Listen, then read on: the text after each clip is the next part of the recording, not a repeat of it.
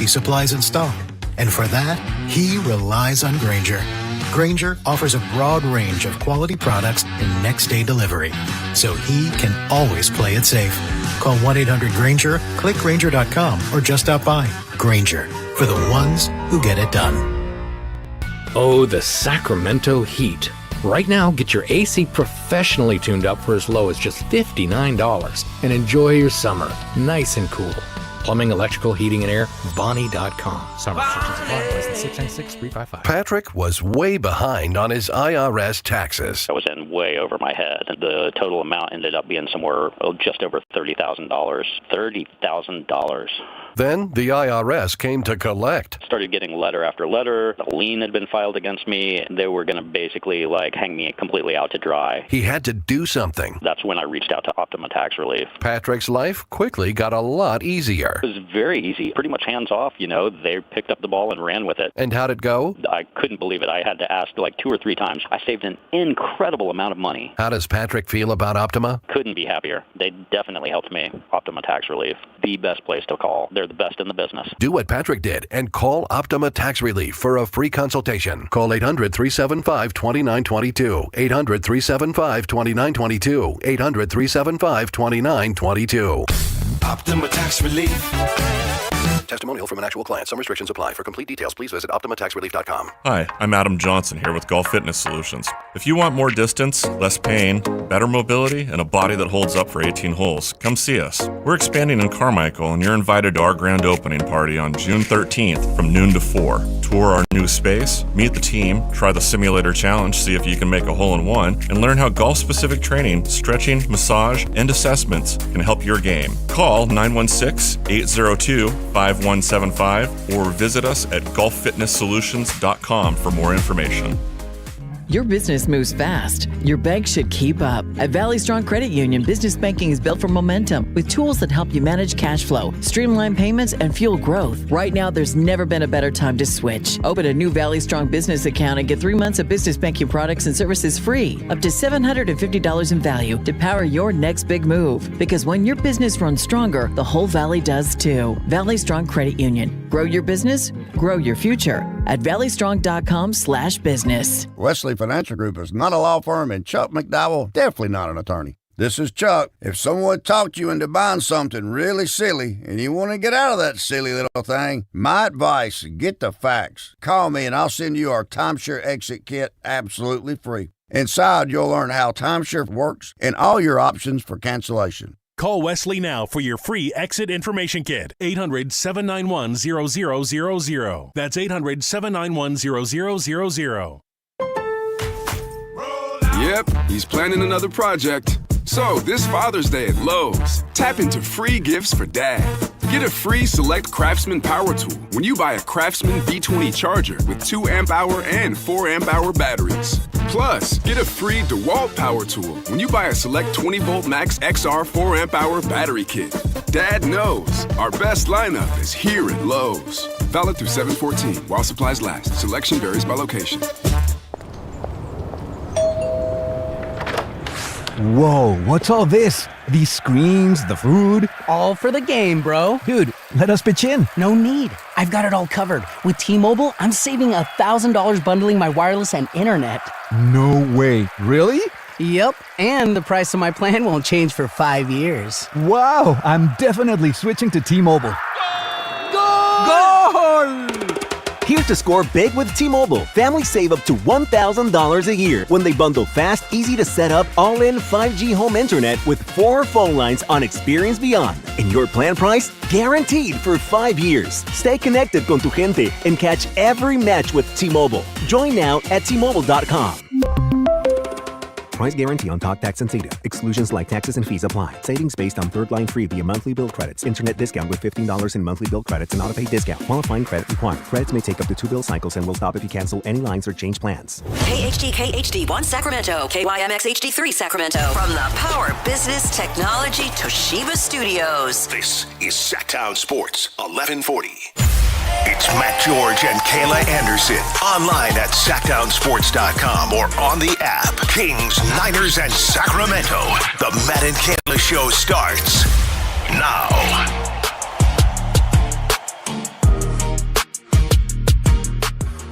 It's Friday Junior.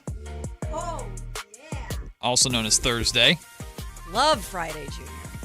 Now, Kayla's extra excited about Friday Junior because, one, Friday Junior has Friday energy, which usually it takes us a little bit to get there. Like, you can't start the show with Friday energy on Friday Junior, but you can get there. So normally by like the last hour of the show, the Friday Junior energy really, really starts to pick up.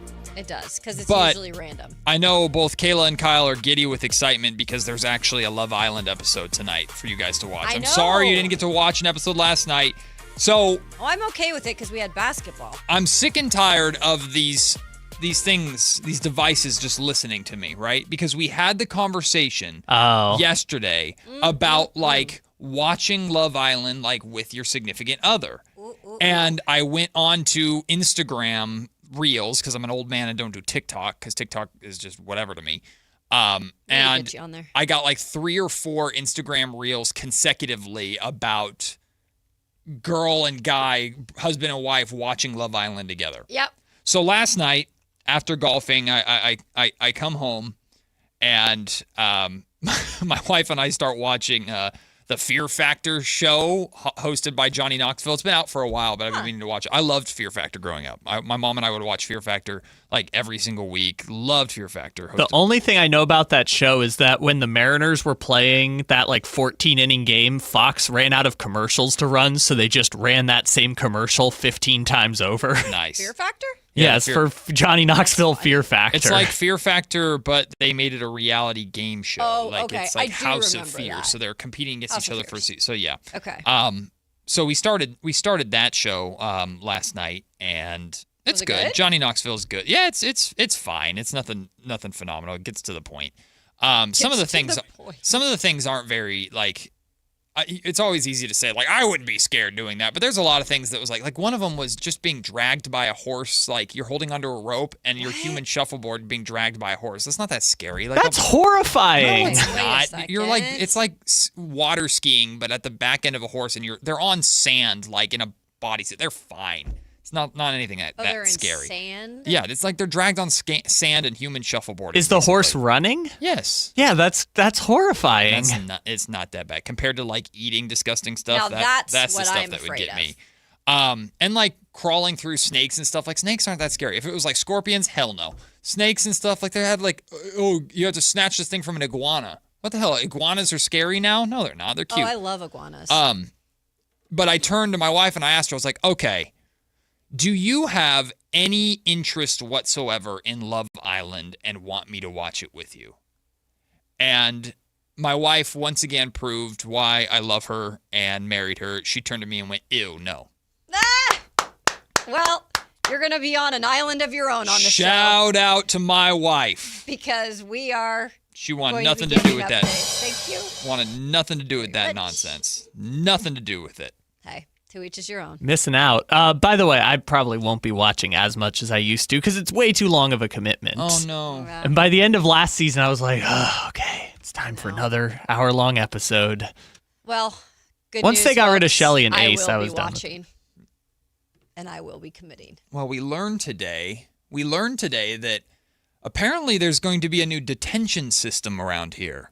I don't know if this is out yet. Oh, should we keep it under wraps? I don't care to keep it under wraps. Okay, well, let just in case it's under wraps, he's not listening. There might be a detention system. Well, I don't know if management's listening.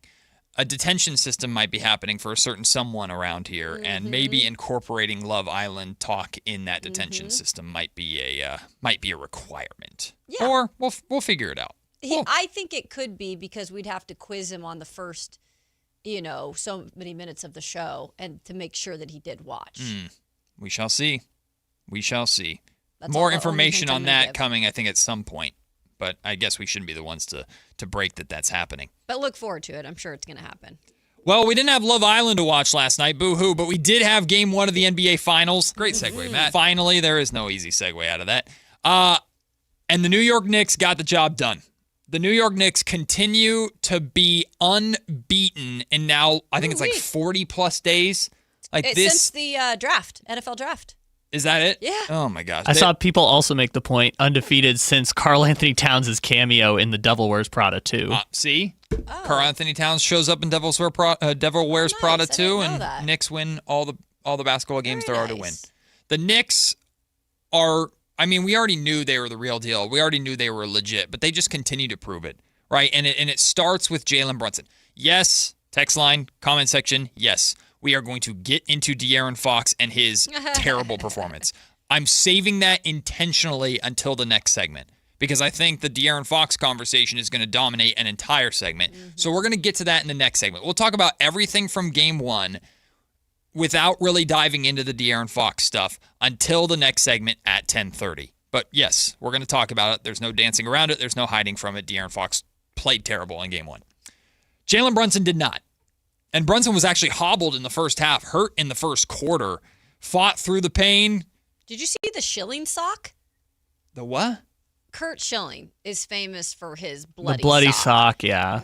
I'm making a joke. Brunson, when he came back. Was he bleeding? With his, compression? Yeah, he had a little boo-boo on his knee. He had like some blood seeping through, and the first thing I thought of was Kurt Schilling's sock. No, I didn't. I missed Not that. to that level. But it was not Kurt Schilling in a no. pool of his own blood. It was like you could clearly see he had a little scrape on his knee. Hey, well, but when you tell stories like that, you have to make it sound more severe than it is. So like the history will remember Jalen Brunson scoring 30 points while blood was gushing out of his knee. And rightfully so. Brunson, I mean, what I tweeted out last night, especially with the big shots that he hit in the fourth quarter, because he had 30 points, 12 of 31 shooting. It's not the best shooting percentage by any means, but he had 13 points on 5 of 9 shooting in the fourth quarter. He hit that tough, wasn't exactly a game winner, but a tough bucket to kind of put the game on ice, and he hit it over both De'Aaron Fox and Victor Wembanyama. Just a nasty step back that he hit. He was super efficient in the fourth quarter, and I just tweeted out immediately after that shot, like, Jalen Brunson doesn't give a damn about the small guard label, and the league is going away from small guards, and he's a below-the-rim player and all this. He's a gamer, man, and I heard Whitey Gleason and Alan Stiles talking about this yesterday, where it's like, if the Knicks win, they'll be the exception to the rule of they're a team that won without having the guy. Oh, no, they have the guy. I don't agree with that. Jalen Brunson is and I'm not saying they created that narrative. That's something that this is a narrative that has been created, specifically more so than ever this year. And the Knicks are a really good team, and I understand when you're comparing them to the Spurs, like Wemby is very much the superstar in San Antonio. Yeah. We'll talk about Wemby's game because he wasn't very good either. But Jalen Brunson is the superstar of the New York Knicks. He's proven it time and time again in the playoffs. Now he's here on the NBA Finals, and he absolutely shined when the Knicks needed him to down the stretch. Jalen Brunson is just sensational. Yeah, I read the stat. He, in the fourth quarter right now, is averaging, I think, like, what is this? I don't know if this stat sounds right. So the stat I read was like 9.1 points per game in the fourth quarter over the last 3 playoff games. I think that's more. I don't know if I read that wrong. But anyways, the point is, in the fourth quarter, this man is taking over. Yep. And I would say he didn't have the best shooting performance, probably because of the situation that happened early on with his knee and coming back, and then, kind of getting his ankle rolled over again in one particular situation. But the fact of the matter is, when he is needed in the fourth quarter recently in games, he is doing it pretty much himself. And that says something about, this undersized guard that, can't shoot over this guy or can't get it done against, these type of guys or whatever it might be. There's always a storyline around a small guard. And I feel like he's proving, or at least he's proving the people that actually understand what he's doing wrong. Yeah. Because he's helping his team win games when it comes down to it. Now, there's times that they've blown teams out too, that he's not had to do that. But I feel like when you can count on Jalen Brunson in those situations, he comes up big for you. Yep. Now, it's not going to take away anything from Cat, because I do feel like Karl Anthony Towns has been incredible for this team in the postseason. And I think the way he was able to play in that third quarter, defensively too, is really what kind of got them initially back in the game. And then, they called on the finisher, Brunson, to get it done. But I don't think they had their best night shooting at all. Neither team played very well. Right. But the defensive side of what they were doing was on in terms of the Knicks. Did you see Cat go into the huddle? It was earlier on. I can't remember when. But he was like, we have to play defense tonight. Like, we have to be good on defense tonight. Like, there was like a little huddle moment where he was saying that. Like, it was his mission to do that. And quite frankly, I don't want to say dominated Wemby, but he didn't. When he was going up against Wemby in certain situations as the primary defender, like, I do think he was getting the benefit of the doubt. Yeah, we have numbers to prove that. I'll get to that in a second. Jalen Brunson did the job in the fourth quarter that De'Aaron Fox was supposed to do. There's no other way to put it. Like, Jalen Brunson did the job. Fox didn't. Jalen Brunson did the job in this game as a closer that Victor Wembanyama did not do. No other way to put it. Like, Wemby had some bad screw-ups in this game, especially in the fourth quarter. Played way too much on the perimeter. We'll talk about that in just a little bit. Karl Anthony Towns, though, like, this is where you give Cat the credit. Of course you give Cat the credit. But what Mike Brown has been able to get out of Karl Anthony Towns is sensational. And this is where, like, the idea that how much does coaching really matter, that Carmichael Dave says, is just stupid to me. And I'm not saying Dave is stupid by any means. I just don't get it. Yeah, because look how Mike has been able to change the perception around Cat. Cat, for his entire career, has been labeled as soft. Yeah. Cat, his entire career, has been labeled as someone that on the defensive end of the floor does not live up to his potential because of his measurements, his wingspan, his height. Karl Anthony Towns, when defending Victor Wembanyama last night, Wemby shot 2 of 12. Yeah, I saw that. Like, Cat took on the defensive responsibility of not stopping Wemby, but doing as much as you possibly can to defend the shot of a 7'4" alien that could shoot over anybody. Cat did his job last night. Mike Brown has gotten that out of Cat.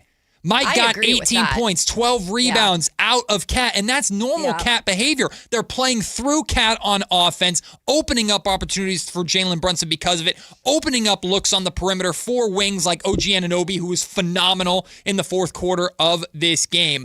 But Mike Brown has Cat being the defensive anchor of a team that's 3 wins away from winning an NBA championship. It's Mike freaking Brown. Yeah, I'd give him a lot of credit, too, because I think sometimes it takes a coach or a fatherly figure, that is going to kind of irk you in a way to get the best out of you. And I don't know what their relationship is day in and day out, but I will say watching Cat this year, but especially getting a different level out of him in the playoffs has been really fun.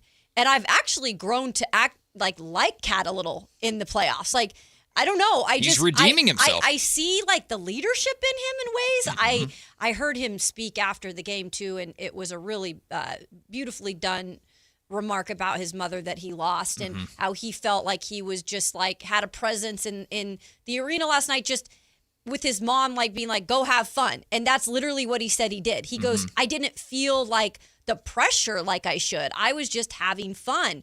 But he's been a joy to watch in the playoffs. I feel like he's taking a lot of responsibility upon himself to be like, I've got to do my part and more to help this team win. Yeah. And that's really cool to see. And I do give Mike Brown credit for that. Mike earlier in the season was getting killed and was in headlines for, he's calling out Cat. He's saying Cat needs to be better. He's challenging Cat publicly. That's how Mike Brown coaches.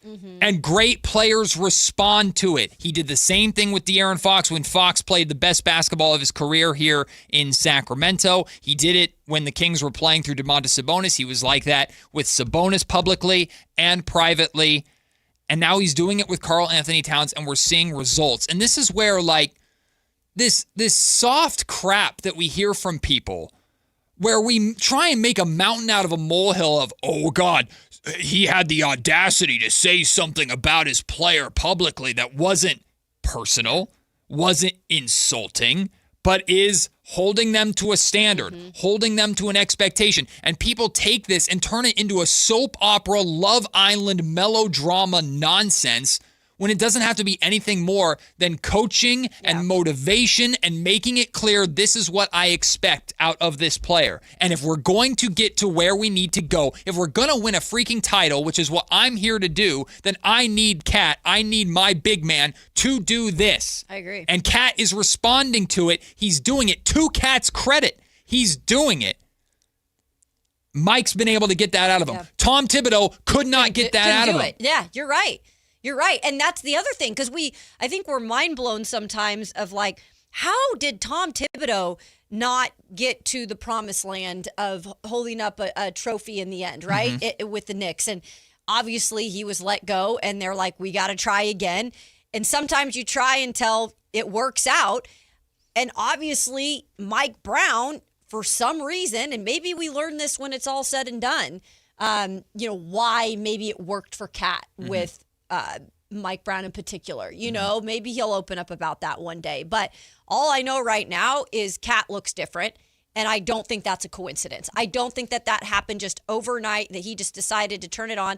And the great thing about that, like you said, is once Cat started believing in what Mike Brown was trying to get out of him and believed in what he could do for the team, now he's just caught fire. Now it's just like, it's like he belongs in that role and he's embraced it. He's instilled confidence. This is who you are for this team. Yeah. And this is how you can be at the foundation of success for this team. And that's when I see the New York Knicks play. I see a team of everybody who understands what their role is. Yeah. And you know what I also see? I also see a coach in Mike Brown who has confidence in his roster compared to Tom Thibodeau, who's made a career out of not having confidence in his depth. It's a big thing. Tom Thibodeau would play his main guys 37, 38 minutes and just run them into the freaking ground. He's made a career out of it. Nobody other than Jalen Brunson played more than 34 and a half minutes last night, including Cat. Yeah, and then I wanted to also give a special shout out to Josh Hart, who I know points-wise, with 3 points, you're thinking, oh, Josh Hart didn't do squat. Oh, yes, he did. Again, for a game where they put on a more of a defensive performance than offensive, he was plus 22 when he was out on the court. The numbers for him, 4 steals, 15 rebounds, 6 assists. Sometimes it's those extra small parts that do big things for a team that is just trying to find different ways to get it done. Some teams don't have a Wemby, and they've got to find other pieces or other ways to help their team win. This is a full team here in terms of how they win games. Josh Hart was the dude in Sacramento on the Beam team year that grabbed way too many offensive rebounds inside the Golden One Center when the Kings beat the Knicks on national television. And Mike Brown, after the game, took to the podium after a Kings win and ripped the Kings to shreds. Because we can't be out-hustled. We can't do these things. We're not going to survive. And now he's got Josh Hart on his team. Yeah. And again, plays with some heart. So much of my frustration, so much of board, don't do it. So much of this frustration that I have about the Kings firing Mike Brown. All right, board. All right, board. Board's a little lenient today.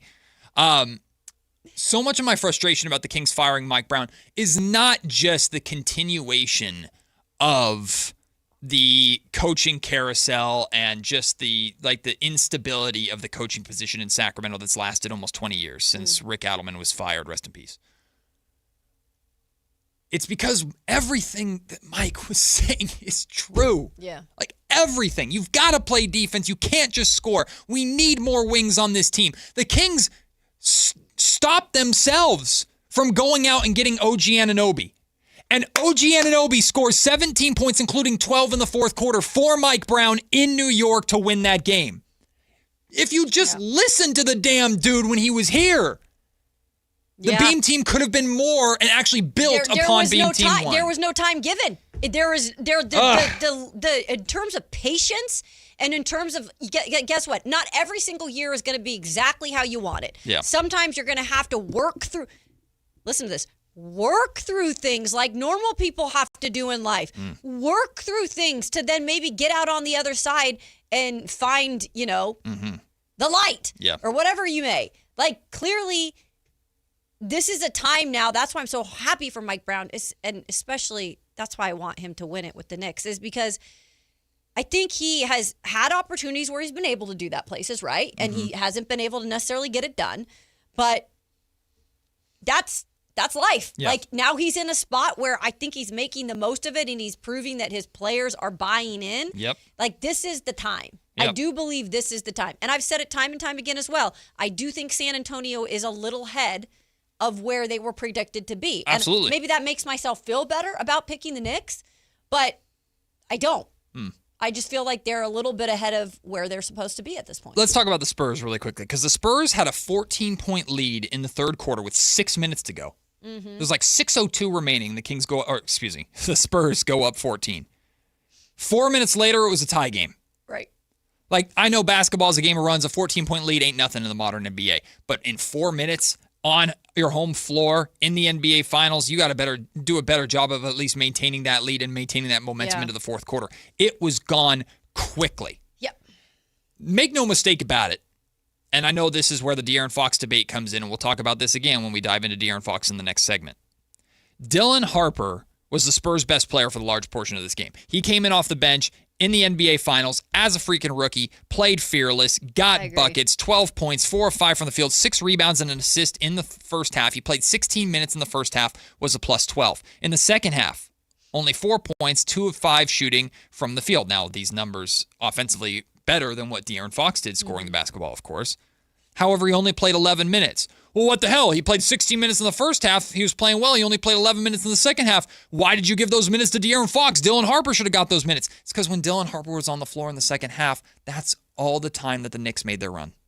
When Dylan Harper was on the floor, and of course, it's not all Dylan Harper's fault. That's what I hate about the plus-minus stat, is it puts a team, it puts team context on an individual. Yeah. But the reality is, the reason why Mitch Johnson went to Fox over Harper, which is the right decision and has been the right decision more often than not. It might not be the right decision 2 years from now, but right now it is the right decision in Game 1 of the freaking NBA Finals. Because, one, the fourth quarter is Fox's time. Yeah. He did not deliver. We'll talk about that again in the next segment. Fox did not do his job. But also, when Dylan Harper was on the floor in the second half, for the most part, the Knicks were running through San Antonio. It's not all on Dylan Harper, but that's a trend to pay attention to, and De'Aaron Fox right now is a better defender than Dylan Harper is. Yeah. No, you're right. I mean, it's unfortunate because I do want to see, like, Fox find the consistency with his game, especially here in the postseason. But I do feel like we've fallen into a little bit of like, does a good job in this game, kind of falls apart in this game. Yep. And it's like disappears. It stinks because it's going to be beneficial in the end, no matter what, if he wins a ring. But it is one of those things that we will probably question his overall playoff performance and what it truly meant when you have some of these younger cats that have been a little bit more in terms of like headline guys for this team during the postseason. I'm not surprised to see a lot of people doing victory laps after De'Aaron Fox had a bad game. I get it. You're in your feelings about it. I understand. I guess take your victory laps. I also highly encourage you to go and listen to Sam Amick's conversation with Carmichael Dave and Jason Ross this morning when Dave asked about De'Aaron Fox specifically. And Sam Amick put it beautifully. Basically, anyone who is tearing apart De'Aaron Fox's time in San Antonio and saying that his numbers don't match the contract that he signed, he said it bluntly, it's a loser mentality. And that's why the San Antonio Spurs don't think that way. And Sacramento Kings fans do, unfortunately, and I get it because of the environment that we've been in. We'll talk about De'Aaron Fox. No excuses. Fox played terrible. We'll talk about that. Plus, we have to talk about Victor Wembanyama because he, I'm not saying he shied away from the lights by any means, but he did not play the game that he was supposed to play either. We'll talk about Fox and Wemby when we return. Matt and Kayla just getting started here on Sactown Sports. The top young talent in the NBA is headed to Sacramento this summer for the 8th annual California Classic presented by Ticketmaster. The Kings will host the Milwaukee Bucks, Brooklyn Nets, and Golden State Warriors in a preseason showcase that's sure to bring more fireworks to your 4th of July weekend. 3-day general admission passes for July 4th, 5th, and 6th are available now. Visit kings.com/California Classic for details. Your exclusive home for Kings basketball. Sactown Sports 1140. Sacramento. Get ready because the Fasteners Inc. Super Sale is back on Friday, June 12th and Saturday, June 13th. Stop by Fasteners Inc. Tool Outlet on Power In Road for crazy deals on Milwaukee tools. We're talking 20% off all Milwaukee Packout, hand tools, and tool accessories. Free goods and dollars off your order and certain spend amounts. And overall insane deals on Milwaukee batteries and Bear tools again. June 12th from 7 a.m. till 5:30 p.m. and June 13th from 9 a.m. till 3 p.m. at Fasteners Inc. Tool Outlet. Visit fastenersinc.net for more info. Capital Casino is conveniently located in downtown 411 16th Street and has been a part of the greater Sacramento area for over 20 years. They offer the best variety of games in the region in a safe and friendly environment, and there's plenty of parking, all well lit and monitored by security. Come have a great meal at the cafe and restaurant inside. Capital Casino has the best food, the best service, and the best action. But please always remember to gamble responsibly. 1-800-GAMBLER. Pump up the volume. Business moves fast. Orders roll in, deadlines close in. When you ship with USPS Ground Advantage, you can keep up with confidence. Every package stays in our secure network from dock to door. And with nationwide reach, dependable tracking, and upfront affordable pricing, you get built-in peace of mind. You run the business. We run the routes. Visit USPS.com/Ground Advantage to learn more. From the people who brought you It's the Dog Park comes. It's a hot spot on your dog's leg that the internet says you can treat it at home. You're not sure though, 'cause now it's oozing. Protect your dog from injury and illness with Progressive Pet Insurance. Ooh, he's licking it. Super gross, dude. Progressive Casualty Insurance Company and affiliates. Not available in all states or situations. Coverage subject to policy terms. Remember the days of real country music? Now you can get your favorite classic country every day on 105.1 HD3 The Ranch. Listen to The Ranch on the free KNCI app or anytime at 105.1 HD3. We've seen every kind of golf swing, some smooth, some, let's just say, innovative. And that's why Hagen Oaks offers Total Game Fitting. The TrackMan-powered player performance studio shows what your swing is really doing. Ping's Ball-Nemic Ball Fitter finds a ball that behaves. The Hagen Oaks Putter Fitting Studio helps turn almost into yes. And FootJoy's 3D foot scanner builds stability from the ground up. At Hagen Oaks, we don't judge your game, we fix it. Hagen Oaks Golf Complex. Better fit, more fun. Fulton Avenue at Business 80.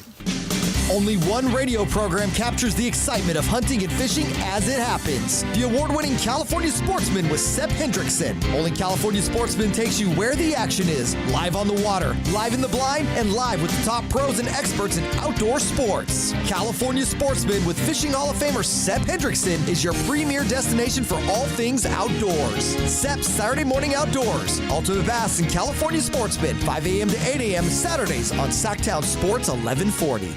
Running a business takes grit, vision, and a partner who believes in your success as much as you do. At Valley Strong Credit Union, business banking is built around you. The entrepreneurs, the growers, the dreamers, powering our community. Whether you need flexible checking, faster payments, or financing to take your next big step, Valley Strong brings local expertise and real relationships to every stage of your business. Because when local businesses thrive, the whole valley grows stronger. Valley Strong Credit Union. Grow your business, grow your future. ValleyStrong.com/business.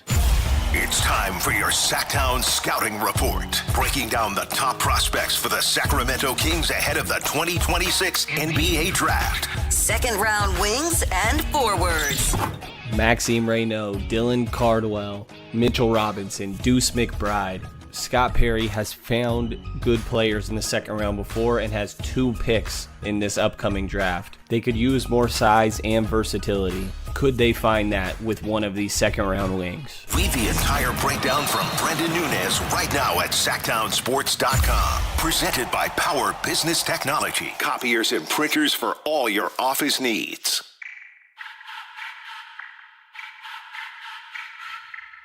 Matt and Kayla on Sactown Sports 1140. Listen, I have no notes for Brendan Nunez and the phenomenal scouting reports that he does, Sactown Scouting Reports, which you can check out on SactownSports.com, the Sactown Sports No notes? app. No notes for the reports. Oh, no. He's so good at them. The on-air part, though, Brendan, we got to work on it. Brendan is a writer. He's a... We got to get some energy, though, bud. Well, have him come in here with us. Come on, Brendan. I've seen it. I've heard it. I know he's got that energy. He's got it. Get it out, man. Second round wings and guards. Mitchell Robinson. Matt. Deuce McBride. Deuce McBride. He's done a pretty good job. They need one. Come on, He's Brendan. humble. Scott Perry has found his guy. Brendan Nunez is the Keegan Murray of Kings Media. Let's go. Come on, pick it up. Let's go, Brendan. Let's go. I have faith in you, brother. Get some energy. I got faith in you. Ooh, now I'm going to do the bad game of who's the DeMontis Sabonis and who's the Zach LaVine of Sacramento Kings Don't Media. do that. Don't do that. We ain't going to do Who's that. the best speaker on the team? The best speaker? Yeah. What does that mean? Like, Just what the best caveat? guy to interview that has the passion, has the energy. Well, there's different caveats. Like Malik Monk is the most entertaining by far. Because he just says whatever. Yes. Yeah, we all could be dangerous, but we like it. Maxime Reynaud is very well spoken. I do like Mac. Sorry, I was taking a swig of my Alani. You can sponsor us if you want. Dylan Cardwell's fun. Dylan's just fun.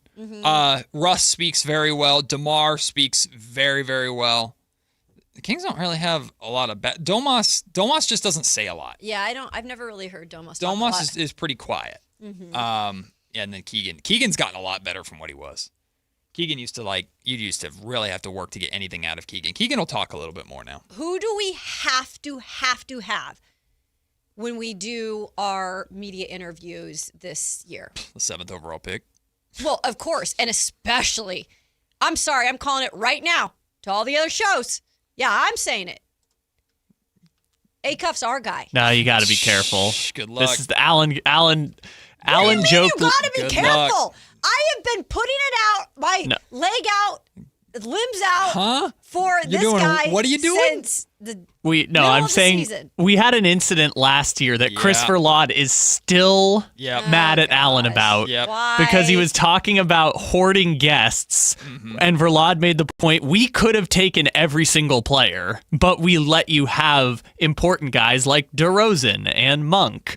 But because the morning show got Levine and Keegan, and Alan wanted one person in particular that the morning show took, and he said they were hoarding guests, and Chris Verlaud still yells I'm not saying they're hoarding guests. I'm saying we are asking for one guy that we've been a proponent of, if they do draft him, since day one. I know, and I'm saying it's a dangerous game. If you complain, I play dangerous games, Kyle. If you complain that you don't get it, Chris Verlaud will be at your something. I know this for a fact. Dave did not want A-Cuff here. Personally, if he re-signs, I'd love to have Russ on the show. Yeah. Oh, yes. I'd love to have Russ on the show. They will not let it happen, but it would shot. be amazing. I don't know. I have a good- I I mean- don't know. Why wouldn't they let it happen? I think don't I think we Russ mended is everything. more of a pro to go on and do something I think crazy. Russ is absolutely a total pro. We mended it. We're good. I'd like to meet Russ and talk to him about fashion. So Hey, I would be happy to talk to any Sacramento King. I would love to have Dylan on the show too. Have you guys been seeing those commercials with Russell Westbrook? It's a car commercial, and he's like walking down the runway, and then he's dunking in like a suit. yeah, They've been playing all throughout the playoffs. I was like, I think he should go into full time like when he's done. I mean, obviously he'll do basketball, but I think he needs his own. Fashion? Yeah, I do. He already has a fashion line, I know, doesn't but he? he could make it bigger. And Oh, for sure. if you need anyone to help work with you with social or anything, let me. he's already doing it. He's doing the fashion. He's done the Hollywood thing. I think he was an EP on that the remake of Bel Air, I think it was called. Oh yeah. I think he was involved in that thing. So he's already doing that stuff. All right, let's not waste any more time because people want to get to it so they can have their victory laps. Let's talk about De'Aaron Fox last night. I mean, it doesn't really matter. It does, De'Aaron. I mean, it doesn't really matter. It really does. It does. Especially now. De'Aaron Fox played terrible. And I responded to a tweet from a friend of mine, Eric, that covers the Brooklyn Nets. I mean, he put it out bluntly, and there's just no other way to put it. He said horrendous De'Aaron Fox performance, and it is what it is.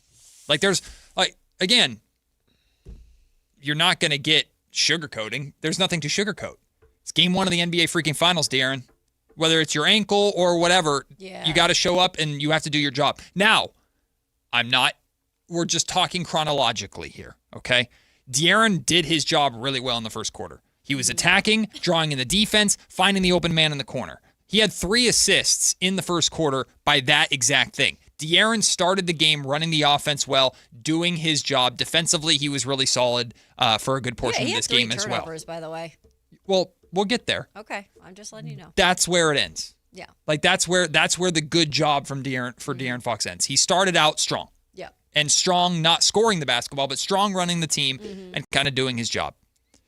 He shot the ball horribly the entire night. 7 points on 3 of 13 from the field. You're right. He had 3 turnovers. He only had 1 going into the final few minutes of the fourth quarter.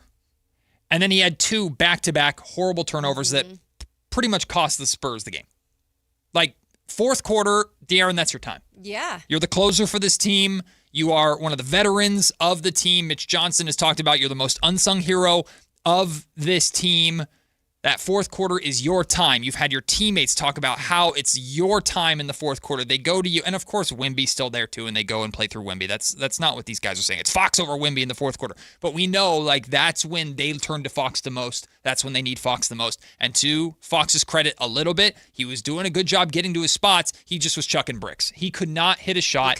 He had 2 bad turnovers down the stretch. He did not do his job, and the San Antonio Spurs lost the game. It's not all on him, but he's a major part of it. I just think it's crazy because it's like, I keep forgetting, guys, this was in San Antonio last night. Mm-hmm.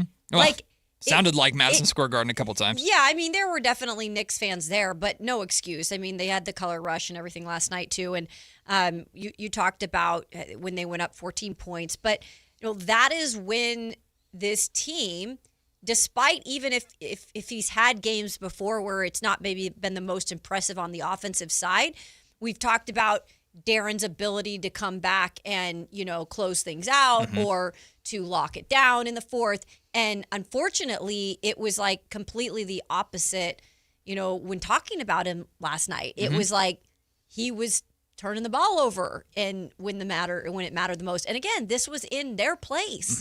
And I don't know. I don't know what to chalk it up to. Who knows? There's not an excuse. Like, I don't care about the ankle. They've already talked about it in Sam Amick's article that he wrote going into the NBA Finals about De'Aaron Fox after he hurt his ankle against OKC. Like, there's no doubt in my mind it's bothering him. I don't care. And honestly, I don't think he does either. Like, if you're good enough to play, you're good enough to play. And if you're not, then you can't, and have Dylan Harper come in and take those minutes. But I stand 1,000% by the decision to play De'Aaron Fox over Dylan Harper there down the stretch. That's Fox's time. He didn't perform. You do not make a knee-jerk reaction move to now give Dylan Harper those minutes after you've gone an entire first season with Fox excelling in that role, succeeding in that role for a team that's ahead of schedule and now in the NBA Finals. So I see a lot of people wanting to, knee-jerk reaction, Fox ain't ready, Fox is washing. Like, no. Like, we got to calm down and pump the brakes here, because if Fox has shown us anything throughout this season and throughout these playoffs, that he's capable of having bounce-back performances. So we're very interested to see how he performs in Game 2. If he lays a complete egg, well, now the conversation just gets louder. He knows that. But that doesn't erase any of the reality that in Game 1, De'Aaron Fox didn't do his job. And the Spurs are looking at are taking an L because of it. I promise you, Victor Wembanyama is looking at himself in the mirror a lot too, because Wemby was way too perimeter centric. And Wemby, when the game was still in reach down the stretch, tried to operate and dribble the ball off his ankle, which caused a turnover and a Knicks bucket that put the game out. He wasn't clean either. No one played exceptionally well except for some of the role players like Champagnie. I think we're gonna always put a microscope on De'Aaron Fox in this market, at least right now, because obviously it's a connection with the Kings and of recent. So I get that. And I get, like, the good games he has, we highlight, and the bad games that he has, we highlight. But like when Wemby has a bad game defensively, when he is the defensive MVP, and it's like we also need to talk about Wemby's lack of defense yesterday. Like he didn't look good defensively. You can't just like go out there and think just because I put up this many points and lead that I'm going to help my team win this game. Like Wemby also defensively didn't do his job. Yeah, I mean, to the level that we know he's capable of doing it, I think is your point. It's not because Wemby still blocked shots, he still protected the rim, but it's to the level that we've seen him take it to. Yeah, he was not there. It's almost like he relied too much on his offense last night to kind of like quote unquote help this team when in reality, it's like we needed a little more from you as well. Yeah, he was way too perimeter-centric, too. Yeah. 9 of his 21 shot attempts were from 3. He went 2 of 9. He turned the ball over 6 times. Like, that was crazy. Wemby needs to be better. Fox 1,000% needs to be better. There's no excuses to be made, and you're certainly not going to hear me make any excuses. One thing that I'll touch on really quick, I know we've got a break. It's the financial discussion, and it's the financial conversation. And this is the part of the conversation that just drives me nuts. And again, when Sam Amick talked about it on the morning show this morning, he reiterated the same things that I'm thinking. The San Antonio Spurs are not at all worried about a single penny that they're giving De'Aaron Fox right now. So why the hell is everybody else? I don't know. get it. Because it's an excuse. In his first year of this contract, his team is in the finals. Well, it's not because of him. Really? He's a very important part of that. He's not the main guy. That's fine. We can argue that. But they don't have to pay Wemby like a main guy yet. They don't have to pay Steph as the main guy yet. They don't have to pay Dylan Harper as a main guy I think yet. that's more here that we talk about. Oh, more no, than it's anything. everywhere. Oh, no. Well, then, in my eyes, like, money's always going to be the root of the problem or what it's going to go back to if you're not doing exactly what people want you to do. So, like, we can talk about that till we're blue in the face. I don't want to focus on that. Like, he's not performing well, then he's not performing well. I don't give a damn about the money. All these guys are making too much money as it is. Okay? Like, I don't care. This is the lazy crap that I saw last night from a Sacramento Kings fan account that just, like, this just grinds my gears when I see stuff like this. Yeah, De'Aaron Fox played terribly. No one on this show is making a single excuse for De'Aaron Fox. He did not play terribly. Next year, he'll be the equivalent of Zach LaVine for the Spurs. What the hell are we doing here? The amount of freaking copium from people in this fan base is ridiculous. It's ridiculous. De'Aaron Fox is in the NBA freaking finals, and he plays both sides of the floor. Stop it with this crap, man. It's these kind of takes that come out and victory laps that come out after the losses that drive me crazy because when there's wins and when Fox plays well, crickets, man. Crickets. Not on this show. You're going to get it as it is on both sides. We appreciate all the conversation as always. And even if we don't like the Dodgers, well, we have to appreciate what Shohei Ohtani is doing. We'll tell you about his big night last night. Plus, ESPN has their MLB trade deadline preview. What are they saying about the A's and the Giants? We'll talk about that next. Matt and Kayla, Sactown Sports. Take Sactown Sports with you everywhere you go with the Sactown Sports app. The most in-depth coverage of the Kings and 49ers. A library of written and video content. And all your favorite personalities all in one place. Download the Sactown Sports app today and get in on the action. Your local sports leader, Sactown Sports 1140. This is the story of the one. As a safety manager at a manufacturing plant, he does everything he can to keep his coworkers safe. From finding ways to reduce risks to keeping safety supplies in stock. And for that, he relies on Grainger. Grainger offers a broad range of quality products and next-day delivery, so he can always play it safe. Call 1-800-GRAINGER, click Grainger.com, or just stop by. Grainger, for the ones who get it done. Today on the pod, we're talking to Joan, a method actor and Scratchers enthusiast. So, Joan, what do you like about playing Scratchers? Well, as a method actor, it's about becoming the ticket. Scratching up, down, stage left, stage right. So what's your motivation? Because your performance feels so real. Oh, I was just tapping into my inner Scratchers. Incredible. Yes. Bravo me. Scratchers from the California Lottery. A little play can make your day. Please play responsibly. Must be 18 years or older to purchase player claim. Did you try my Colombian tamales? They're delicious. Yes, but the Mexican tamales I brought are better. Colombian tamales wrapped in plantain leaves are unmatched, you know. But the Mexican tamales wrapped in corn husks are the authentic ones. At least we can agree that they taste better with Pepsi. Without a doubt. Can you pass me a straw? You mean a pitillo? Tamales deserve Pepsi. From the FIFA World Cup to competitive business environments, grand ambitions lead to game-changing achievements. At Bank of America, we're there to support businesses at every step, providing insights and expertise to help you gain an edge. He shoots, he scores! What would you like the power to do? Explore winning business solutions at BofA.com/gamechangers. Bank of America, official bank of the FIFA World Cup 2026. Support comes from Amazon Business. Unlock smart business buying with fast, free delivery on millions of items and practical AI innovations that automate repetitive tasks so you can make smarter decisions faster. Learn more at amazonbusiness.com. Power your drive with Mobil 1 Motor Oil. Buy 5 quarts, get $15 back, and score a fast and furious prize after rebate at O'Reilly Auto Parts. O'Reilly Auto Parts.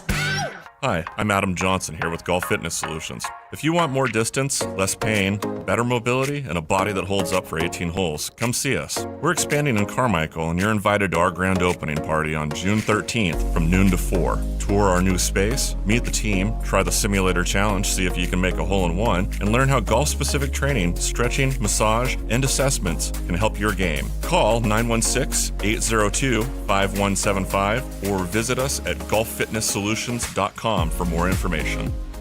MoonPay X Games Sacramento 2026 is taking on Cal Expo this summer. Catch live music performances and more than 100 top skate, BMX, and Moto X athletes compete. June 26th through June 28th. Get your tickets now at xgames.com. Sacramento's best selection, best quality, and lowest prices on kitchen and bath products are at the new Anova Cabinet and Stone. For a limited time, get stunning new quartz countertops starting at just $159. That's right, only $159 for gorgeous quartz countertops. Listen to this. For a limited time, cabinets for kitchens and bathrooms are up to 50% off. Yes, up to 50% off new cabinets. It's a must-see, the new Anova Cabinet and Stone at Florin Road and Highway 99. Learn more at AnovaCabinetStone.com. Catch the future of San Francisco Giants baseball right here in Sacramento with the Sacramento River Cats at Sutter Health Park. See tomorrow's stars take the field today and be part of the big league journey. Get your River Cats baseball tickets now at rivercats.com. It's Matt George and Kayla Anderson on Sactown Sports 1140.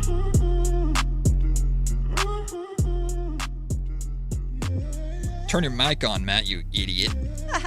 Listen, I can't stand the Dodgers like everybody else. Not to the level of vitriol that like Giants fans have towards the Dodgers. I don't hate them that much, but I don't like them.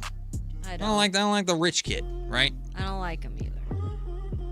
But I ain't gonna lie to you. I love Shohei Ohtani. You do. Oh. I appreciate him. Not like I love him. I really respect him. I think we are seeing one of the greatest athletes. Oh yeah. We will ever see playing right now. I think we're seeing a legend that he's impressive. 200, 300 years from now, people will be talking about Shohei Ohtani playing baseball. I don't think you were here that day, but on Pick a Side, maybe you were. We did something about now his ERA's gone down, but it was down at that point too. And we were like, does anybody ever do what he's doing? I mean, he's it's gonna be hard. He's on a pace to. I mean, just being as efficient as he is as both a hitter and a pitcher. And to that point, here's what he did last night. As a pitcher, he gave up 2 hits and 1 walk. As a hitter, he had 3 hits and 2 walks. That is insane. It's really unbelievable. It's like the 4th or 5th time in his career he's done this, where he's had more hits and gone on base more as a hitter in the same game than he's given up as a pitcher. Well, he should be an alien too then. He is. In Game 4 to close out the Brewers last year, he hit 3 homers and pitched 5 shutout innings. Yeah, it's unexplainable, he's honestly. Insane. He's batting .300 on the season with a 0.75 ERA.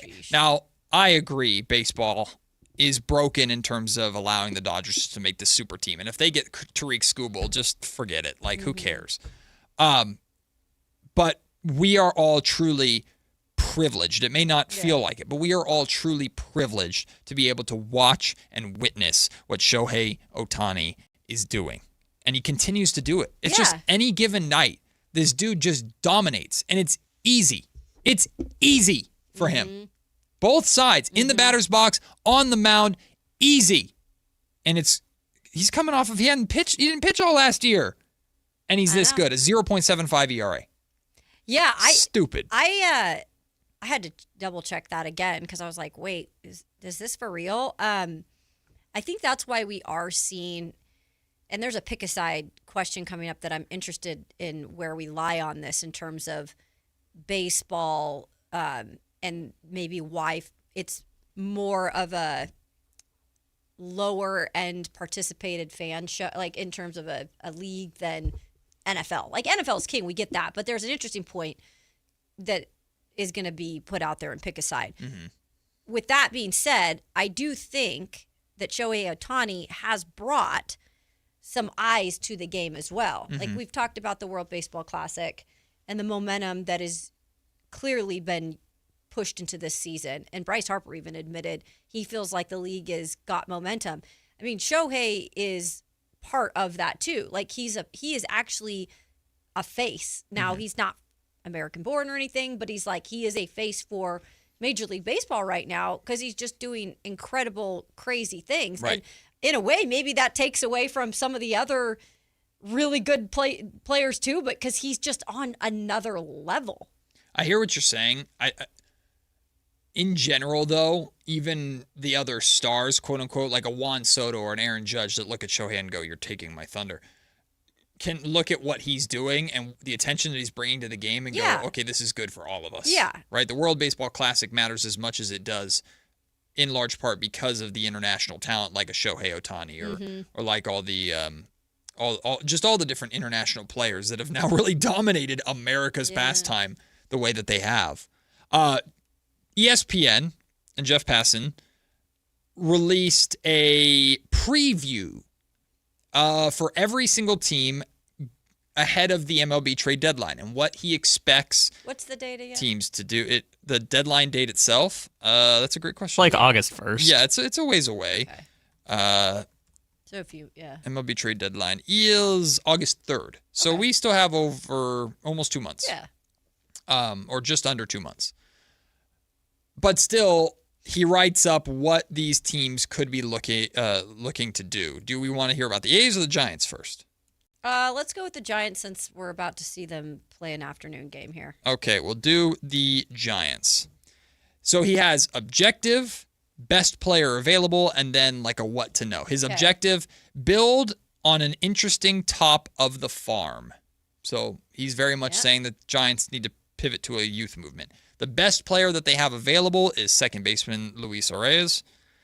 What he writes up, the Giants' offense was legitimately good in May. It had the third best slugging percentage in MLB, only behind the Washington Nationals and the New York Yankees. They also went 10-18, the sort of outcome that suggests any thought of adding would just be chasing bad money. Arraez appropriately rhymes with prize, and he's just that for contending teams that recognize bat-to-ball skills go a long way in the postseason. He's hitting over 300 as usual and playing excellent defense at second base. On top of that, Robbie Ray can help the rotation down the stretch and maybe in October too. Same with Tyler Mahal. How do you pronounce it? Mahle, excuse me. I should know that. Tyler Mahle, once he gets healthy, the Giants could also flip Caleb Killian, who found an extra 3 miles per hour on his fastball in the bullpen. All of this in service of the future with Bryce Eldridge, Johnny Level, Luis Hernandez, gives the Giants the highest upside system that they've had since it was headlined by Brandon Belt and Zach Wheeler. So essentially, from ESPN's perspective, it's time for the Giants to go youth movement. No, I agree. And honestly, I think that's the reason why you give Tony Vitello complete benefit of the doubt in terms of at least like the next couple of years, because I think he probably is a good fit manager for that type of team. That's what he did when he went to Tennessee, right? He took on a program that was trash, like had been trash for such a long time, and he built a culture there with the players he wanted. And obviously it's not college, you don't go recruit these players, but if they are indeed starting more of a youth movement, he can put more of a footprint on that in terms of what he's looking for. I do think it's interesting, though, that there was no mention of Matt Chapman and Rafael Devers in there. Now, he's talking about specific individual targets or like players to keep an eye on to move for each team. He's not necessarily breaking down a list of all these guys could be on the move. But I do think it is because I believe the Giants should absolutely be shopping Chapman, if anybody's interested. They should be shopping Devers. Mm-hmm. They should be shopping Willy Adames. If anybody has any interest in these guys, it's time to unload. But no mention of that in the write-up I thought was a little bit interesting. Yeah, and I think that if you're smart, and Buster Posey's got to be really smart now because it's not a great look to start his tenure there as general manager. And so I think like we always say about Scott Perry too, like you just do whatever, you get them out there and then we see what happens. Like no one's kind of off limits, when it comes to a trade. We're up against it in terms of time, so I'll just kind of summarize what he says for the Athletics. The objective for the A's is to wake up offensively. That being said, it doesn't sound like there's much expectation that the A's will look to acquire bats and offensive players. It's still a focus on pitching. He doesn't use this term, but when reading Paston's kind of excerpt on the A's, the way I interpret it is like a soft rebuild. A soft buyer. Okay. He wants the A's to be a soft buyer. Like, look to acquire some good value arms if they're out there, but no big swings. Certainly no, Tariq Skubal sweepstakes or anything like that. Like, look to add and improve and maintain and just give your bats the time that they need to hopefully wake up so where you can contend again for a playoff spot in the AL West. It makes sense. It does, especially the spot that they're in. We will take the break. When we come back, our friend Sam Warren from The Athletic, who covers the Raiders very closely. He's been out at Raiders OTAs, keeping an eye on Max Crosby, of course on Fernando Mendoza. Seen some videos of Mendoza throwing the ball to Brock Bowers that are making me very excited. We'll speak with Sam Warren, who'll update us on everything going on with the Silver and Black next. It's Matt and Kayla, Sactown Sports. Take Sactown Sports with you everywhere you go with the Sactown Sports app. The most in-depth coverage of the Kings and 49ers. A library of written and video content. And all your favorite personalities all in one place. Download the Sactown Sports app today and get in on the action. Your local sports leader. Sactown Sports 1140. Jane Dawson did something smart. She saved hundreds on auto insurance switching to Progressive. With the money she saved, she got herself a pricey bird feeder with an ultra-high-def camera. Should Jane have just bought a regular bird feeder? Yes. Is it hard for her to admire nature when the camera doubles as the bird's potty? Also, yes. But it's Jane's savings, and if she wants to spend her time watching the digestive habits of the white-breasted nuthatch, we say you go, girl. Switch and see if you could save with Progressive and treat yourself. Progressive Casualty Insurance Company and Affiliates. This is the story of the one who keeps multiple buildings running smoothly day after day. Plumbing that flows, HVAC that hums, cleaning supplies that keep surfaces sparkling. That's why she counts on Grainger. With easy reordering online and 24/7 support, Grainger helps her keep the products she needs on hand. So shelves stay stocked and buildings stay ready. Call 1-800-GRAINGER, click Grainger.com, or just stop by. Grainger, for the ones who get it done. When a person is seriously injured, there's no substitute for the personal legal relationship offered by the local NorCal firm of Ashton & Price. From the first attorney meeting, every important decision is made with a direct consultation with, and I can't believe I have to say this, a real, live, experienced, flesh and blood local attorney. It's called Home Court Advantage for a reason. Ashton & Price, serious local attorneys for serious people with serious injuries with no fee until we win. For the best local advice, don't think twice. Call Ashton & Price. When life calls for a little extra, a kitchen upgrade, paying off debt, or that dream vacation, Valley Strong Credit Union is here to help. With a Valley Strong home equity loan, you can tap into your home's value with competitive rates, flexible terms, and local guidance you can trust. Get approved in as little as 5 minutes, with funding in as few as 5 days. Your goals are within reach. Visit valleystrong.com to get your offer today. Valley Strong Credit Union. Grow your possibilities. Equal housing lender, NMLS number 456506. We've seen every kind of golf swing, some smooth, some, let's just say, innovative. And that's why Hagen Oaks offers Total Game Fitting. The TrackMan-powered player performance studio shows what your swing is really doing. Ping's Ball-Nemic Ball Fitter finds a ball that behaves. The Hagen Oaks Putter Fitting Studio helps turn almost into yes. And FootJoy's 3D foot scanner builds stability from the ground up. At Hagen Oaks, we don't judge your game, we fix it. Hagen Oaks Golf Complex. Better fit, more fun. Fulton Avenue at Business 80. T-Mobile has an exclusive bundle for customers 55 and up. I'm Sarah Bowl. Yeah, I'm Frank Bowl. A reliable network is key for us. And with T-Mobile, it's been wonderful. And going to the 55-plus plan saved us so much money. A lot. And that's important. Trying to keep costs down. The home internet's been perfect. It's fast, it's quick. The setup was so easy, it took less than 15 minutes. It was like, ta-da! If you want simplicity, coverage, reliability, you want the whole package, T-Mobile has it.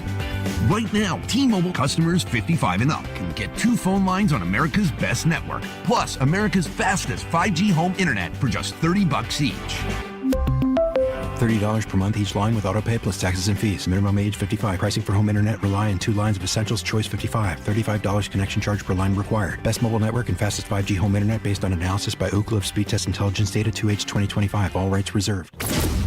KHTK HD1 Sacramento, KYMX HD3 Sacramento. From the Power Business Technology Toshiba Studios. Sactown Sports 1140.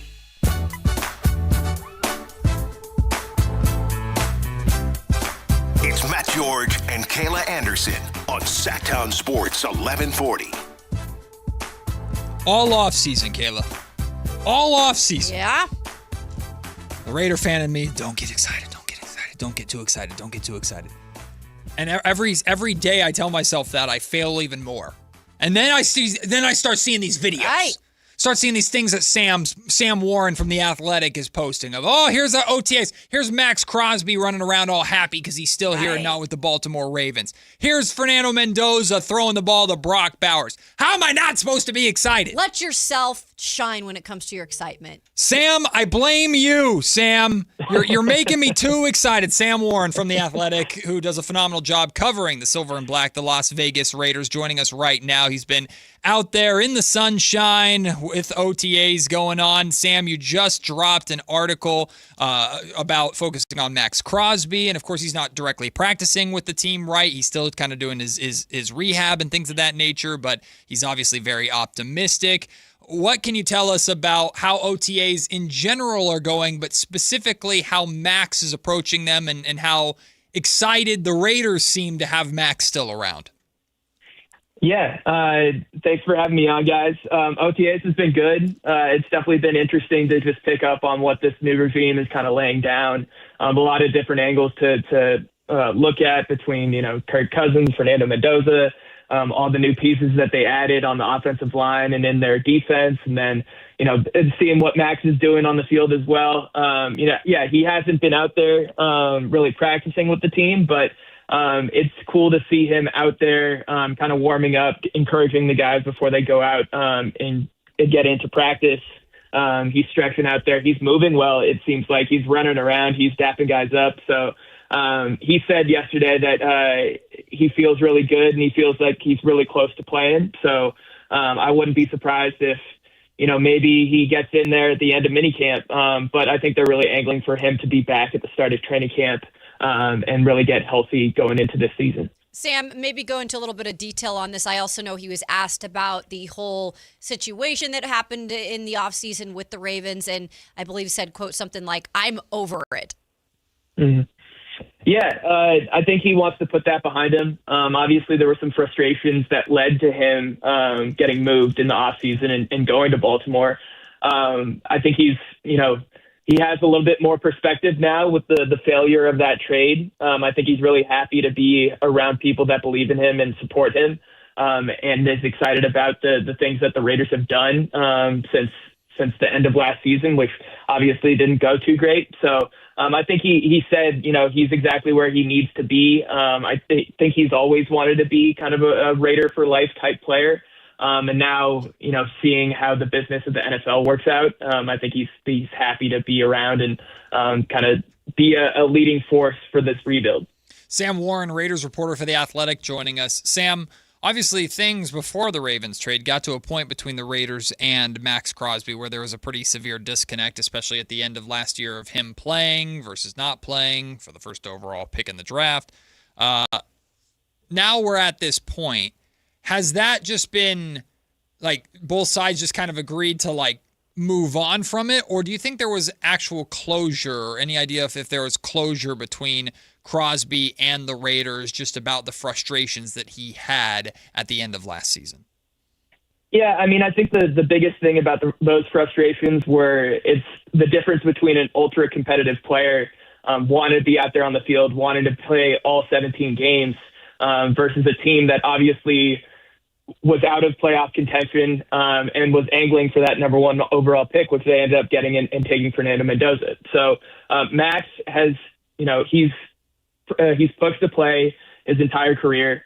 He's an ultra competitive guy. When he can be out there, he wants to be out there. So I think kind of this recovery period has given him a little bit of perspective. He said as much yesterday with, not being able to be out there on the field, kind of pushing himself in different ways, not really, finding a way to hone his competitiveness and not really, put himself at a detriment. But yeah, I think, with a new season comes kind of a new perspective. I think the struggles of last year have kind of come and passed, and it's obviously a new regime. So I don't think there's too many lingering issues between the frustrations of getting shut down last year and going into this new season. Sam Warren kindly joins us this morning on the Matt and Kayla Show, who is writing for The Athletic and covering the Las Vegas Raiders. So it is about the quarterback, in a way, in terms of drafting Fernando Mendoza, but also bringing in Kirk Cousins in the offseason. What is the take early on with that relationship and also how they are looking on the field in terms of OTAs? Yeah, I mean, we haven't gotten to talk too much to Fernando and Kirk when they've been actually practicing together. Obviously, they've said that they're looking forward to building that relationship. Everything that we've heard from, whether it's quarterbacks coach Mike Sullivan or offensive coordinator Andrew Janocko or even Clint Kubiak, it sounds like the relationship is going well.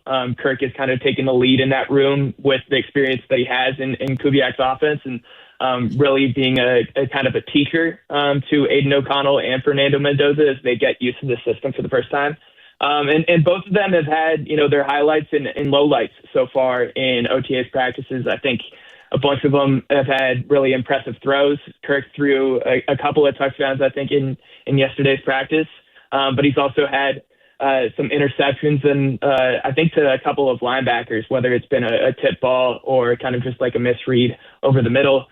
Fernando is still kind of working with that developmental third group with a ton of rookies. And I think they're very much keen on easing his development. They've said that they're very pleased with where he is right now in his process, but that it's going to take, some time with a rookie quarterback coming from a college system, playing under center for the first time, learning how to run kind of an NFL offense for the first time with the play calls, all the different things with audibles and stuff at the line. So they're very measured with how they're easing Fernando along, but he's definitely had some impressive moments when he's been out there working kind of with that third unit and working in team periods. Sam, there's really no other way to put it. The leadership that the Raiders have gotten, or really a lack thereof, from their head coach position for the last handful of years has been woeful, to say the least. Now, when a new head coach comes in like Clint Kubiak, it's easy for there to be excitement and energy, especially at OTAs, because it's new, it's fresh, it's exciting. So you would expect the buy-in to be pretty high early on, unless a coach really just loses a locker room right away, which I know is not happening. But how have you seen Clint Kubiak's leadership start to really take over this group, and how is this group responding early on to their new head coach? Yeah, I think they're really excited about the kind of business-like approach that Kubiak has taken to this. I mean, everything that we've heard is that Kubiak is all ball. He's really not, focused on any frills or anything like that. Like when they're in the building, it's all about business. It's all about getting better. Which, is a little bit of a difference from maybe the two players coaches that the Raiders had previously had in Pete Carroll and Antonio Pierce. So we've heard that Clint is open to holding players accountable, holding coaches accountable, kind of in his own way. He's not necessarily the most vocal coach He's not very boisterous, but apparently behind the scenes, he's very willing to check folks and kind of put people in their place in terms of the development that he wants from them. So I think they're excited about his leadership and kind of the approach that he's taking, and also, what he brings as a coach. He's obviously very offensive focused. He led the Seahawks offense to a Super Bowl last year. The previous couple of coaches weren't necessarily known for, the creative systems that they were going to bring. It was mostly kind of their leadership and what they were going to do from that perspective. But this is a coach who's bringing in his own system. He's planning on calling the plays. He's going to be very involved with this offense. And I think he also has a leader in Rob Leonard that he likes on the defensive side. So with this scheme that he's bringing in, with the regime that he's bringing in, it's not just, a coach from a leadership perspective, but it's a whole new system, innovative offense that they're bringing in for Kirk Cousins and Fernando Mendoza to lead. So I think they're very excited about what the firepower can be with this whole new system that's proven to have success in the NFL. Well, Sam, we all know it always starts up front, right? And I think that you look back at last year, what a major issue for this team in terms of the lack of offensive line production. You get a guy like Tyler Linderbaum. Let's start with what you've seen, and I know it's early OTAs. You can't see much from these fronts, but when it comes to Linderbaum setting the tone at that center position for this line, how do you feel like that group is coming along? Yeah, I mean, it's difficult to gauge the effectiveness of an offensive line when they're not wearing pads and can't really hit each other. So that's definitely a little bit difficult. But from what we've heard from Linderbaum, it seems like things are going well. They're excited about the guys that they've brought in, especially him. And I think he's going to be a big piece for this offensive line. He's a guy who can raise, the ability of some other guys because he is, commanding that offensive front.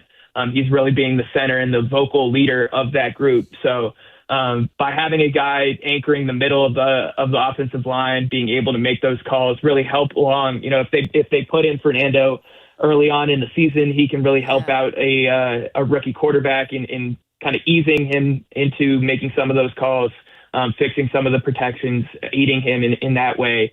I think he is, he got that record contract for a reason because they believe he can be a guy that can raise the abilities of not only his offensive line, but the other folks around him. I don't want to speak for all Raiders fans, Sam, so I'll just speak for myself. I think a lot of what I'm hoping for from this season, in addition to eventually seeing what Fernando Mendoza looks like and the team as a whole being more competitive, ready for the stars to really emerge as stars and look like stars. And the two names that come to mind immediately are Brock Bowers, star tight end, and Ashton Jeanty, who, of course, was their first-round pick, high pick last year at the running back position. Jeanty did not get the ball nearly as much as I wanted him to last season until later on in the year, and by that point it was kind of a little bit too late. And then Brock Bowers was in and out of the lineup with the number of injuries, lingering injuries last year that limited his production after a promising rookie season. With the two of them specifically, is there anything that you're seeing from OTAs, anything to focus on to suggest that both of them are ready to continue their step towards stardom as feature pieces of this new Raiders offense? Yeah, I think Brock Bowers could be the engine that makes this offense go, in my opinion. I mean, he's proven that he can be an all-pro tight end from that rookie year. The big issue last year was just being able to stay on the field. And he said one of the focuses of his offseason was really kind of finding a way to be durable, doing a lot more preventative work so that he can kind of stay healthy throughout a training camp and a regular season and ensure that some of those injuries don't come back and hinder him like they did last year. But just from what they're doing with him, being able to use him, he played a lot of slot and kind of staying outside of the box in his previous two seasons. But Clint Kubiak likes to use his tight ends in line a little bit more. And I think that they see him being able to be kind of that hybrid tight end with being able to play in the slot, being able to play outside, but also kind of stick his hand in the ground and run some of those routes from inline and be a little bit more of a blocker. So I think he is going to be a chain mover for this offense, somebody who's going to be, command a ton of targets from the quarterbacks because, I think I think one of the weaker points of this offense is definitely that receiver room, even though that they have a lot of confidence in those guys. But I think they're counting on Brock to be take care of a lot of those targets and be a lot of the receiving production. So I'm excited about what they're doing with him. He looks really healthy. He's been getting open with ease, although it is pretty easy for guys to get open in OTAs and when there aren't pads on and can't really be playing with contact. So, but I think there's no reason not to be excited about what Brock can do in this offense. And then with Ashton, I think the biggest thing for him is kind of getting over, some of the struggles of his rookie season. Coach Omar Young, his new running back coach, said that they're doing really a lot with making sure that kind of his mental struggles from last year are behind him and getting rid of those frustrations with not being as successful as he wanted to be in his rookie year, with the team not being as successful as they wanted to be in his rookie year. So I think they're really looking forward to kind of getting off on a right foot for this upcoming season. And it seems like they're going to be using him in a lot of creative ways. Like Coach Young said that they're really throwing a lot at him to challenge him in this OTAs period, asking him to do a lot of different things, whether that's catching the ball, whether that's pass blocking a little bit more, using him in that Clint Kubiak zone rushing system. So I think they're really excited about what he can do. And Clint Kubiak has talked about using him in not necessarily a Christian McCaffrey type role, but kind of using him in that usage. So really not wanting to see him leave the field all that much and really be kind of a battery for this offense. So I think there's a lot of reason to be optimistic about those two guys going into this upcoming season. Sam Warren, who is with The Athletic, covers the Raiders, is joining us this morning on Matt and Kayla. When you look at the defense here and some of those players early on in OTAs, just anything on the defensive side of the ball that stood out to you, whether that be the back end or, something up front? Yeah, I think the interesting thing is how multiple this defense is going to be. We've talked to a bunch of assistant coaches. We've talked to the defensive coordinator, Rob Leonard, now. And they drafted a few guys in that secondary. They've also brought in some guys back on the secondary. And we've seen a lot of different guys play that safety and nickel position. And it seems like they're really wanting to be able to interchange those guys, whether it's Jeremy Chan, Teron Johnson, who's now at OTAs after not showing for the first 2 weeks, and Traden Stoops, their second-round rookie. So it seems like they want to have a lot of versatility in what they're going to do, and they're going to move guys around quite a bit to make sure that they have the edge on the opposing offenses and aren't letting the opposing offenses kind of have a beat on them. So I think it's going to be interesting we really don't know what Rob Leonard's defense is going to look like until week one and preseason and everything like that. So it's going to be interesting to see how they're being used. And yeah, I think the secondary is much improved, and they've got a lot of pieces that they're excited about to kind of improve their ball production and make up for some of the issues that they were having last year.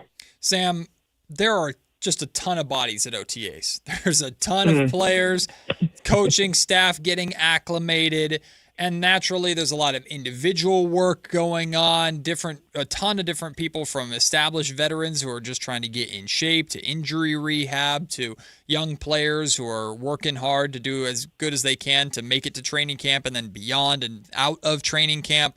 So there's obviously a lot of individual things that are happening at OTAs. But as a collective, I know you're obviously not a fly in the wall in Coach Kubiak's room with all of his coaches, and I can't imagine how covered his whiteboard is with all the things that are going on.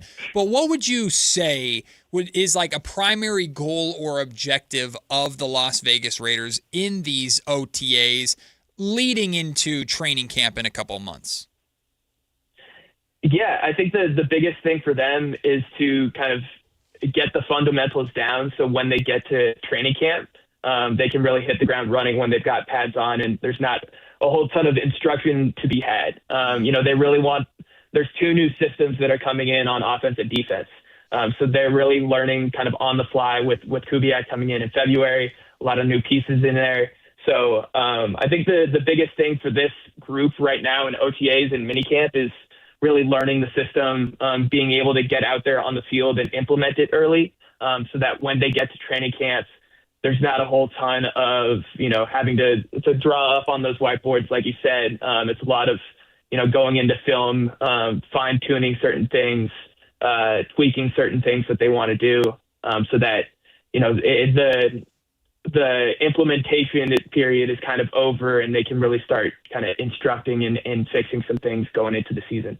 Sam, final one from me. I know you tweeted out something about how Tom Brady was there kind of, on the sidelines watching some OTAs the other day. I'm curious, have you learned anything more? Because I think it's still a question out here of like, how truly involved is Tom Brady, or how truly involved will he be when it comes to this team? Have you been able to pinpoint a little bit more on that direction of things? Yeah, I mean, it's still difficult to see what his kind of day-to-day is like in terms of, shaping the Raiders. But what we do know is that it's increasing.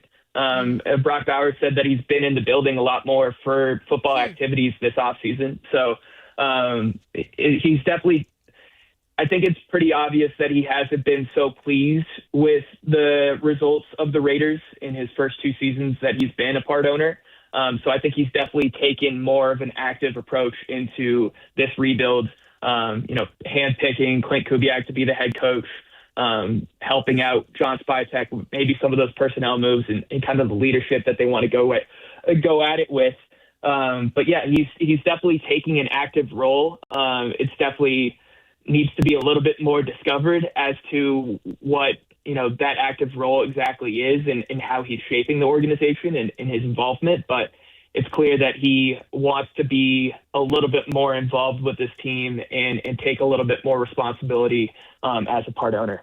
Sam, you're phenomenal. Your coverage is amazing over there at The Athletic with the Raiders. I know you're still getting everything settled in here in your first year with the silver and black, but you're doing a phenomenal job already as OTAs continue. Check out Sam's work over at The Athletic and the build-up all the way into training camp and beyond. It'll be here before we know it, my friend, and we're looking forward to having you with us along for the ride throughout training camp, the offseason, and, of course, the regular season, too, as long as you'll still be gracious enough to give us the time. So we appreciate it.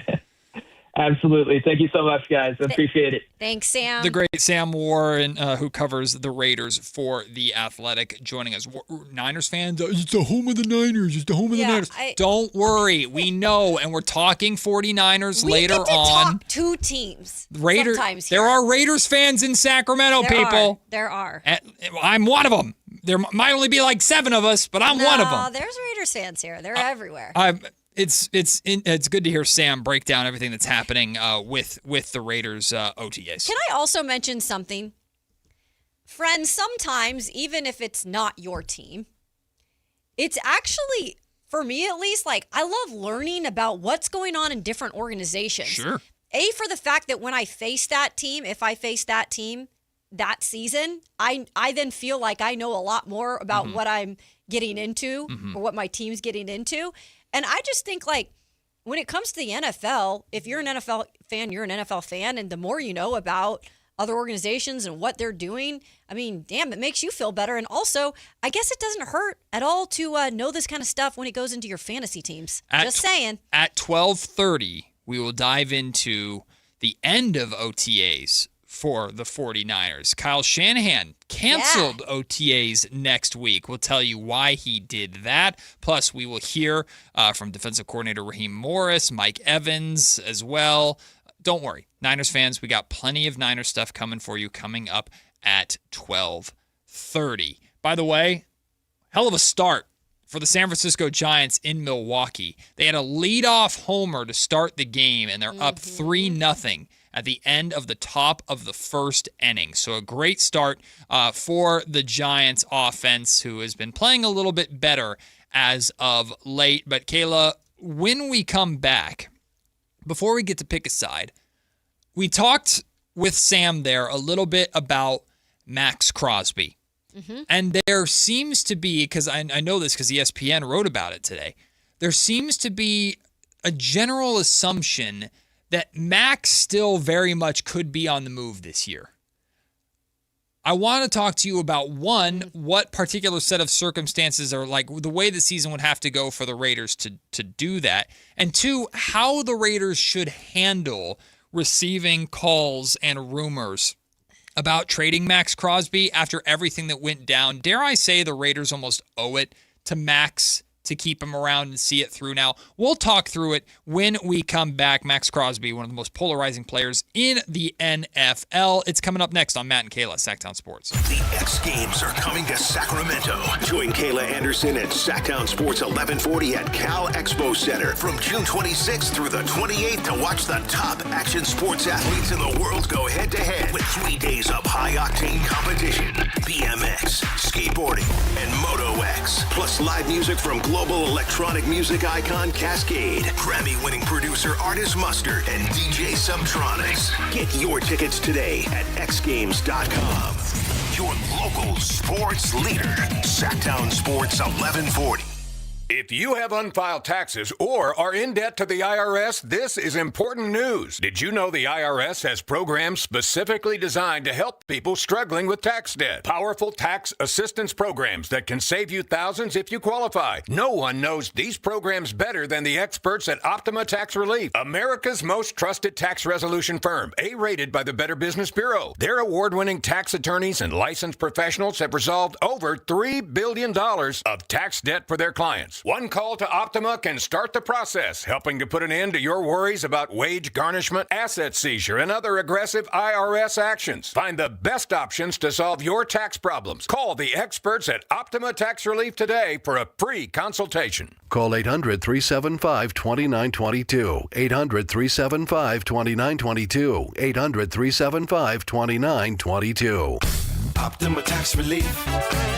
Some restrictions apply. For complete details, please visit OptimaTaxRelief.com. Sacramento's best selection, best quality, and lowest prices on kitchen and bath products are at the new Anova Cabinet and Stone. For a limited time, get stunning new quartz countertops starting at just $159. That's right, only $159 for gorgeous quartz countertops. Listen to this. For a limited time, cabinets for kitchens and bathrooms are up to 50% off. Yes, up to 50% off new cabinets. It's a must-see. The new Anova Cabinet and Stone at Florin Road and Highway 99. Learn more at AnovaCabinetStone.com. Catch the future of San Francisco Giants baseball right here in Sacramento with the Sacramento River Cats at Sutter Health Park.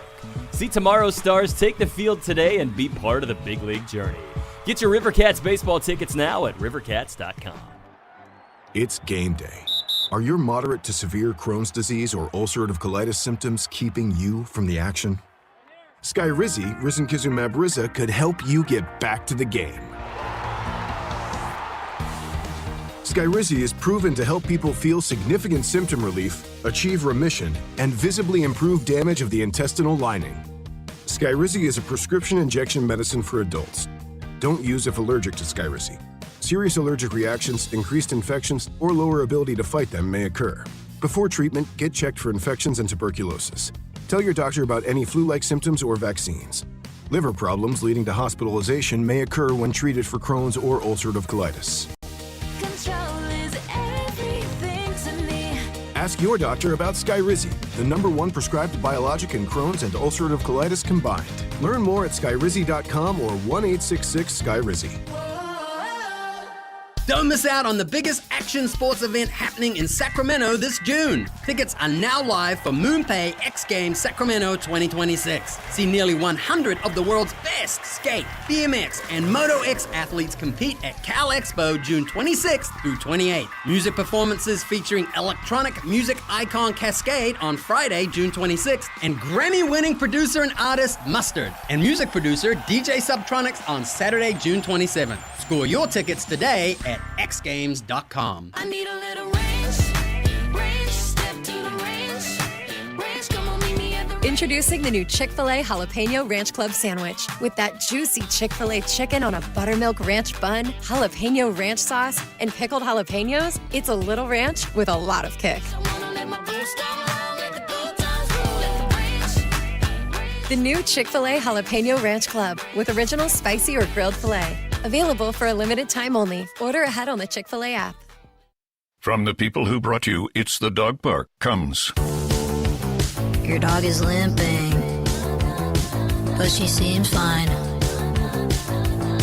Plus, you've heard they can fake it just to get what they want. So what's the deal now? You're being gaslit. Protect your dog from injury and illness with Progressive Pet Insurance. Oh, now she switched legs. What a diva. Progressive Casualty Insurance Company and affiliates. Not available in all states or situations. Coverage subject to policy terms. Want the best movie experience in town? Join Sactown Sports IMAX Pass by visiting SactownSports.com. Sign up today. You can win tickets to see this week's films at the Esquire IMAX Theater. 10 a.m. to 2 p.m. Matt and Kayla on Sactown Sports 1140.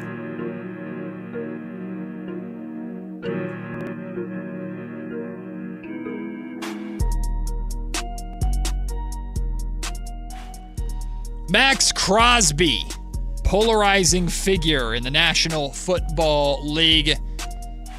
He was at the center of arguably the biggest. Well, can we be fair?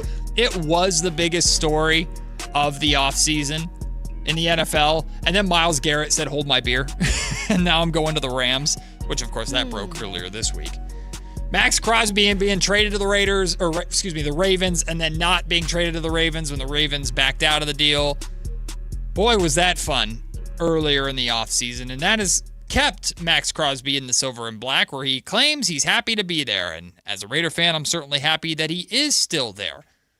But there's going to be, I think, all season long, between now and the NFL trade deadline, there is going to be just the whispers and rumors of should Max Crosby be moved? Should the Sacramento Kings, should the Las Vegas Raiders? Yeah, I wish. We're talking football Can now. Max Crosby shoot? I'll take Max Crosby in Sac. The Kings need an enforcer. Max Crosby would certainly be that. At least the Raiders can get the number one pick in the draft. Good point. Well, they don't have the draft lottery system, that's for sure. And they know when to tank when they should. Even if it makes Max Crosby want to leave and then somehow not get traded. Even if it one of the best case scenarios for the Raiders that could have happened honestly happened this offseason, if we're being honest. They got the number one overall pick and did right or made good with Max Crosby to this point. This is just one Raider fan's perspective. I think the idea of the Raiders trading Max Crosby now, after everything that went down, would be a terrible move for the Raiders. Now, they're not going to do it before the season starts. We're talking about if they were to do it in season, before the trade deadline. And of course, it depends on what teams are offering and how the Raiders season goes and all that. But personally, you've been given a second chance with one of the best defensive players in the league and an absolute workhorse that's ready to go to war for you and just wants to play football. Don't move Max Crosby. Just don't even right now humor the idea of Max Crosby trades. I personally think that would be a bad look for the Raiders, and the likelihood that they're going to get proper value in return for him after the Ravens deal fell apart. I don't think you're getting anything close to what the Ravens were offering in that deal that you accepted in the first place that they backed off on. So I'm just hoping that Max Crosby, like he says, ends up being a career Raider, and the Las Vegas Raiders do right by him and not try and move him again. Yeah, I mean, coming from a non-Raider fan, I would say that it is still going to be business when it comes to the ultimate decision being made by the Raiders organization. Mm-hmm. Now, that could be business down the road. That could be business this season, which I don't think is going to be the case. I think they're still going to have their phone lines open to if something were to happen where they got a team that became interested again for some reason because maybe he's back and he's being productive. But at that count too, I think they might just be like, well, why would we trade him away if he can just be productive for us and be that leader on the defensive side of the ball and still one of the faces for our organization?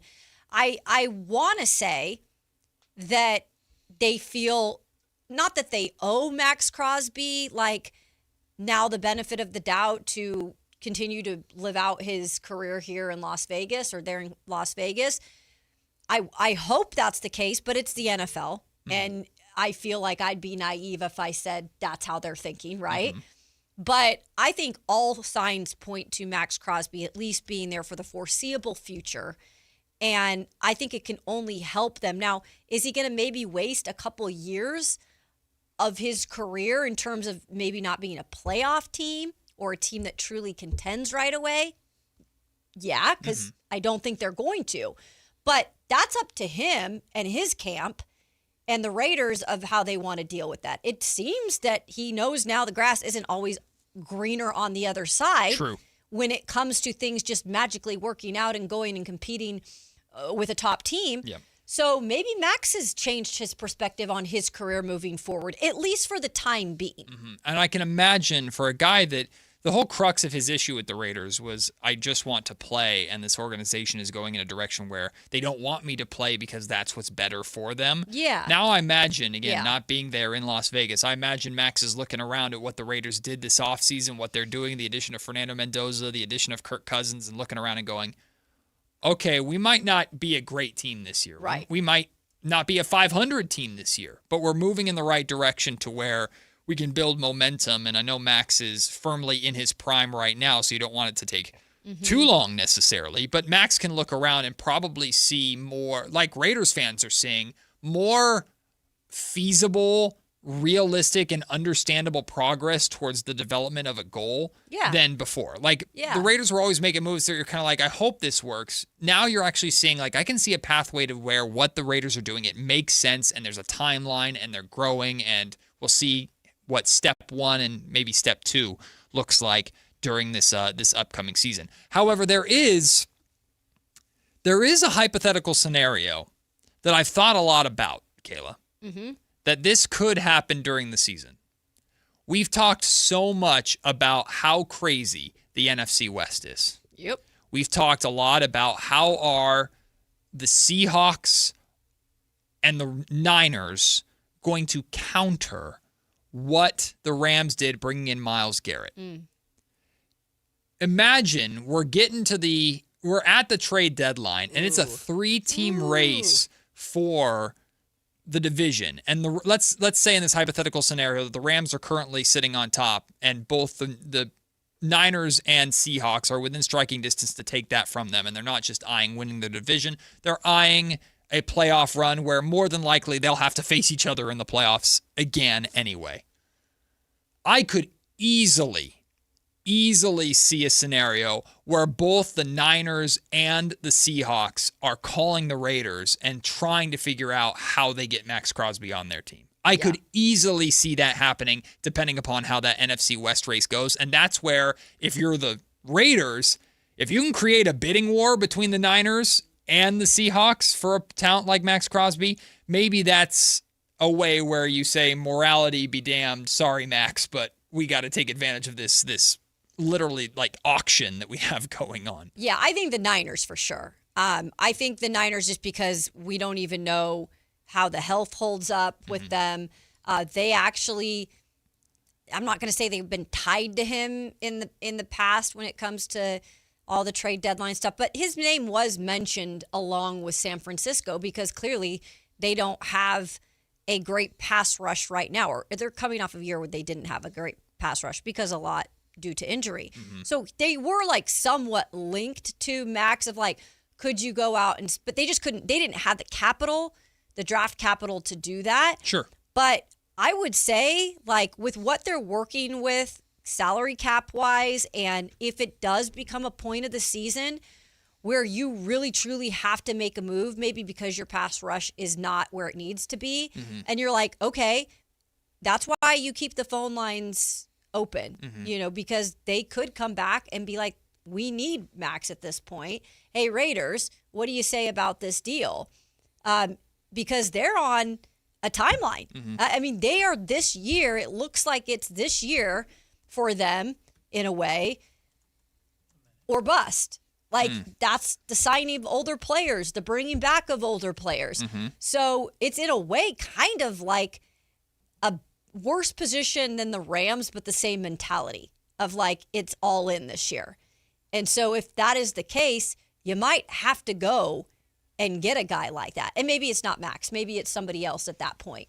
But I don't think Max is written in stone in Las Vegas right now. What I was thinking, what if, because draft capital is obviously important. The Raiders would want a high draft pick or two from the Niners in a deal like this. And again, we're talking like if this were to happen around the trade deadline during the season and the Niners were in the mix, but they knew they needed a little bit more to catch the Rams. If Ricky Pearsall stays healthy and Stribling is playing well, the rookie wide receiver that was the first pick of the Niners, but it was in the second round. The Raiders need wide receiver help. If you were to ask for one of those two, depending upon how they're playing, in addition to draft compensation, I don't know if the Niners would be interested in doing it. I do know from the Raiders' perspective, if you were to tell me, let's say Ricky Pearsall stays healthy and plays well. Okay, give us Ricky Pearsall and a second and a fourth. Like, can you get better than that for a Max Crosby? I don't know, but that might be a scenario that could happen. The value has gone down a bit because there are still questions about the overall knee health for the years that come. And even if Max got off to a pretty good start, I think you still are betting like that the knee is going to not be an issue in the future. And so if you're the Niners, again, if you want to get the most out of this year and utilize everything that you can this year, and Pearsall, let me say this. If Pearsall can stay healthy, I'm already seeing some reports in OTAs that we'll get into later that I'm starting to worry about Pearsall. If he can stay healthy or you can manage to make him look good or be healthy for this first part of the season, I absolutely think that they would do it. Stribling's a rookie. Stribling's not going to be on a rookie contract. He ain't going, like, that's going to be their guy if he can be it. Sure. So yeah, I say like you try to do something like that. Absolutely. Coming up next, it's time to pick a side. Charles Barkley is ready to anoint Jalen Brunson in New York. And, of course, a fan decided to, in the middle of the NBA Finals, try and get his selfie moment with Victor Wembanyama. We'll talk about that. Coming up next, it's Pick a Side. Matt and Kayla, Sactown Sports. Like and subscribe to the Sactown Sports 1140 YouTube channel at Sactown Sports 1140 to get the Carmichael Dave Show with Jason Ross, Matt and Kayla, and the Drive Guys with Kevin Gleason and Alan Stiles on demand and at your fingertips. Get your fix of the Sacramento Kings, 49ers, Giants, Athletics, NFL, NBA, and the latest in sports and entertainment all in one place at Sactown Sports 1140 on YouTube. Your local sports leader, Sactown Sports 1140. This feeling is brought to you by Aleve for back pain relief. What feeling is that, you ask? Well, it's the feeling you feel when you have relief from back pain. That move how you want to, not how you have to feeling. That keep going through your day without slowing you down feeling. The kind that brings you back to yourself all day long without interruption. Oh, yeah. Because Aleve offers long-lasting pain relief. Feel up to 12 hours of back pain relief with one dose. Feel Aleve. Use as directed for minor aches and pains. From the FIFA World Cup to competitive business environments, grand ambitions lead to game-changing achievements. At Bank of America, we're there to support businesses at every step, providing insights and expertise to help you gain an edge. He shoots, he scores! What would you like the power to do? Explore winning business solutions at BofA.com/gamechangers. Bank of America, official bank of the FIFA World Cup 2026. Hi, I'm Adam Johnson here with Golf Fitness Solutions. If you want more distance, less pain, better mobility, and a body that holds up for 18 holes, come see us. We're expanding in Carmichael, and you're invited to our grand opening party on June 13th from noon to 4. Tour our new space, meet the team, try the simulator challenge, see if you can make a hole-in-one, and learn how golf-specific training, stretching, massage, and assessments can help your game. Call 916-802-5175 or visit us at golffitnesssolutions.com for more information. Remember the days of real country music? Now you can get your favorite classic country every day on 105.1 HD3 The Ranch. Listen to The Ranch on the free KNCI app or anytime at 105.1 HD3. Card collectors know there's nothing as special as a rare one-of-one card. And now you can hear a very rare one-of-a-kind sports card show right here on Sactown Sports. Whitey Gleason here inviting you to join me and Mr. True Sports Cards himself, Imran Pilati, for the True Sports Card Show every Saturday morning at 10 on Sactown Sports. It's the only sports card radio show in the nation. For all your hobby needs, get to True Sports Cards, 6661 Stanford Ranch Road in Rockland. And for hobby, insight, and fun, join us for the True Sports Card Show Saturday mornings at 10 on Sactown Sports. This is Sactown Sports 1140. Hey, it's Carmichael Dave. What's up? It's Matt George. What's good? It's Alan Stiles. With the most trusted voices in the community. This is Jason Ross. Hey, it's Kayla Anderson. It's Whitey Gleason. Ready to help promote your business, both as partners and customers. All you have to do is ask. Pick up the phone, dial pound 250 and say, grow my business to get connected with a team member today. That's pound 250 and say, grow my business. Our team will review your product, quickly pair you with a perfect endorser, and create video and audio samples, all at no cost or obligation to you. With the most live and local on-air lineup, a dynamic content-driven website, and a state-of-the-art mobile app, Sactown Sports 1140 is tailor-made to help you connect with a sports audience in Sacramento. So why wait? Dial pound 250 today. Say, grow my business, and let us help take you to the next level. Pick a side, any side. It's time for Pick a Side on Matt and Kayla.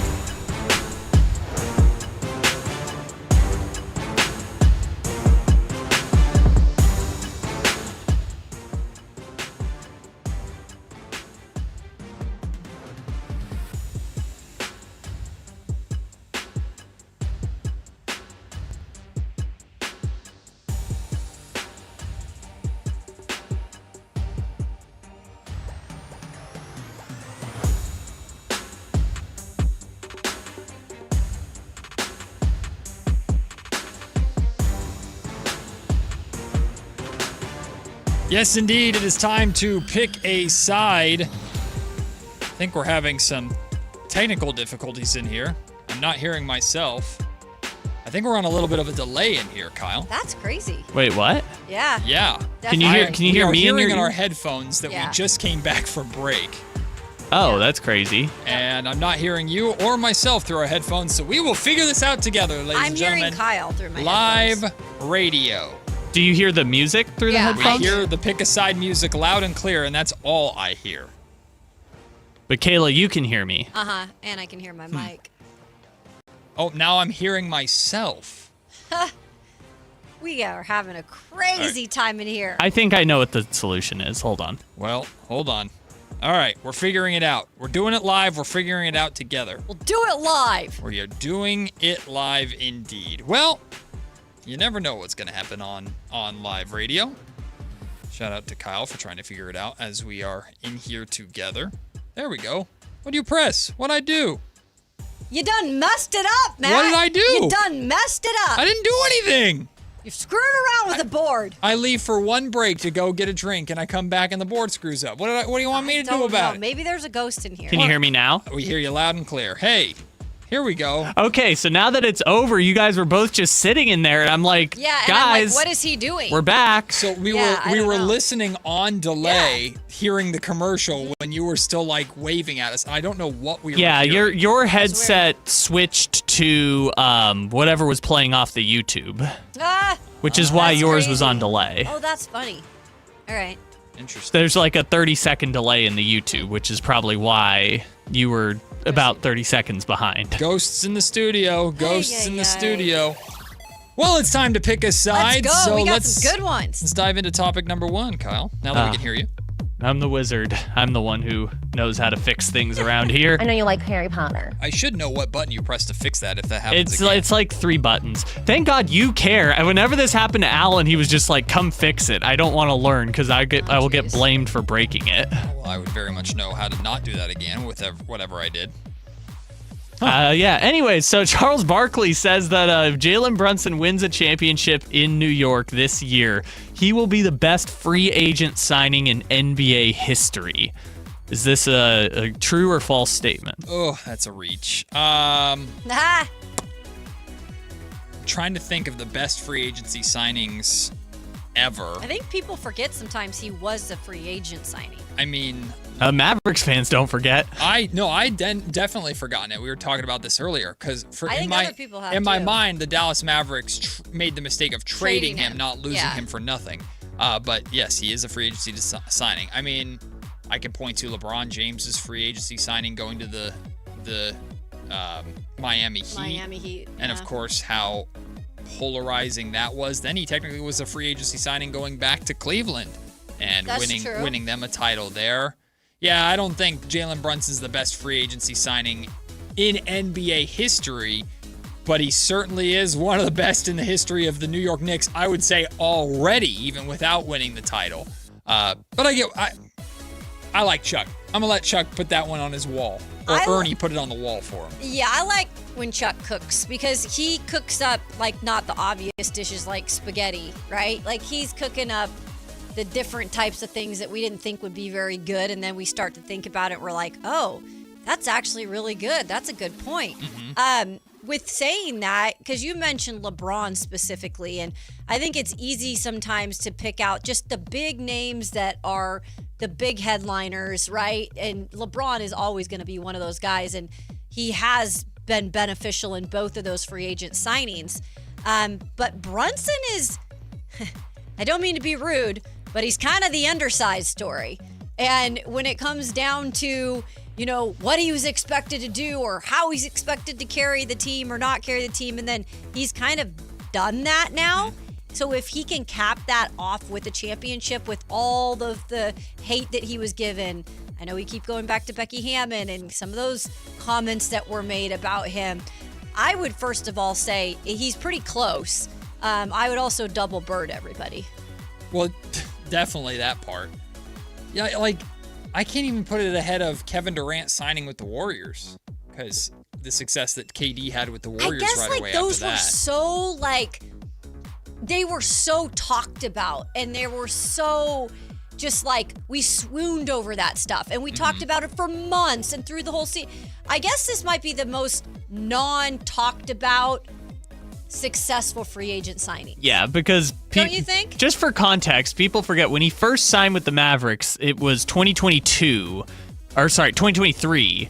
It was a 4-year, $104 million contract, which is less per year than what Keegan Murray just got on his rookie scale extension, is what they signed him for. Also, I always bring up this story because it is incredible, is that Nico Harrison and Mark Cuban and the Mavericks had the opportunity to sign him to a 4-year, $56 million extension when his rookie deal was up, and they declined to do so. Whoops. Wow. And he went into he was a second-round pick, so it was complicated, and he got priced out of what the Mavericks were allowed to pay him. Yeah, so I guess if you add a couple caveats, I agree with Chuck on this. But I like to agree with Chuck on a lot of things. People are saying Chuck was trying to get Shaq to react because Shaq of course. Signed with the Lakers too. That's an important It's one. always what Chuck's got to get under the skin of Shaq a little. Chuck's basketball takes are just a fight with great. Shaq. He's so great. All right, next topic. By the way, Shaq looks like he's having a great time talking about Wemby. He's like, the big man is back. The big man just got to impose his will. It seems like Shaq genuinely enjoys talking basketball more when it's about big men. Shaq Prime versus Prime Wemby would be one hell of a matchup. No, it would not. Shaq would just body him and Wemby would fall over. Well, but Wemby would All right, next topic. shoot over the top We're not of him get from to three. any of these. Okay, Mom, let's have fun. Sorry, we always get to like 2 topics. Well, all right, let's talk about. Pick a side. Let's talk about Mad Dog Russo. Let's Keep it moving. Let's talk baseball. Tempo, Here's Mad Dog Russo talking about baseball fandom. I think that people care about other teams besides their own, and in baseball they don't. And I think that hurts baseball a lot. It's a regional game in a lot of cases. Yankee fans are phenomenal. They 50,000 people every day at Yankee Stadium. But if the Yankees get knocked out, those 50,000 people are not watching the Indians and the Tigers or the Guardians and the Tigers play. Football, the Giants stink. They're going to watch San Francisco and the Eagles. Football, the Jets stink. They're going to watch Buffalo, Denver. Baseball, the NBA, if their team's out of it, They don't do that. And I think that's another big advantage that football has. All right, is he correct? Yes or no? I don't really like Russo, but I would very heavily agree with him on this. I think it's a great take, and I have not even really thought about it. But whether it be just because NFL is NFL and, they're the money makers and people just have interest in football for some reason, I don't know what the reason is that people care also about other teams, even when their teams are eliminated.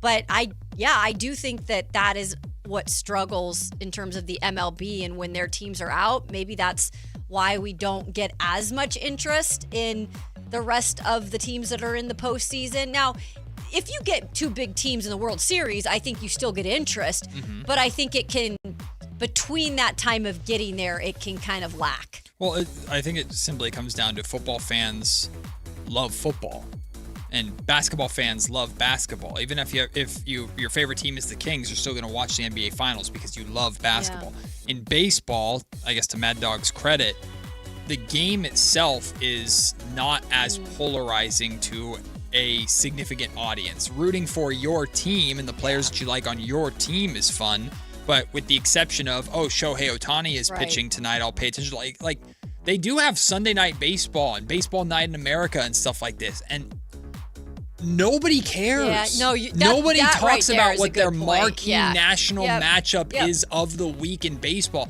Nobody cares versus Sunday night football or Thursday night football. People, even if they don't give a damn about the two teams, people care because it's the marquee matchup. But it just comes down to football as a game is more interesting and more polarizing than baseball. And I love baseball, but that's just the truth. Yeah. Well, he's right, and it's an easy reason why that's the case is because if you root for your team, you have 162 times to watch your team. Like, in football, let's say a football game is like 3 hours. You have 17 of them a season. That's like 50 hours of watching your team play football. In baseball, if a game is 3 hours, you have 500 hours of watching your team play baseball. And that's time that takes away from learning about other teams and watching other teams. And all the problems with baseball kind of come back to the fact that the season is too damn long. And so if you root for the A's, you could watch 162 A's games, watch every team at some point in the season, and never run out of content about the A's. Yep. Let's get to the last one real quick. We teased it. The fan or the other one? The fan. Oh, the fan? Yeah, the fan ran out on the court and was immediately taken out of the game. I thought it was crazy that ESPN played back the video on the broadcast. Usually they cut away from those things. They do usually. But they played the replay. So have we done enough over the years to prevent these things from happening? No, I still don't understand why this stuff is happening.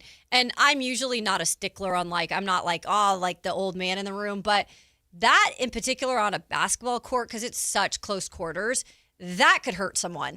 So you talk about that bat dog, that could have someone could have tripped over him, or he could have ran into someone, or I don't know what at this point, what we're not doing to prevent this kind of stuff, especially on an NBA court. It's just smaller. What do you want them to do? I mean, have more security around the perimeter. I don't know, but to have a guy hop out and no one saw it quick enough to, stop it before it happened. Yeah, I mean that's courtside seating. I know this fan wasn't sitting courtside necessarily, but a courtside seat, you can literally stick your leg into the field of play if you want to. Yeah, but not intentionally run out in the middle of the court. Right, but how do you prevent that? How do you stop that? That's not my job, else I'd be getting paid a lot more money as an executive. But I don't understand. What more can they? You can definitely put more security around, but you can't build a wall of bodies that stand in between. I'd like to see where he came from and what security was there, because I'm going to say right now there's probably a lack of it. That's all I'm saying. Yeah, probably. I can't build a fence around the court. I'm not saying that. I'm just saying didn't seem like there was much of that from where he came. The kid just sprinted past two security guards and they were immediately on him. But yeah, between that and the people yelling obscene things at Jalen Brunson at the end of the game, not a good night for San Antonio. San Antonio had a bit of a rough night, and Knicks fans turned that place into Madison Square Garden a couple times with how loud it got. We'll take the break. When we come back, we didn't get to this yesterday. What do we think? And between all of us, what is Scott Perry's approval rating right now? Plus, there are there's a film breakdown circulating of Darius Acuff Jr.'s defense. Guys, it's bad.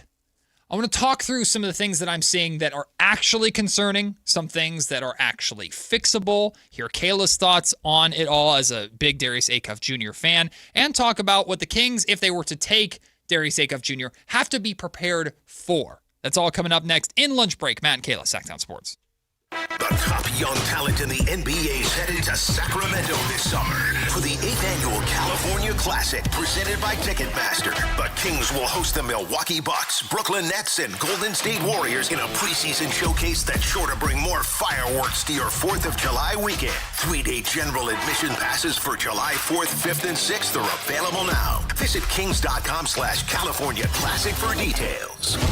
Your exclusive home for Kings basketball. Sactown Sports 1140. This is the story of the one. As a safety manager at a manufacturing plant, he does everything he can to keep his coworkers safe. From finding ways to reduce risks to keeping safety supplies in stock. And for that, he relies on Grainger. Grainger offers a broad range of quality products and next-day delivery, so he can always play it safe.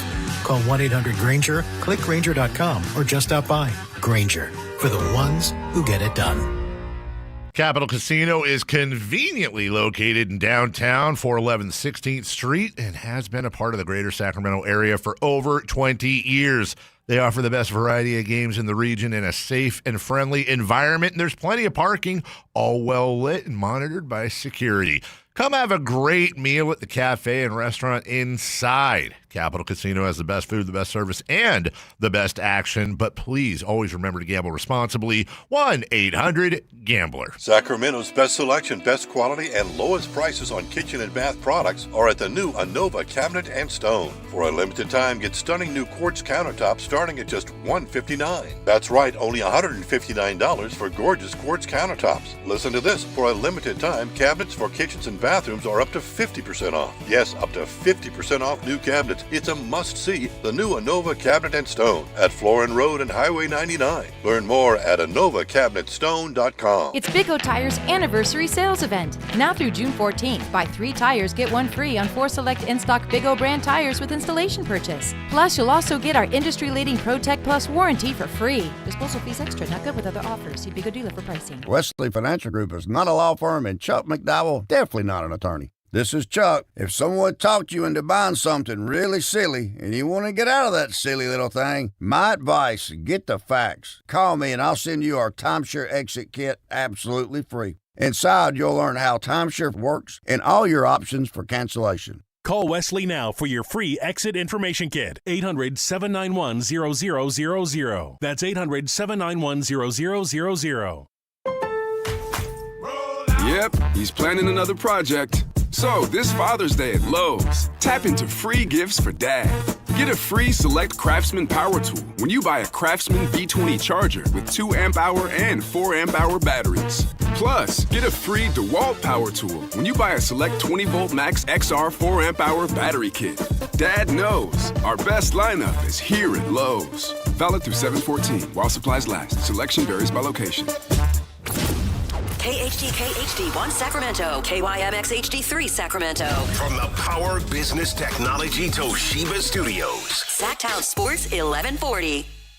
It's time for the lunch break. Your calls, your thoughts, your segment. Call or text us at 916-339-1140. It's the lunch break on Matt and Kayla.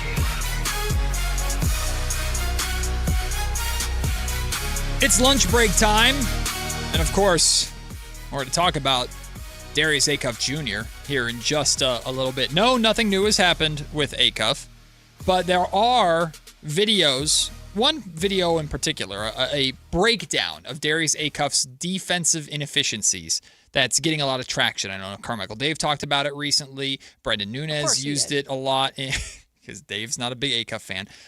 Brendan used it when doing his breakdown of Darius Acuff Jr. in his Sactown scouting report, which you can check out. By the way, he just dropped a new one today highlighting wings and forwards to keep an eye out on in the second round. So go and check out that work from Brendan Nunez, available now on SactownSports.com.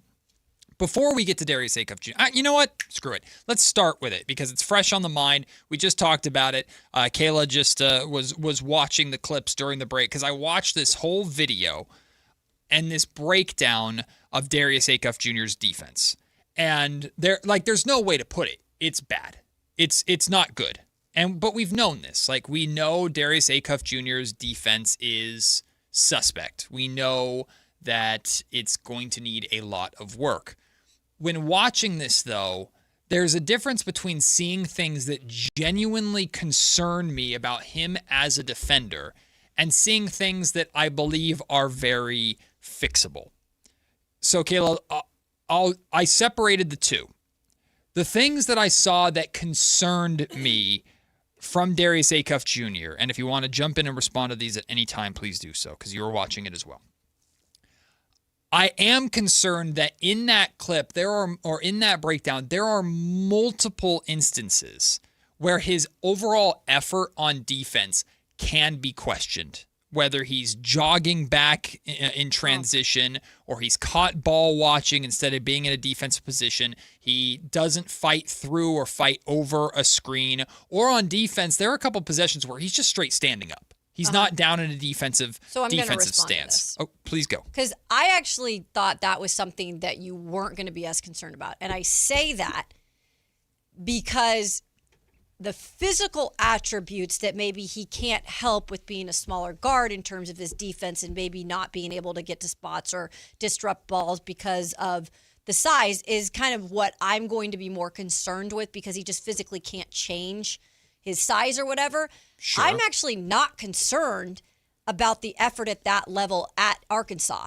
And I say that because I don't think you were on the show when we had Curtis Wilkerson on. Okay. But Curtis Wilkerson went on, I asked him that exact question about the defense and the lack of it. Mm-hmm.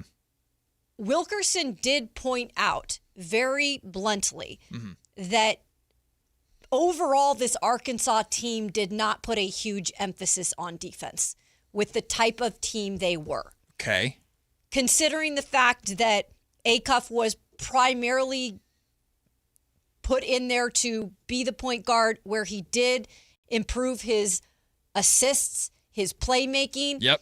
And obviously he came in there as a shooter, but Cal asked and tasked him with that kind of stuff. Okay. I don't really know, and according to Wilkerson, it didn't seem like the emphasis at all, and I'm not saying this is a good thing, by the way. Mm-hmm. It doesn't seem like the emphasis was, you got to play better defense. We have to fix the way that you are not putting effort in on that side. Okay. I honestly feel that if the Kings are going to draft him, the first thing they're going to do is they're going to sit down with this young man. This is probably already happening now in interviews they're having with him and say, what is this? Why did you look like there was no effort? And can this be something that you can put 100 times more effort into when you get here, and how do you plan on doing that? Yeah, they need to have answers to those questions before they draft him, though. That's what I mean. And if they feel like that's clearly like something that they just didn't push there at Arkansas, then they're going to feel comfortable, I think, believing this guy can do it because, A, he's still growing as a player, and there's still things that he has to improve on. This is the biggie, but if he is asked to do it, this is why I've loved Acuff the whole time. I think he's going to be able to do it. I don't think he's physically lacking too much because he's got the 6'7" wingspan. He is bigger up top. I don't think the effort is actually as big of a problem as we might be making it out to be because I just don't know if they were tasked to really put an emphasis on that, specifically Acuff at Arkansas. I don't know, and you're right. I was not here for your conversation with Curtis. I wish I was. He was really good. I don't know if I buy that Darius Acuff didn't play any defense at Arkansas because John Calipari didn't want the team to play defense. I don't know and I know that's not exactly what you're saying, but people might construe it that way. This is also a highlight reel that's given to do highlights. This is a low light reel. Well, no, it's film. Of all the it's a film breakdown of his defensive efficiency, just like we do a film breakdown of all the threes that he makes. But it is still and a highlight portrayal of it. Right, but you can see multiple instances, and I'm a fan of Darius Acuff Jr. You know I am. I'm kind of playing devil's advocate, but I'm also like, we need to acknowledge this. We do acknowledge it. We acknowledge it every time on the show that his defense has to get better. But there are some things that are in that clip where he's just straight not doing anything. Yeah. He is standing and watching. There is a play in transition where his man beats him up the floor because he's just jogging, and it goes to an open three. Now, I understand. But you don't think Cal then, if Cal was really concerned, like that's what we needed and this is what we need him to do, that Cal wasn't chewing his ass out about that? I just feel like part of it was because Cal was like, I'm not worried about this with this player here. And I'm not saying that's a good thing. Again, I wish I could have Calipari on here because I'd love to just straight up ask him that question. Did you give a damn about his lack of effort? I don't know if it was. I don't believe that John Calipari was like, we don't care about defense. I don't believe know. that. And if Doug Christie has to yell at Darius Acuff Jr. to get back, then that's a little concerning. But I don't think that's going to be, that's my point. I don't think it was really an emphasis there. Mm-hmm. And so I really don't, I think if it was, and that's what Cal was preaching, and Darius Acuff wasn't doing it, then we would have had a problem in terms of like Cal's and his relationship and what that's my point. I don't know how much they wanted or cared, I should say, about him doing that. I hear that. Like it's obvious that that what Darius Acuff Jr. brought on the offensive side of the ball was key to Arkansas, right? Like there's no denying it. It's the same way when we talked about Maxime Reynaud last year. Max was so important with Stanford's offense that they didn't want him to protect the rim because they didn't want him to get in foul trouble, right? Because they needed him on offense. Like that's a real thing. I just don't know. Like, I don't think it's a valid excuse for a player, especially a 19-year-old coming into the league, that they couldn't play defense and didn't play defense because of their offensive workload. Like, that to me is concerning because now, and this is to Carmichael Dave's point, and I understand the point he's making, I don't see James Harden in Darius Acuff Jr. by any means, but that's the James Harden effect we're talking about. Like the Sacramento Kings, who have preached both sides of the basketball, and Doug Christie, who changes the subject from offense to defense anytime you ask about offense. So, like, being okay with a player who on offense, like, has to focus all their energy offensively to where they have to take plays off defensively. There's a disconnect there that doesn't make sense to me. Now, obviously, if they felt that that was such a disconnect, then they would not draft him. And we know that they like him. Your so source told you that they love loved him. So they probably feel like the vast majority of what they see in his defensive film can be fixed. And there's things that I wrote down from that breakdown that I 1,000% agree can be fixed. There are a number of clips where it just doesn't look like he knows where he's supposed to be, which could be coaching. It also could be just basketball IQ. It's still development at that level. He's 19 years old. He was a rookie. Do you remember what he said at the NFL or the NBA Combine? He said, I didn't even assist when I was in high school. He goes, I was literally a scorer, and that's all I was. And he goes, when I came to Arkansas, Coach Cal said, you are going to have to be more of a playmaker. You are going to have to share the ball. And what did he do? He said, I made that my mission when I came here to fix that. And he became one of the best assist point guards in college basketball last year. I guess my point is, Matt, I don't disagree with you on sometimes it's laughable in terms of the effort. I do agree with you. And other guys do this too. It's not just an Acuff thing. Yeah, but I don't think I'm concerned about can that not be fixed? Oh, sure. Because I just think after hearing that, he's still developing as a young man and an athlete in that position that I just think like every year he's going to get a little bit more on his plate. And I just think with Acuff, what I love about him is I think he has the mentality and the work ethic to be like, yep, can't look like that. Yeah. Like, you think he's probably not looked at some of this film and said, this is embarrassing? Oh, I'm sure. Right? Oh, I'm sure. And he's probably done breakdowns with, I'd imagine, teams that are interested in him talking through it. But that's the thing. Like, this is the list of stuff that I believe can be fixed. Him not knowing where he's supposed to be in some of these clips, like, that's going to come with him just getting more comfortable learning the game of basketball. He's still 19 years old. He has a lot to learn. Learning the game of basketball and understanding where to be. But also, like, there's no way in hell that his teammates around him at the NBA level and Doug Christie and his coaching staff on the sidelines are not going to be telling him this is where you need to be and this is how you handle these situations. There were multiple in those clips. I don't need to hear the chatter on the court to know there are communication breakdowns, because there are a couple plays in there where you could see like Acuff expecting his man or the help defense to come and the help never coming because they thought he had it, or vice versa. He was supposed to be the help man, but he didn't fully commit because he thought like communication breakdowns. That's going to change at the NBA level. There's better communication at the NBA level. Not stopping the ball in transition, that can easily be fixed. That's something that's just attack the ball. Don't worry about who's behind you. Attack the ball. Trust the teammate defenders around you. And look, fast break situations defensively are already a crapshoot to begin with. But stopping the ball in transition, there are a couple instances of that in that breakdown. I'm not worried about that. That can be fixed. Same thing with gambling versus making the smart play defensively. There are a couple plays where Acuff tried to jump a passing lane and ended up resulting in him being out of position, and then the defense had to get into rotation. These are all things that can be fixed. That's the stuff that I'm not even remotely worried about, because if Doug Christie is the head coach that he's supposed to be, and Scott Perry drafts Darius Acuff, Scott believes that Doug and his staff defensively can fix those mistakes. So that's the part that I'm not worried about. It is what I am concerned about are the plays where it looks like Acuff wasn't even remotely interested in playing defense. And if the reasoning for that is because his workload on offense is so high that he can't give that on the defensive end, then it's not going to work. I don't believe that. I'm just saying if that's the excuse, that's concerning. Yeah, I don't think that that's who he is as a player. I just think that, again, he's still developing in a lot of ways. And if you're Scott Perry and you're doing all your due diligence of breaking down this film, he's looking at the same stuff we are. He has the same questions we do. If you truly feel like that isn't who he is and he can't be that guy effort-wise on defense, then you don't draft him. And then I completely understand why. Mm-hmm.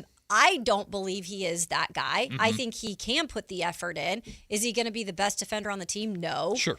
But I don't feel like the effort is not going to be there at this level. I think that's the first thing he's going to come in working on and make sure he gets better. Mm-hmm. But again, I'm not Scott Perry. Like I am not an NBA GM, but I do believe that this guy, why I liked him from the start, was he has that different mentality of I need to be the best at what I can do. And even when I lack at something, I'm going to try to get better at it because I want to be the best. I mean, he's already talked publicly. He did an interview during the combine where he said, like, I know I need to improve on my defense too. So we know he's aware of it. It's not like he's coming in going, wait, what? You're expecting me to play defense now? We're not worried about anything like that. It is fair, though, to worry too. This is not so much on Acuff as much as it is the Kings. Kings, are you going to actually be able to develop him the right way defensively? Yeah. Like, are you going to be able to get that out of him? And you also don't want to focus so much on the defensive end of the floor that offensively he doesn't bring you what his superpower is. Sometimes players come into the league and they want to fix so much of their game that they don't let what got them there shine through. That happens a lot, especially for top rookies at times. I don't think that's going to happen with Acuff. Like, if his rookie season, you told me he was a terrible defender, but he shot 40% from three and averaged 20 points a game, hey, sign me up. And that's also something that, like, the Kings and any team who drafts Darius Acuff Jr., they have to be aware of this. Mm-hmm. And Acuff has to be aware of this. You're going to be targeted immediately, not just by opposing teams. Yeah. When Darius Acuff Jr. steps into training camp for the first time in Sacramento, and he's going up against, let's say Russell Westbrook's back, and he's going up against Russ. Now, I would expect Russ to mentor Acuff, but the first time Acuff is guarding Russ is going right through him. Mm-hmm. Guard me, Rook. Mm-hmm. I dare you. Oh, he's going to get and he's going to get that that rookie treatment. He's going to get that from every team in the league. If you're on the floor, we're trying to attack you. We're trying to get you to switch onto the guy that we want, or we're giving the ball to our point guard and letting him go at you. Yeah. That Acuff needs to go through that fire. Sure. And in my opinion, the Kings are a good team to give Acuff the time to go through that fire, because right now they're in a developmental mode versus, like, if I know the Utah Jazz have the second pick. If the Utah Jazz had the sixth pick, I don't know if they'd go for a Darius Acuff Jr. because they're kind of in a win-now road, right? Now. The Kings have the time, in theory, to let Acuff be abused defensively and figure it out. Well, let's just be honest, too, Matt. With a lot, I know that we talk about Acuff a lot, and we talk about his deficiency a lot. But when we talk about other point guards, look, they all have deficiencies. And they're all going to have some time to work through some stuff. in this year one, especially if they're starting here in that point guard's position. So let's be fair too. Like, because we are harping on defense because that's something that stands out with him and that's something that the Kings want. There are other point guards that people like that we've said could end up coming here that are going to have to also be anointed into the NBA and going to need the time. Look, Kingston Flemings is, in my opinion, a significantly better defender right now than Darius Acuff Jr. Yeah. Kingston Flemings is going to get cooked. These guys are all going to get cooked. That's part of an acclimation process to the NBA. Acuff is just going to need more work and more patience. And again, some are learners by let me get in a film session and watch it and break it down. Some need to be walked through different coaches for coaching styles for different types of players. And some players, and a lot of players are like this, just need to go through it. That's why you hear so many rookies talk about the game is slowed down for me. It's starting to slow down because when you first step onto the floor, I can't even imagine a rookie. I'm 19. I'm 20 years old. I step into a gym, and even 36-year-old Russell Westbrook coming right at me looks like a Flash Gordon. I'm like, oh, God, I'm going to get run over. Like, you need to go through it. Yeah. And I think the Kings are the right team to give Acuff the time to go through it. They also desperately need the offensive skill sets that he'll naturally bring, so that's a good fit. Yeah. And in theory, if Doug Christie is an NBA caliber head coach, which you believe he is because you let him keep his job, and he's a defensive-minded coach who guarded on the perimeter, he should be a good guy to get through to Acuff of how to improve defensively. Just a couple comments in the YouTube chat, and you can always join the chat if you want to watch us and comment along. Sean asked, how is Acuff's wingspan? We've talked about this at 6'7", so it's actually pretty good. Longer than Fleming's. And then 6'7". And then there was a comment in here about Acuff pretty much settling with being okay. I don't think that's true at all. What do you mean? Like, just settles okay with being okay with things? Well, but if Acuff could be what Brunson is, Brunson's an okay defender.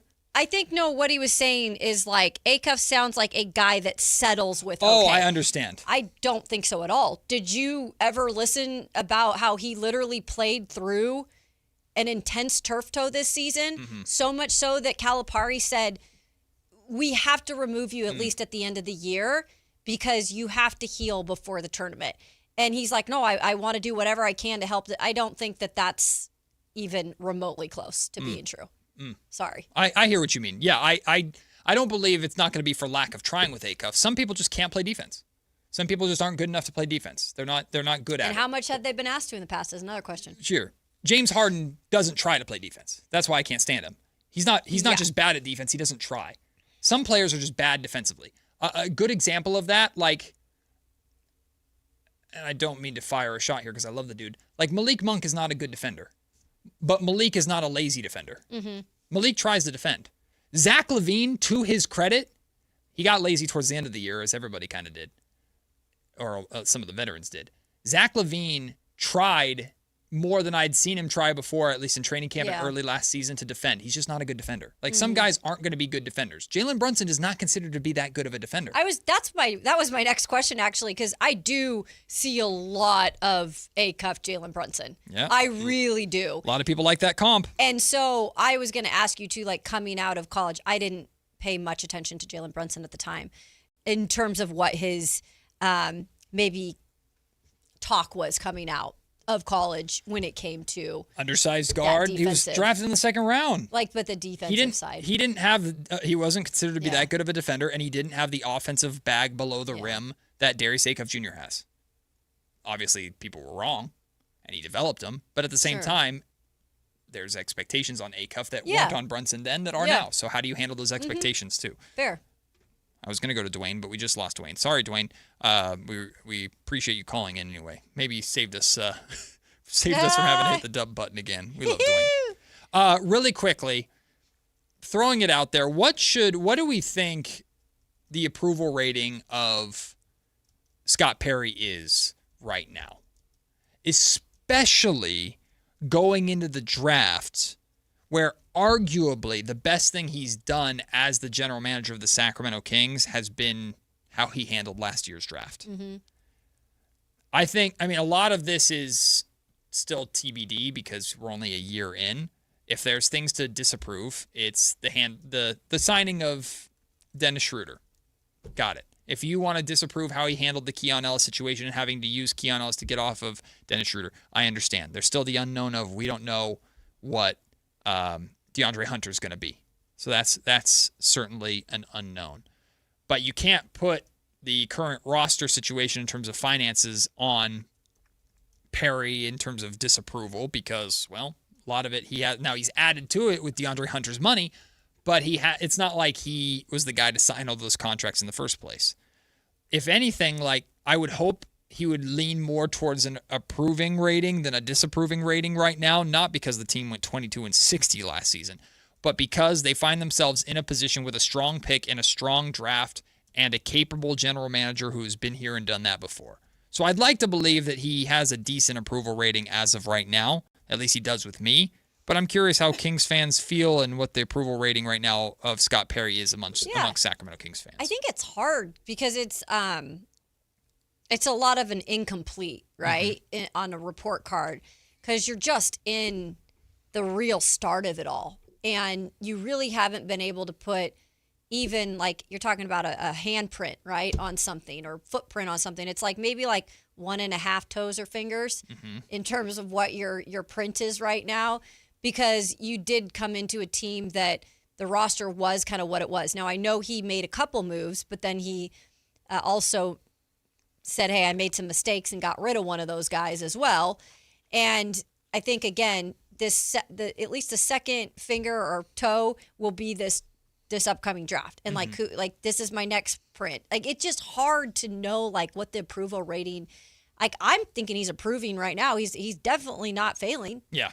But I can't give it like an A or an A- probably. Yeah. We could honestly change it from approval rating to like an optimism rating. Sure. Like how hopeful are you how much do you trust Scott? Yeah, I think that's fair. To handle the draft correctly too. And I know trust is an interesting word among Sacramento Kings fans right now. Well, we'll take the break. We're going to switch gears to 49ers football. If I were just to read the headline to you, Kyle Shanahan and the Niners cancel OTAs. I think a lot of people would react negatively to that. But it's actually a good thing. We'll explain why. Plus, we'll hear from Mike Evans when we come back. It's Matt and Kayla, Sactown Sports. Like and subscribe to the Sactown Sports 1140 YouTube channel at Sactown Sports 1140 to get the Carmichael Dave Show with Jason Ross, Matt and Kayla, and the Drive Guys with Kevin Gleason and Alan Stiles on demand and at your fingertips. Get your fix of the Sacramento Kings, 49ers, Giants, Athletics, NFL, NBA, and the latest in sports and entertainment all in one place at Sactown Sports 1140 on YouTube. Your local sports leader, Sactown Sports 1140. Sacramento weather is brought to you by Bonnie. I'm Tamara Berg in the KCRA3 Weather Center. For your Thursday, we're staring at the sunshine and certainly feeling the heat. Temperatures will soar this afternoon about 10 to 12 degrees above normal. Plan for highs in the mid to upper 90s. Have a heat plan in place. We'll cool it back to the upper 50s overnight tonight. Get the latest forecast on the KCRA3 News and the KCRA3 app. Oh, the Sacramento heat. Right now, get your AC professionally tuned up for as low as just $59 and enjoy your summer nice and cool. Plumbing, electrical, heating, and air, Bonnie.com. Summer restrictions apply. License 696-355. Mark your calendars because MoonPay X Games Sacramento 2026 is landing at Cal Expo June 26th through 28th. Witness nearly 100 of the world's best athletes compete in skate, BMX, and Moto X events and catch live music performances by global electronic music icon Cascade on Friday night and Grammy-winning producer and artist Mustard and electronic music producer and DJ Subtronics on Saturday night. Don't miss MoonPay X Games. Lock in your tickets now at xgames.com. When life calls for a little extra, a kitchen upgrade, paying off debt, or that dream vacation, Valley Strong Credit Union is here to help. With a Valley Strong home equity loan, you can tap into your home's value with competitive rates, flexible terms, and local guidance you can trust. Get approved in as little as 5 minutes, with funding in as few as 5 days. Your goals are within reach. Visit valleystrong.com to get your offer today. Valley Strong Credit Union. Grow your possibilities. Equal Housing Lender, NMLS number 456506. This is a special alert to all Americans who own a vehicle with less than 200,000 miles with an auto warranty about to expire or with no warranty coverage at all. Due to a decline in the economy, CarShield is announcing a low-cost month-to-month vehicle protection plan that is now available to the public to save any driver out-of-pocket expenses on future auto repairs. Call now to find out how you can pay almost nothing for covered auto repairs. Yes, you heard that correctly. Pay almost nothing for covered auto repairs. An open phone line has been established for all drivers to call for a free quick quote. Call 800-292-4541 now. Drivers who are covered will not have to pay for covered repairs again. This protection plan is at an all-time low. Additionally, drivers who activate this vehicle protection today will also receive free roadside assistance, free towing, and car rental options at no additional cost. Call us for your free quick quote today. 800-292-4541. That's 800-292-4541. What do you have to lose? Call 800-292-4541. Again, 800-292-4541. Want the best movie experience in town? Join Sactown Sports IMAX Pass by visiting SactownSports.com. Sign up today. You can win tickets to see this week's films at the Esquire IMAX Theater. Is the volatility of the stock market driving you crazy? Is your retirement account sinking, yet you're getting older and you're starting to worry about, will I have enough for retirement? What about the money in the bank? These banks pay nothing these days. How do we get growth to get to retirement account? It's simple. Move into gold and silver. Want to know how to do it? Listen to my show, Striking Gold, with me, Kenny Michaels. You live for this. The wins, the losses, the slam dunks, and the buzzer beaters. The dream that this is your team's year. Hope. It's what keeps you coming back. So you represent with anticipation and with pride. Because when everything's on the line, your support means everything. That's why the NBA Store is here to support you. Check out the largest selection of official NBA gear at NBAstore.com. A Fanatics experience. In celebration of 80 years of 49ers football, Sactown Sports is counting down 80 of the most memorable moments that have shaped the team's storied legacy and winning tradition. Here's today's faithful flashback. Number 68, Bill Walsh's first draft. Bill Walsh participated in his first NFL draft as head coach of the 49ers and changed the future of the franchise. Without a first-round pick, Walsh used the club's second-round selection on speedy UCLA running back James Owens. In the third round, he selected Notre Dame QB Joe Montana, and in the 10th, he found Clemson wide receiver Dwight Clark. From that draft class, Dan Hampton and Kellen Winslow went on to be Hall of Famers, but none of them would compare to the career of Hall of Famer in that draft, Joe Montana, taken by Walsh and the 49ers with the last pick of the third round and 82nd player taken overall. Faithful flashbacks on Sactown Sports 1140.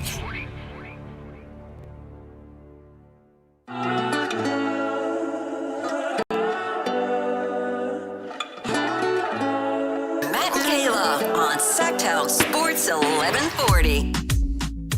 Warnings, emergencies, sirens. Kyle Shanahan canceled OTAs all of next week for the 49ers. What happened? What's going wrong? Injuries? Has it been that bad?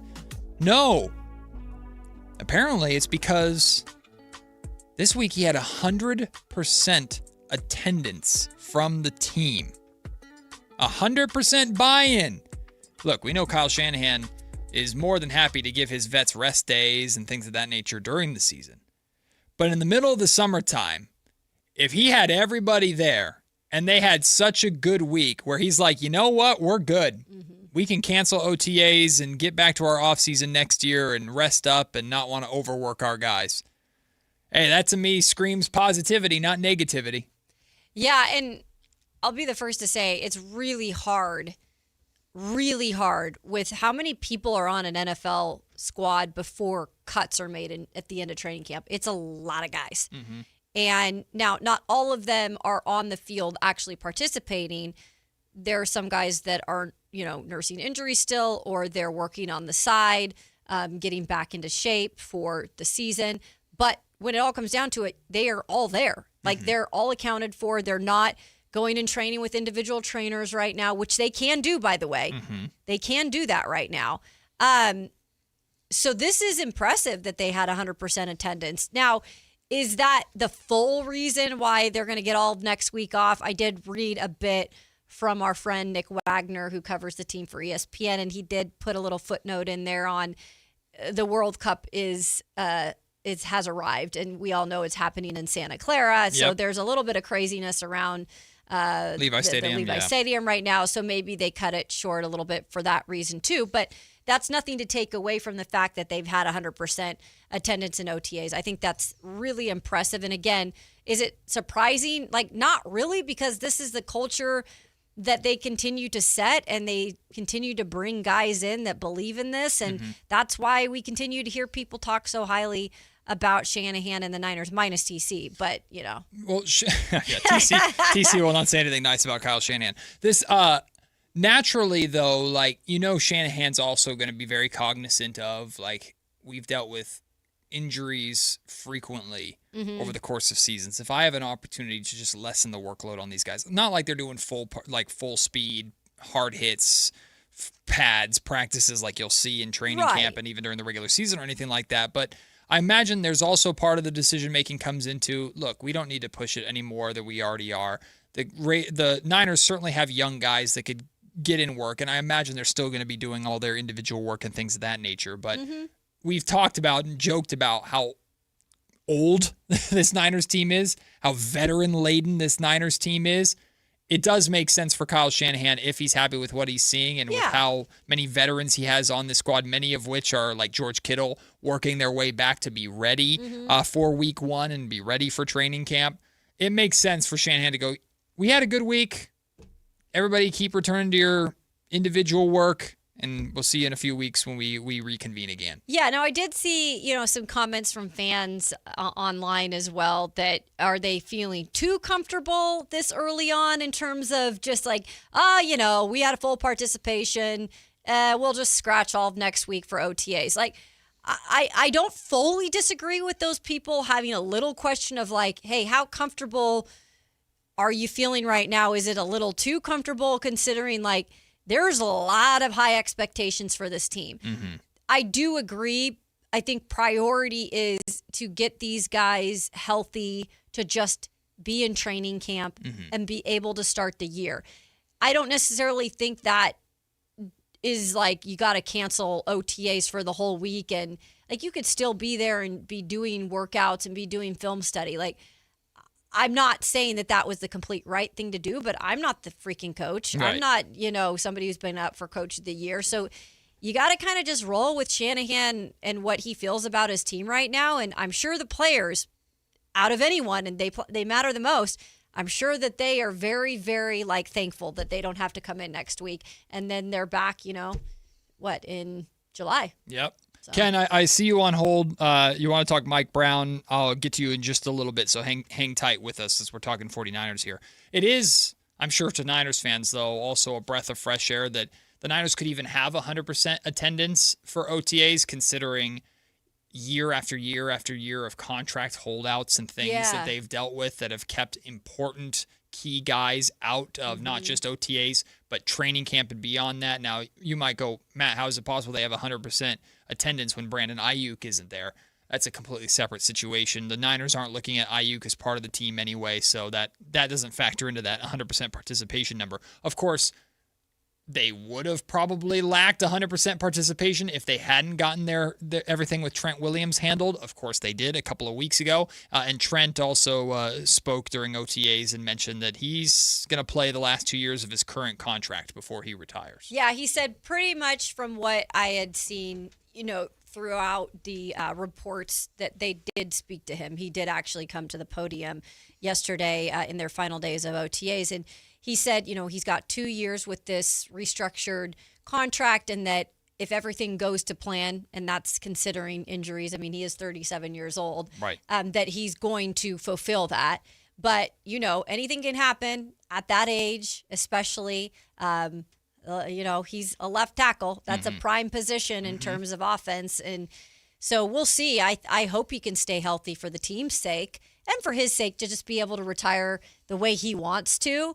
But yeah, he pretty much came out and said, like, these are my final 2 years at most. Why don't we hear from some of the Niners from OTAs? We'll start with their big offseason acquisition. Veteran wide receiver Mike Evans speaks on where the 49ers stack up with the rest of the league. What do you want these guys to know about you coming in? I just want to continue to do what I've been doing my whole career. That's making plays, being the ultimate team player, and the ultimate playmaker. So that's what I really want. And just let these guys know that, not to take this for granted, because like you never know, what could happen. And our roster is a great roster. We stack up with the best of the best in the league. So just not taking these opportunities for granted. Understandable approach from Mike Evans there. Just want to do what I've been doing my entire career. Well, that's what the Niners need out of you, my friend, especially in the red zone. And the guy that's going to be throwing to him, Brock Purdy. Here's Mike Evans talking about Brock. Love Brock, man. He's a big reason why I came here. I said that in my initial Zoom call with you guys. Throws a really great ball. I'm getting the timing down with him now. Super smart. He's about his business too. Comes to work every single day. He's a quiet guy, but me and him talk, about not just football, but life. And really cool guy. I look forward to having a great connection with him this year. Really quick, because we're up against the break here, but 49ers defensive coordinator Raheem Morris spoke on the rookie. Of course, as a defensive coordinator, you have to worry about trying to slow down and stop while also helping develop your weapons on offense. Here is Raheem Morris talking about the rookie wide receiver Stribling. Deep one, I know you're going against. Stribling did, man. Stribling looked good. He designed, I think it was 2. I think he hit us on a deep route down both sidelines. And he's a very talented young man. He's gotten better and better every single day that he's been here. I'm loving where he's going. I'm loving his transition to whatever he's got going on with those guys on offense. He's very smart. He's very sharp. He's very articulate. We definitely have done a nice job in our scouting department and profiling the guys that we need to get around here to win. I got my eye on that guy. Not because he was just a former Coug, but, I'm rooting for him. Well, the Niners need playmakers, young playmakers for this veteran-laden squad. Sounds like Stribling's off to a good start in that sense, fresh out of the draft. We got more football coming. Kayla's 2-minute drill is up next as we officially say bon voyage to one of Kayla's absolute favorite quarterbacks ever, all time, Mr. Unlimited himself. We'll talk about that. Ken, again, we see you on hold. Hang tight with us. We'll get you at the top of the 1 o'clock hour as we get back into Kings talk. So, Ken, hang tight. You're listening to Matt and Kayla on Sactown Sports. The top young talent in the NBA is headed to Sacramento this summer for the 8th annual California Classic presented by Ticketmaster. The Kings will host the Milwaukee Bucks, Brooklyn Nets, and Golden State Warriors in a preseason showcase that's sure to bring more fireworks to your 4th of July weekend. 3-day general admission passes for July 4th, 5th, and 6th are available now. Visit kings.com/California Classic for details. Your exclusive home for Kings basketball. Sactown Sports 1140. Patrick was way behind on his IRS taxes. I was in way over my head. The total amount ended up being somewhere just over $30,000. $30,000. Then the IRS came to collect. Started getting letter after letter. A lien had been filed against me. They were going to basically hang me completely out to dry. He had to do something. That's when I reached out to Optima Tax Relief. Patrick's life quickly got a lot easier. It was very easy. Pretty much hands off, They picked up the ball and ran with it. And how'd it go? I couldn't believe it. I had to ask 2 or 3 times. I saved an incredible amount of money. How does Patrick feel about Optima? Couldn't be happier. They definitely helped me. Optima Tax Relief. The best place to call. They're the best in the business. Do what Patrick did and call Optima Tax Relief for a free consultation. Call 800-375-2922. 800-375-2922. 800-375-2922. Optima Tax Relief. Testimonial from an actual client. Some restrictions apply. For complete details, please visit OptimaTaxRelief.com. From the people who brought you It's the Dog Park comes. It's a hot spot on your dog's leg. But the internet says you can treat it at home. You're not sure though, 'cause now it's oozing. Protect your dog from injury and illness with Progressive Pet Insurance. Ooh, he's licking it. Super gross, dude. Progressive Casualty Insurance Company and affiliates. Not available in all states or situations. Covered subject to policy terms.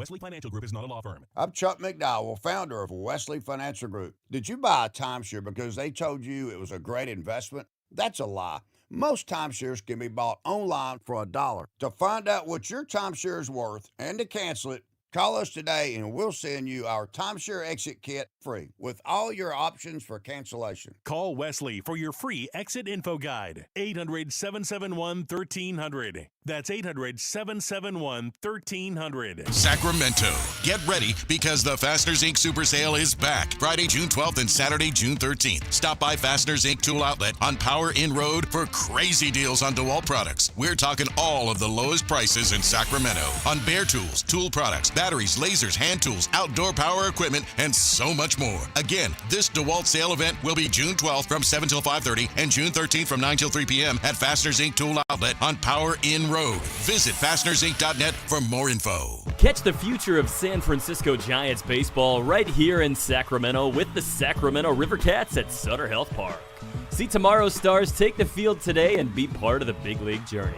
Get your River Cats baseball tickets now at rivercats.com. If you want unlimited talk, text, and data on a super fast network, Big Wireless will sell it to you right now for as little as $70 a month. Or you can buy it from Pure Talk for half of that. I'm talking about unlimited talk, text, and data for just $34.99 a month. But wait, there's more. When you switch to Pure Talk, you'll be switching to an American wireless company that's committed to keeping 100% of its customer service in this country. I appreciate that. In fact, that's why I switched. I also appreciate the way they support our vets and our skilled workforce. Dial pound 250, say micro, and get unlimited talk, text, and unlimited data for just $34.99 a month. That's pound 250 micro. Stop paying twice what you need to pay for the service you want and switch to an American wireless company that actually stands for something. Pure Talk. It's time for the 2-minute drill. Kayla Anderson has the ball, and she's taking us around the world of football. It's Kayla's 2-minute drill on Matt and Kayla. Kayla, I know you're in a time of mourning the loss of your quarterback, Russell Wilson, calling it a career. But if you could hold it together for the 2-minute drill, we'd really appreciate it because we've got to know what else is going on around the NFL. Yeah, during the whole break, I went through a box of Kleenex. Just sobbing about Mr. Unlimited walking off into the sunset to do TV. Look, you can't wait. I'm not super excited on this one in terms of listening. I couldn't tell. You know, I love Ciara, though. I love his wife. Oh, that's good. Listened to her music growing up. So, 10-time Pro Bowl quarterback. Obviously won a Super Bowl with my Seattle Seahawks. Confirmed on social media yesterday he is indeed retiring from the NFL to take that job with CBS Sports. I believe he was already doing some stuff today on CBS HQ.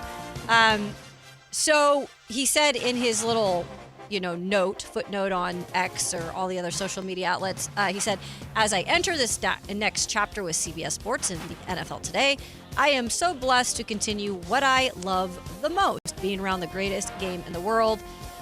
Look, in all seriousness, congrats to you on, I don't know what to call his career. I think people are debating on if it's a Hall of Fame career. I don't think it's to that level. I think he had a good career, especially being somebody who was not highly looked at in the draft as being the quarterback or a quarterback that would lead his team to a Super Bowl.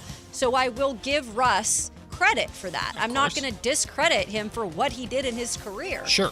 But you don't have to just because it's your quarterback, don't have to love him. I just never have really loved Russell Wilson and maybe his personality. I don't know. Yeah, his personality definitely it's just a little tough. Turns a lot of people off, especially when he became this whole Mr. Unlimited persona and just kind of the weird stuff he does. I was remembering, because it came across my timeline the other day, do you remember the clip of Russell Wilson warming up where he ran an entire fake offense by himself, yes, including taking a knee like he was in the huddle?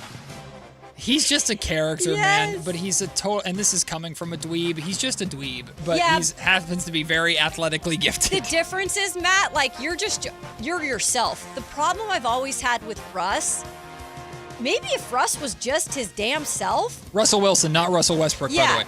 No, Russell Westbrook is the complete opposite. If Russ was just himself, I think people would have liked him more. I think he always tried to be something he wasn't.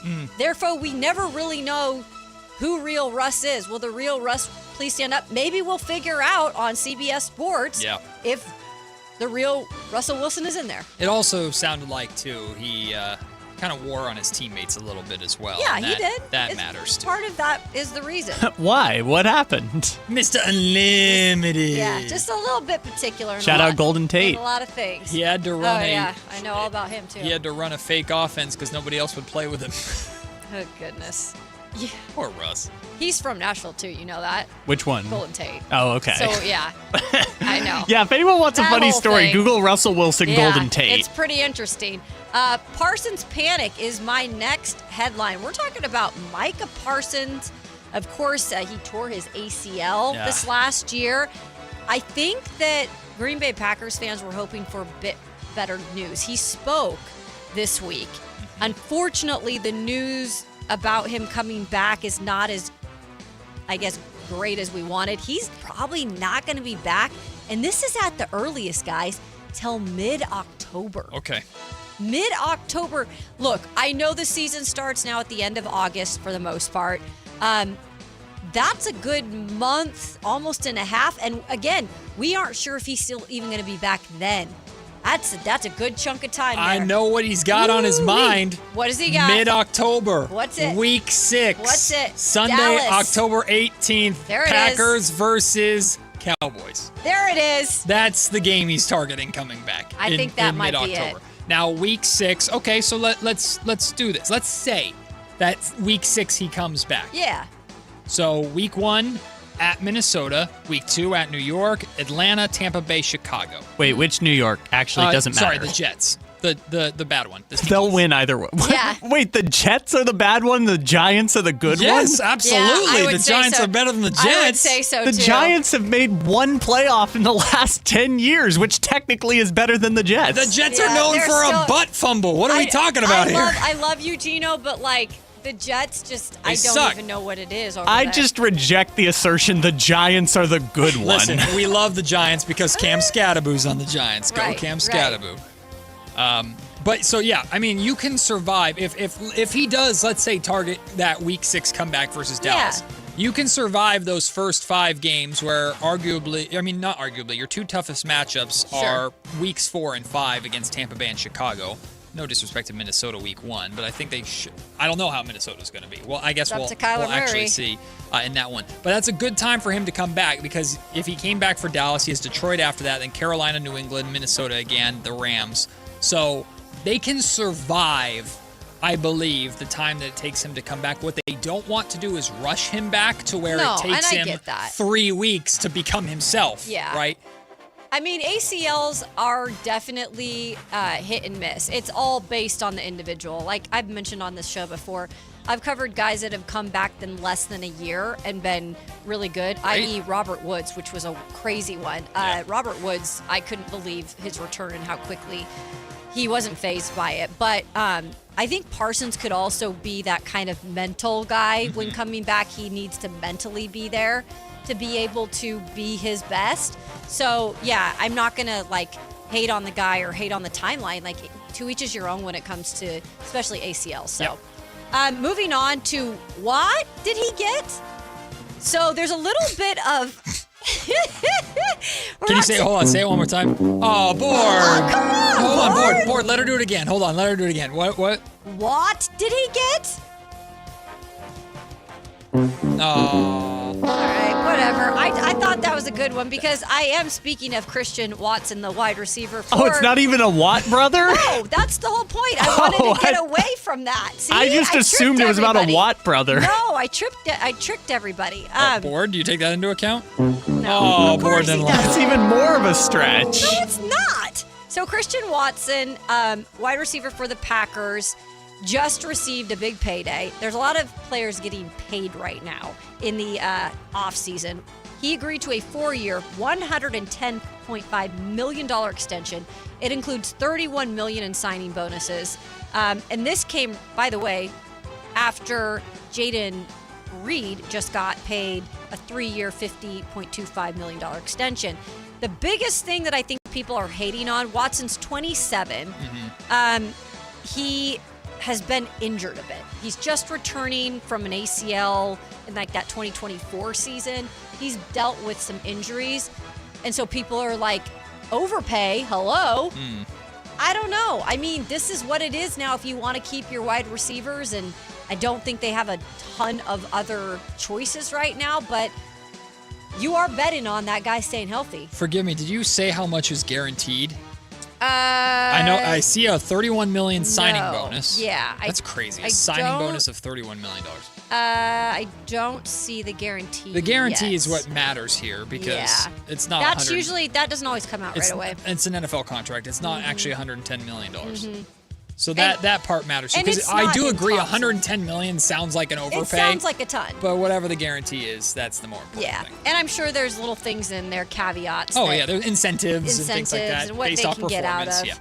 Yeah. Speaking of payments, steal tight end. And I mean this. When you look at, have you guys ever seen Darnell Washington? He was a tight end coming out of Ohio yeah, it's State. insane. Dude, the man is a freaking behemoth. He looks larger than the offensive It's lineman. freaking crazy. And he's a tight end. And for the most part, like, he's not been incredible for them, right? Because they've really had no offense or quarterback to throw to them. And I guess last year with Aaron Rodgers, he had a career high 364 yards on 31 catches last year with Rodgers.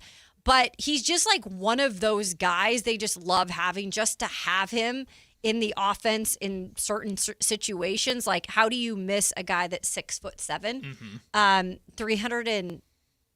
300 pounds? Yeah. So they signed him to, let's see what his extension was. Yeah, 4-year, $42 million extension, $20 million in guaranteed. That's crazy because like he's still pretty young and like they haven't used him to the utmost capacity yet. He's an But O-lineman. they're like, bring him in. We Yeah. don't care in what capacity Hell this yeah. guy will play a role in the future. But this guy's 6'7", 300 pounds. He's tight end. He's an He O-lineman can with be a blocker. hands. Yeah. He's an O-lineman with hands. Well, sort of. Absolutely, you He keep him around. Drops a lot of passes. Well, better hands than most O-linemen have. Absolutely, you keep him around. They're like, bring this man in. The thing I will always remember about him is that he was the backup tight end on the Georgia Bulldogs teams. I didn't even know he was a backup tight end, and I just knew him when he was at Ohio State. Yeah. He's moving in the right direction. His rookie season, 7 crazy. receptions, 61 yards. His sophomore season, 9 receptions, 200. What the hell? 19 receptions, 200 yards. And last season, 31 That's right. receptions, 364 yards. go. A tutty in back-to-back seasons. Moving Sign on up, him. moving on up. I have a new moving favorite on player. Oh, do you remember last year? Because the only thing I remember him last year was that one time that Aaron Rodgers threw a touchdown and he tried to jump up, and Yes. Aaron Rodgers was like falling backwards Yes. because he no, tried no, to. no. Yeah, he tried to do like the jump in the air into Aaron Rodgers, and Rodgers was like, "Dude, Yo, what I are you love doing?" that guy, man. You will murder me. Do That not guy do is like, you don't see those walking around usually in terms of tight ends that size that can actually somewhat play. I don't even know. I don't think he's that good of a football player. I think he's just so big and strong that he has That's just what I'm lost saying. his It's way. like, just have him on the field. He's an O-lineman that can move a little bit better and got a little bit of hands. That's good. Do you know how crazy it is to have this physical build be a third-round pick No, and it's not be wild. a star tight end? Like, what It is he is doing wild. wrong? I don't know. He's the craziest physical he's like DK Metcalf of tight ends, but he can't catch. I'll tell you what he's doing wrong. Aaron Rodgers is Yeah. throwing the football to him. That's what he's doing Yeah. wrong. Aaron, set your boy up. He was also on We a want him college to be a team with star. Brock Bowers, which is why he never caught the ball. Yeah, that part. But then he went to Ohio State. Hey, just put him in front of that catching machine. I don't know if that's true. What? Darnell Washington was at Ohio State? Was he not? I don't think so. I I could be wrong, but Put I him in don't front of think- that catching machine all summer and just have him catch he footballs was? just over and over and over again. Just catching it with his chest. Yeah, well, bigger surface area. Exactly. Bigger really target. funny. I wonder if he's got small, like Kenny Pickett hands, and Yeah, that's his I guess he problem. was. I don't know why I thought he was at Ohio State. Yeah, he was at Georgia. What's his wingspan? We need to know this. What's the wingspan? We got to break it down. Does he have short arms? Wow, he's younger than me. Yeah, he's how old is he? 24? Yeah. And a 2023 third round pick. I like him. We'll take the break. That was Kayla's 2-minute drill. When we come back, Kevin Garnett and Paul Pierce learned of Sacramento's, let's call it, contributions to the NBA Finals over the years. And, well, they labeled the Kings the NBA Finals farm system. We'll hear what they had to say, react to what they had to say. Ken, if you're still listening, call back in. I know you wanted to talk about Mike Brown. And the Detroit Pistons find themselves in a eerily similar position to the Sacramento Kings when they extended Domantas Sabonis. Could there be something there in terms of a potential big man swap? We'll explore that when we return to start the final hour of the show. It's Matt and Kayla on Sactown Sports. Take Sactown Sports with you everywhere you go with the Sactown Sports app. The most in-depth coverage of the Kings and 49ers. A library of written and video content. And all your favorite personalities all in one place. Download the Sactown Sports app today and get in on the action. Your local sports leader. Sactown Sports 1140. This is the story of the one. As a safety manager at a manufacturing plant, he does everything he can to keep his coworkers safe. From finding ways to reduce risks to keeping safety supplies in stock. And for that, he relies on Grainger. Grainger offers a broad range of quality products and next-day delivery, so he can always play it safe. Call 1-800-GRAINGER, click Grainger.com, or just stop by. Grainger, for the ones who get it done. Capital Casino is conveniently located in downtown, 411 16th Street, and has been a part of the greater Sacramento area for over 20 years. They offer the best variety of games in the region in a safe and friendly environment, and there's plenty of parking, all well lit and monitored by security. Come have a great meal at the cafe and restaurant inside. Capital Casino has the best food, the best service, and the best action. But please always remember to gamble responsibly. 1-800-GAMBLER. Injured at work, slip, trip, or a heavy object fall on you? Fareed Yaguptil, Esquire at DTLA Law Group fights to get you paid while you recover. Don't wait. Protect your rights today. Text Injury Help to 40222 or visit calldowntown.com now. That's Injury Help to 40222. Text rates may apply. Office located at 560 Santa Fe, Los Angeles. Results or outcome may vary. No attorney-client relationship is implied. Visit them at calldowntown.com. That's calldowntown.com. Golf to Go is brought to you by the Hagen Oaks Golf Super Shop. Here's Frank LaRosa. Typically, a high handicapper carries an index of 20 or more. Golf Monthly's Barry Plummer offers 4 tips if you're tired of that high handicap. First, choose the right equipment. Invest in a 5-wood, which is more forgiving than a 3-wood or 3 hybrid. It's a much better option for getting the ball in the air. Second, play for bogey on par 5s. Break the longer holes into manageable chunks, perhaps aiming to hit the green with 4 easy swings while also navigating away from the trouble along the way. 3, leave the sand wedge in the bag for chipping. Up and down percentages are almost twice as good when chipping a 9-iron over a sand wedge, and 3.5 times better with the putter. And finally, stop leaving your putts short. A 20 handicapper leaves 55% of their missed putts short of the hole. Give yourself a chance with every attempt and don't leave another putt short. Try these simple tips and let's see whether your handicap starts to come down. And have some fun out there. That'll help too. That's your Golf to Go. I'm Frank LaRosa. Your summer concert lineup is here with the Sactown Sports Live Events Calendar. June 18th through the 21st, it's the El Dorado County Fair and Event Center with rides, food, live music, and family fun. June 20th, catch Dave Cause and friends at the Blue Note Napa Summer Session at the Meritage Resort and Spa in Napa. Then laugh with Chris Tucker June 27th. Don't miss the X Games flying into Cal Expo June 26th through the 28th. July brings Frasco Flats July 10th at Lake Tahoe Amphitheater at Caesars Republic. Gary Owen July 18th at Hard Rock Live Sacramento, and Willie Nelson July 19th at Ironstone Amphitheater. Then August explodes with Santana and the Doobie Brothers August 8th at Toyota Amphitheater. David Lee Roth August 14th at Thunder Valley. Kane Brown August 16th at Ironstone Amphitheater. The Black Crows and Whiskey Myers August 19th. George Thorogood August 24th, and Ashley Cook October 10th at Ace of Spades. Get every show and every ticket now on the Sactown Sports Live Events Calendar. KHD1 Sacramento, KYMX HD3 Sacramento. From the Power Business Technology Toshiba Studios. This is Sactown Sports 1140.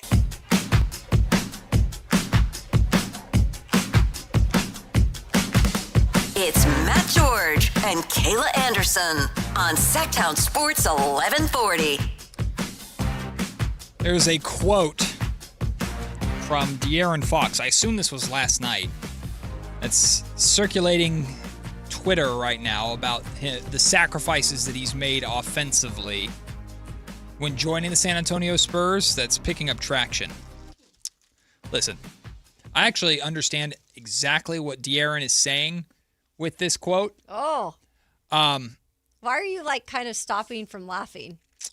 Maybe not the best time, De'Aaron. I was going to say, is it one of those where nobody wants to hear it right now? Maybe after going 3 of 13, maybe not the best time to talk about sacrificing shots. Is this going to be his version of analytically we're up 2-1?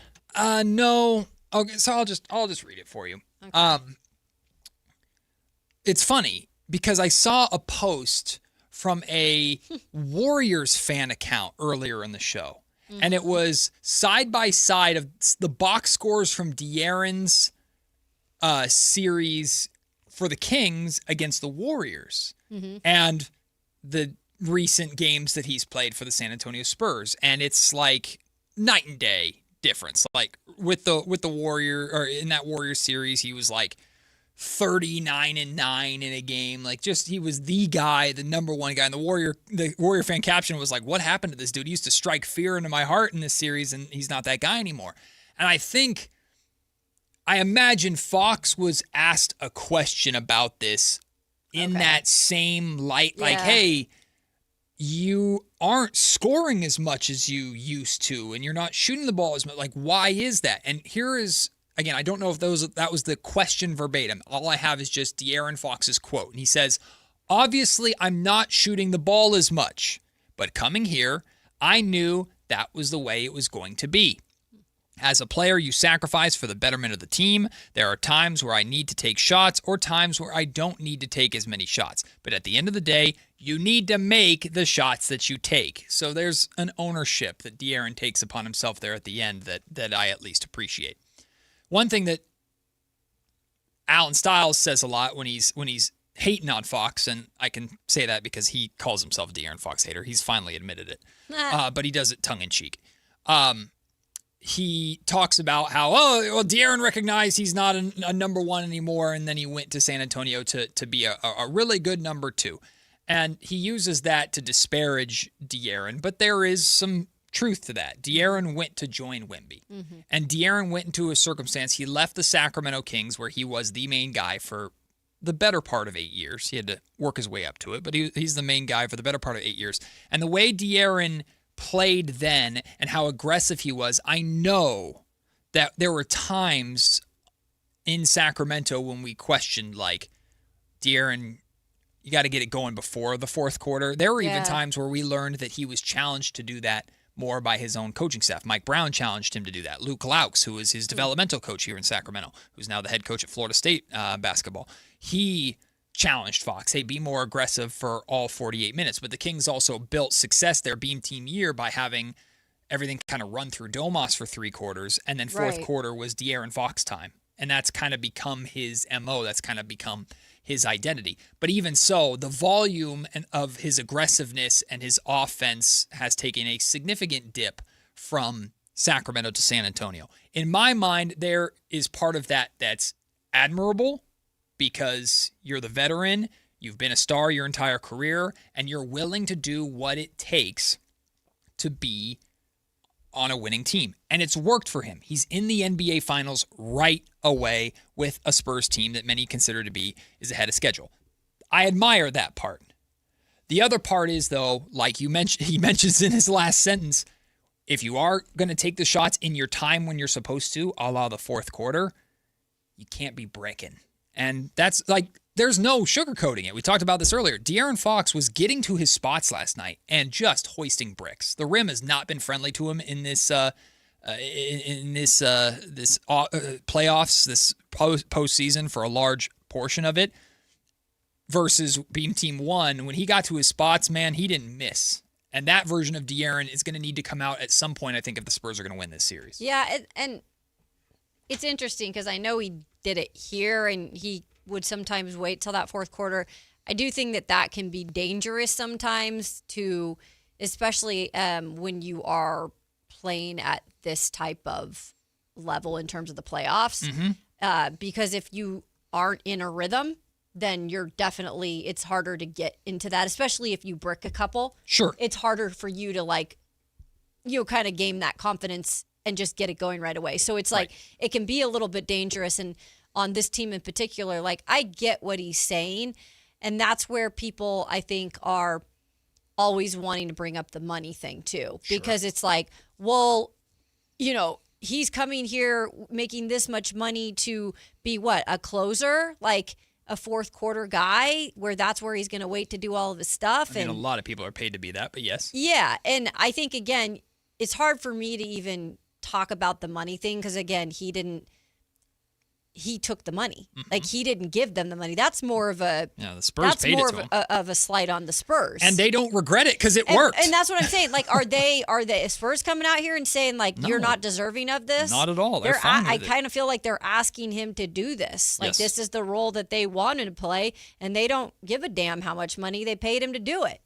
For the record, too, in the playoffs in that Warriors series, that Beam Team year, De'Aaron did not wait till the fourth quarter to score in that series. He scored in all four quarters of all those games. Yeah, in the exactly. So this has never been a De'Aaron Fox refused to score and play his best basketball until the fourth quarter. Typically what we'd see is, a 4-point quarter here, then he'd score 8 in the second, then he'd score 3 in the third, and then he goes off for 16 in the fourth. And he ends the game with 30 points and a Kings win. That was his role, and that was by design. Yeah.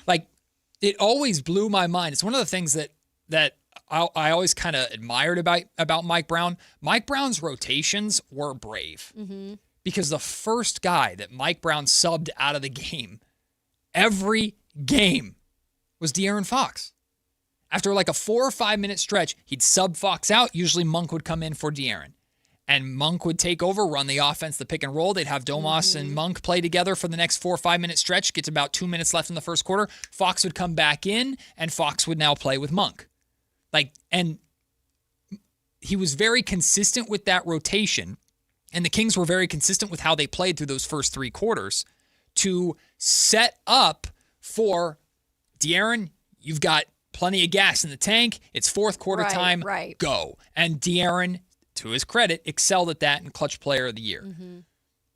I don't know if the Spurs, in a sense, because of the depth they have, which is better than the Kings had, they can, in theory, get away with that. And De'Aaron has taken on significant defensive responsibilities for that team. He shares them with Stephon Castle. Dylan Harper takes them on sometimes, but Dylan Harper is not the defender yet that Stephon Castle and De'Aaron Fox are. And there absolutely is no denying that De'Aaron takes on defensive assignments against top guards that other top guards still don't take against him. But it's not all on him in San Antonio the same way it was in Sacramento. I know they had Davion Mitchell here at the time during that Beam Team year, but you can tell there are times where they will interchange Fox and Castle depending upon who's fresher and who's having more success defensively. I say all this to say I'm truly not making any excuses for De'Aaron Fox. If your role is to be the veteran and to be the leader and to run and organize that Spurs offense, well, he did that well to start the game. And then he turned the ball over 2 times in the fourth quarter. And if your role is to score, that you're taking fewer shots than you would have in Sacramento, you still got to, like he says, you still have to hit those shots, especially in the fourth quarter when it's supposed to be your time and you're the guy that the Spurs need to lean on, especially when, with Wemby out there too, defenses are going to be so focused on Wemby that Fox should have better looks in San Antonio than he ever got in Sacramento, right? He didn't do it. He didn't live up to it. He has to own that, and the Spurs are down 0-1 in part because of that. Yeah, and that's what I think we have, though, liked about this Spurs team in the playoffs, throughout the playoffs, especially in that Oklahoma City series where I think we saw the one-team punch, and then, in the beginning we were like, the Spurs come back. But at the end we were like, well, the Spurs might be tired, or we talked about Wemby physically beat up, or can Fox, answer the bell after a bad game? And to be fair, after every single one of those games, I feel like individuals and the team as a whole responds. Mm-hmm. Now, I don't know at this point because it has been a long series for them and a physical one on the West side. I don't know if that storyline will continue with being able to respond. We're sure gonna see it on tomorrow. You better. And I think it's crucial because you're at home again. You cannot go down 0-2 in the series against a Knicks team that is just continuing to refuel. Yeah. He and Wemby both have to respond. Yes. What I don't want to see, though, is the Spurs even the series 1-1, and Wemby has a 35-point game and Fox has 14. Right. Like, what I would like to see, for me, as a De'Aaron Fox fan, I want to see Wemby obviously play better, and I expect him to be the best player on the floor for San Antonio. But you need to see, one, De'Aaron Fox run the offense the way he did in the first quarter for all 4 quarters. Because it's not deniable how offensively, maybe the scoring has picked up at times with Dylan Harper and Stephon Castle from them individually. But as a whole, the offense, especially the half-court offense, has not been as fluid. They've struggled to take care of the basketball a lot when De'Aaron Fox is off the floor. So Fox needs to continue to do that when he's on the floor. Defensively, he needs to still be a solid defensive presence, which I felt for the most part he was. He actually, I think in terms of, again, plus minus is a team stat assigned to individual players, but everybody brings it up when it's a negative. No one brings it up when it's a positive.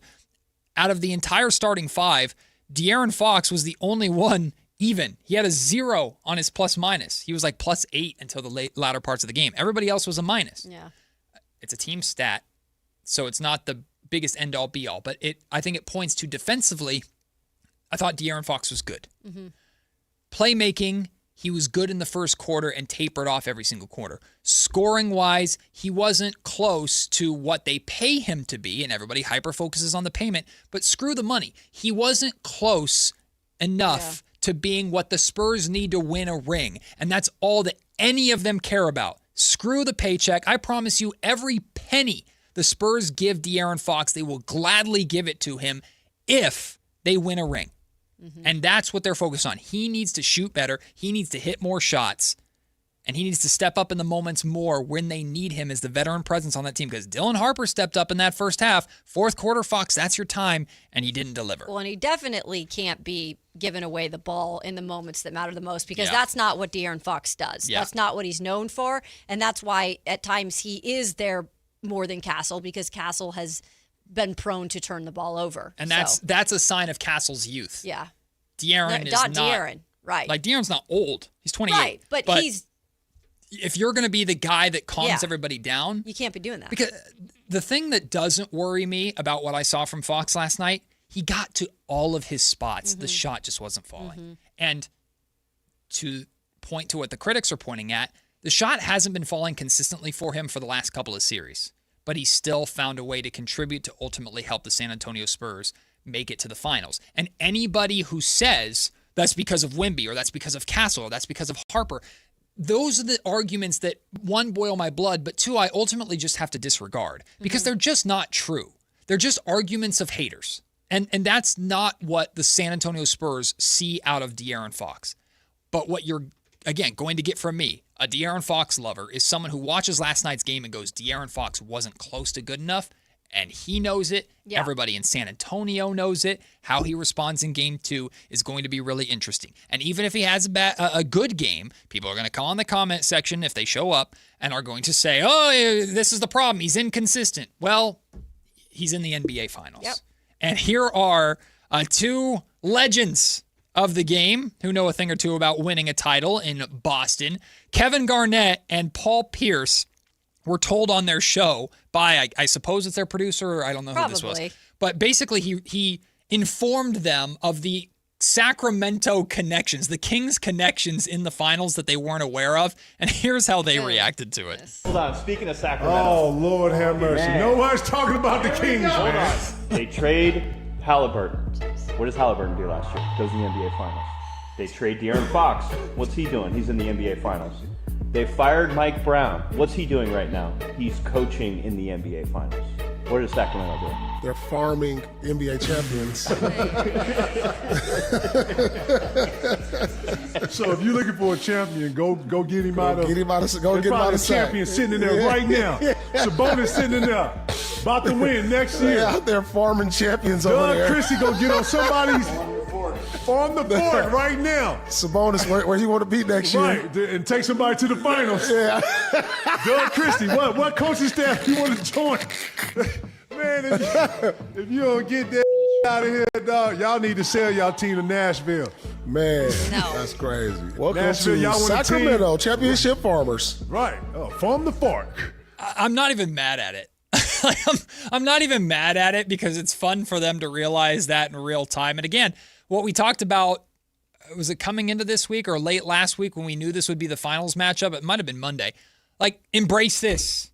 Sacramento, embrace this Kings but y'all organization. don't want to keep hearing this crap. No, of course. But I'm saying, this is nauseating. But embrace it. Like, you have KG and Paul Pierce joking about the farm to fork capital, as in the Sacramento Kings are the farm system of the NBA Finals because of the position you put yourself in. Like, embrace it, hear it. I'm not even mad at it. They're pulling from low hanging fruit because it's easy to do because you keep dangling fruit an inch off the ground in Sacramento. Yeah, I mean, again, at some point the Kings have got to get moving off of this. This is becoming, like, I know you're not mad at it, but it makes me roll my eyes about 15 times because it is honestly true. And this is, like, someone send the clip to Vivek, I guess, because, I mean, this has got to be something where, again, you're looking yourself in the mirror, especially in this series, and you're watching former players and coaches go fight for a championship,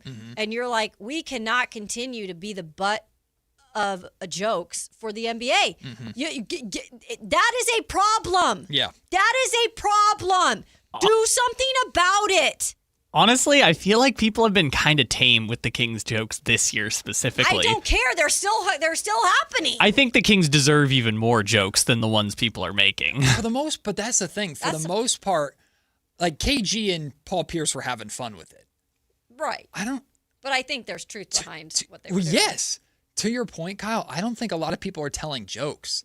I think a lot of people are just like, yeah, it's the Kings. People aren't surprised by it. Well, yeah. That's the thing that concerns me more. It's one thing to joke, because we could joke about anything in sports, of like things that we could joke all the time about the Dallas Mavericks screwing up about trading Luka Doncic away or not having Jalen Brunson. People joke about that. There is an expectation, or not even that. When you tell people who aren't aware about how the Kings have had their thumbprint all over NBA Finals contributors recently, people aren't surprised by it. That's a problem. Well, because in part, this is the 4th year in a row that we've had this exact same conversation. Because last year it was Tyrese Halliburton. Everyone was like, man, how could the Kings have gotten rid of Tyrese Halliburton? Yeah. In 2024, Freezing Cold Takes was reposting Matt George because the Kings don't need Luka, and here's Luka in the NBA Finals. 2023, Michael. And what happened? He lost, and they traded him. Which is even worse, somehow an even worse decision than it was at the time in hindsight. And then 2023, it was, hey, Michael Malone just led the Denver Nuggets to the finals. Crazy that the Sacramento Kings fired him as their head coach. So, like, this is the 4th year in a row that we're doing this. Well, it's also then, I guess, another year that you guys, in terms of, management and the organization, have accepted it. Hey, you know what I take from this? The Kings are making the right decisions initially. They're just not sticking with them. So Scott Perry's going to make part of the process. Scott Perry's going to make the right decision on draft night, and we just going to stick with it this time. It'll be great. Sometimes you got to stick with it. It'll be great. You guys want me to give you a stat to make you feel better about this whole situation? I don't believe you that it's going to make me feel better. No, I think it that's will. Sarcastic. But it's not going to make you feel better about the Kings, but it's going to be a stat about another team that's worse than the Kings one. Oh, okay.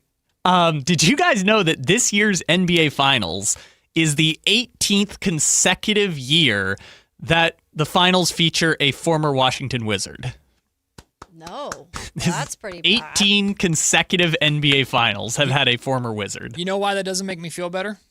Why is that? Because A.J. DeBonsa is going to be a Washington Wizard in 2 weeks. Maybe. Or I still Darren think Peterson. he's going to be a Utah Jazz. You think Jazz are going to move I up? just feel like it. Listen, Wizards fans are feeling You like just fine. Jazz? No. Wizards fans are feeling just fine about that right now because they got the number 1 overall pick, because tanking worked for them. And they have Anthony Davis for some reason. I still don't understand Who why. is that? Anthony Davis, the tall guy that breaks a lot. Yeah, the guy that plays a lot. Yeah, right? the guy that they traded Luka Doncic for and plays so much. Then traded him away too. By the way, this year it's Landry Shamet, Dylan Jones, and Trey Jameson, all on the Knicks. We're former Wizards. Shamet's been good for the Knicks too. That was crazy. He played 30 minutes yesterday. Yeah, Shamet's been good. He played more minutes than Josh Hart. I've been very surprised that. Well, you can tell Shamet the way Shamet plays offensively. Ooh, that could get dangerous. What? Shamet. God, Shamet. Yeah, no, that's a classic. Shamet has definitely earned the trust of Mike Brown. You can tell with the way that he's playing. I'm surprised Jordan Clarkson doesn't play more. Like, I thought Jordan Clarkson would be very much a Mike Brown guy. He did, I think, early on, didn't he? Yeah, well, he played a lot when I'm just surprised. I saw him last night. I saw him pick up a foul. I don't think he did much else. Jordan Clarkson played 6 minutes, 0 points. Isn't he where did all the Villanova guy? Was he a Nova guy too? No, that's Bridges, Hart, and Brunson Okay. are the Bridges, Hart, Nova and Brunson. guys. Oh, Hart was. Okay. Jose Alvarado's another perfect Clarkson guy is for from Mike Brown. Tulsa in Missouri. Yeah, Alvarado's another perfect guy for Mike Brown. Played 11 minutes last night, 7 points. Well, I think the thing with Clarkson is he does not play defense, and that's probably also why he has not gotten a lot of minutes in the playoffs. Poor Jeremy Sohan just sitting there watching. At least his team is beating his What former do you mean? Jeremy Sohan's guaranteed to get a ring. Great point. He's already won a championship ring. With that. Great point. I didn't realize the Spurs scored a grand total of 40 points in the second half. What happened to the phone call, by the way? I thought we had. Yeah, Ken. I think Okay. Ken had to go. Sorry, Ken. We appreciate you hanging on as long as you could. If you want to call back, you can. He did want to talk about Mike Brown. I was curious what he was going to say. Oh, he had a funny line. I don't know if he's going to call back, but he's saying he's got Mike bronchitis because he's tired of my goodness. every time he has to see Mike Brown on his screen, he's reminded that he could have been the Kings coach. What do you mean could have been? He was the Kings coach. Mike, what do you call it? Mike bronchitis. That's funny. Get used to it, pal. Get used to it because Mike Brown, the board liked it. Very Mike nice. Brown is going to be is now 3 wins away from getting the ring he deserves. And once he gets that ring, a lot of people have to shut the hell up. Not talking about our listeners, I do by think the there way. are a lot of people who are happy for him, though. if he Yes, does. a ton of people. You Mike know? is very popular. Mike is very popular around the league, but there's always been an asterisk or a but Sure. about Mike Brown being a coach, and you've had a lot of people, including like Matt Barnes, go on podcasts and be like, Mike Brown's not a leader of men. All right, bud. Yeah. All right, pal. I don't know about that one. Or Danny Green talking about his very ADHD tendencies. Yeah. Well, look, we all kind of have some. love Mike, rooting for him. 3 wins away. But we'll see how the Spurs respond, including De'Aaron Fox, because he needs to, in Game 2 on Friday. But we do have baseball going on right now. Things are going A-OK for the San Francisco Giants in Milwaukee. They're having a bit of an offensive explosion right now. They're currently up 6-3, 2 runners on in the top of the 7th inning. We'll check in on our MLB mini seasons when we return. It's Matt and Kayla on Sactown Sports. The X Games are coming to Sacramento. Join Kayla Anderson at Sactown Sports 1140 at Cal Expo Center from June 26th through the 28th to watch the top action sports athletes in the world go head-to-head with 3 days of high-octane competition, BMX, skateboarding, and Moto X, plus live music from global electronic music icon Cascade, Grammy-winning producer Artist Mustard, and DJ Subtronics. Get your tickets today at xgames.com. Your local sports leader, Sactown Sports 1140. Sacramento. Get ready because the Fasteners Inc. Super Sale is back on Friday, June 12th and Saturday, June 13th. Stop by Fasteners Inc. Tool Outlet on Power in Road for crazy deals on Milwaukee tools. We're talking 20% off all Milwaukee pack-out, hand tools, and tool accessories. Free goods and dollars off your order and certain spend amounts. And overall insane deals on Milwaukee batteries and Bear tools again. June 12th from 7 a.m. till 5:30 p.m. and June 13th from 9 a.m. till 3 p.m. at Fasteners Inc. Tool Outlet. Visit fastenersinc.net for more info. Catch the future of San Francisco Giants baseball right here in Sacramento with the Sacramento River Cats at Sutter Health Park. See tomorrow's stars take the field today and be part of the big league journey. Get your River Cats baseball tickets now at rivercats.com. It's Big O Tires anniversary sales event. Now through June 14th, buy 3 tires, get 1 free on 4 select in-stock Big O brand tires with installation purchase. Plus, you'll also get our industry-leading ProTech Plus warranty for free. Disposal fees extra, not good with other offers. See Big O dealer for pricing. This is the story of the one who keeps multiple buildings running smoothly day after day. Plumbing that flows, HVAC that hums, cleaning supplies that keep surfaces sparkling. That's why she counts on Grainger. With easy reordering online and 24/7 support, Grainger helps her keep the products she needs on hand. So shelves stay stocked and buildings stay ready. Call 1-800-GRAINGER, click Grainger.com, or just stop by. Grainger, for the ones who get it done. Wesley Financial Group is not a law firm. I'm Chuck McDowell, founder of Wesley Financial Group. Did you buy a timeshare because they told you it was a great investment? That's a lie. Most timeshares can be bought online for $1. To find out what your timeshare is worth and to cancel it, call us today and we'll send you our timeshare exit kit free with all your options for cancellation. Call Wesley for your free exit info guide. 800-771-1300. That's 800-771-1300. Don't miss out on the biggest action sports event happening in Sacramento this June. Tickets are now live for MoonPay X Games Sacramento 2026. See nearly 100 of the world's best skate, BMX, and Moto X athletes compete at Cal Expo June 26th through 28th. Music performances featuring electronic music icon Cascade on Friday, June 26th, and Grammy-winning producer and artist Mustard, and music producer DJ Subtronics on Saturday, June 27th. Score your tickets today at xgames.com. Snapshot from Progressive wasn't created for just anybody. Oh no, we made it for you. Smooth accelerators. When that light turns green, you're off. Like a warm knife through firm butter. Going from 0 to the speed limit in an appropriate amount of time. Sure, your car has horsepower, but your horses prance around as silky smooth as your right foot. Fancy Prancerton. With Snapshot, safe drivers like you get personalized rates based on your driving habits. Sign up today at Progressive.com. Progressive Casualty Insurance Company and Affiliates. Snapshot not available in California or from all agents. Pump up the volume. Business moves fast. Orders roll in, deadlines close in. When you ship with USPS Ground Advantage, you can keep up with confidence.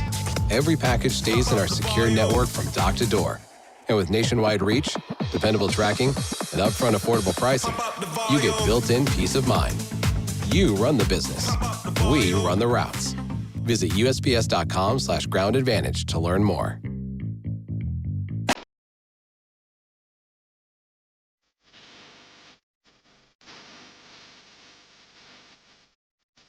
Matt and Kayla on Sactown Sports 1140. Kayla, I'm curious on your thoughts on this. I'm doing something new on the Matt George podcast tonight. At least the plan is to do it tonight. Mm-hmm. My wife is as unimpressed by what I do as possible. My wife, Brittany, she's like, whatever, you talk sports and you're on TV. She's not impressed by it. Good for you. You suck. She also thinks my job is easy. Oh. And she has wanted to come on the podcast for the longest time. She's like, I want to come on the podcast. But she doesn't watch much Kings basketball at all unless it's on when she's at home.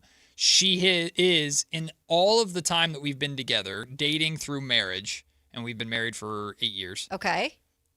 She's never seen a Kings win, ever. She's every single Kings game she's gone to, including 4 games during the Beam Team season. That's crazy. L's at all of them. She's never been to a win. Dang. And so, and Kings fans are aware of this. In fact, many of them are accusing me of not bringing her enough when we wanted the Kings to tank, which I guess I should have done. But my wife demanded that she come on the podcast and thinks that she can do my job well. So I put out on social media a couple days ago that if you want to submit your in-depth Sacramento Kings questions to her, that she will have to answer in whatever way she can come up with. Okay. And we'll see what she pulls out of her you-know-what to try and answer some of these questions. Do you think she'll do prep work? No, she didn't get to prep. Oh, No, okay. no prep. That's not allowed. But you get to prep. Yeah, but I also know the answers to questions and know what I'm talking about. She thinks she can do my job. So she gets to answer King's questions. This can be entertaining. So she's going to answer them. However, are we going to bring a couple to the show? Well, we can. Yeah, if we can entertaining. Bring them to the show if we start fighting on the air. If she attacks me on the air after she gets fed up with me. I'll be in her corner. Who led the Kings in turnover differential during the 2021 season? I mean, if she's not listening right now, but I can give you a sneak preview of like some of the questions that she is is going to get that have been submitted by Sacramento Kings fans. And you can find the tweet now at Matt George Sack if you'd like to. Our friend CBS 13, Jake Gaden, asked her, why was Russell Westbrook upset at your husband? Wrong answers only. Oh, my gosh. I'm sure my wife will have thoughts on that. Does she know who Russell Westbrook is? Yes, she does. Okay. I wasn't sure how deep her ball knowledge went. Yeah, she's not the biggest fan of him for obvious reasons. Yeah. Is Doug Christie the right coach to lead the Kings to winning basketball? Okay. What record does he need to achieve to keep his job? All right. Sure, she'll have an interesting answer. That's pretty good. All right. Was the De'Aaron Fox trade, or will the De'Aaron Fox trade work for the Kings long term? She's going to get that. Yeah, see, but that's kind of a yes or no question, you know? Oh, no, she needs to provide and why. I'm sure Matt will, have her expand. This is my favorite one. Hey, insert Matt's wife name here. Who do you think will be the best fit for the Kings if they stay at the draft or stay at 7 in this upcoming draft? I like that one. I don't know if she's been paying any remote attention whatsoever. Should the Kings trade up to number 5? And why? So we shall see. I want a name from her. We shall see. Well, we'll see how much she's paying attention. She doesn't get to, she's trying to cheat and look at questions ahead of time. This nope. is funny. Nope. You're going to answer them on the spot, and we're going to see how well she does, because if there's anything my wife can do, it's talk her way out of something. Yeah. She wanted to practice the other day when we were driving to go see Obsession. She wanted to practice. So I came up with a couple of questions. One, I asked her, I think it's how do the Kings properly balance Maxime Reynaud and Dylan Cardwell? And she gave me a 30-second answer in which she said absolutely nothing, but it was perfect GM speak. She said nothing, but she talked for 30 seconds. But it made it sound somewhat decent. And then I asked her, what is the best thing that Scott Perry brings to the table? I didn't tell her who Scott Perry was. And she said, and I quote, dribbling.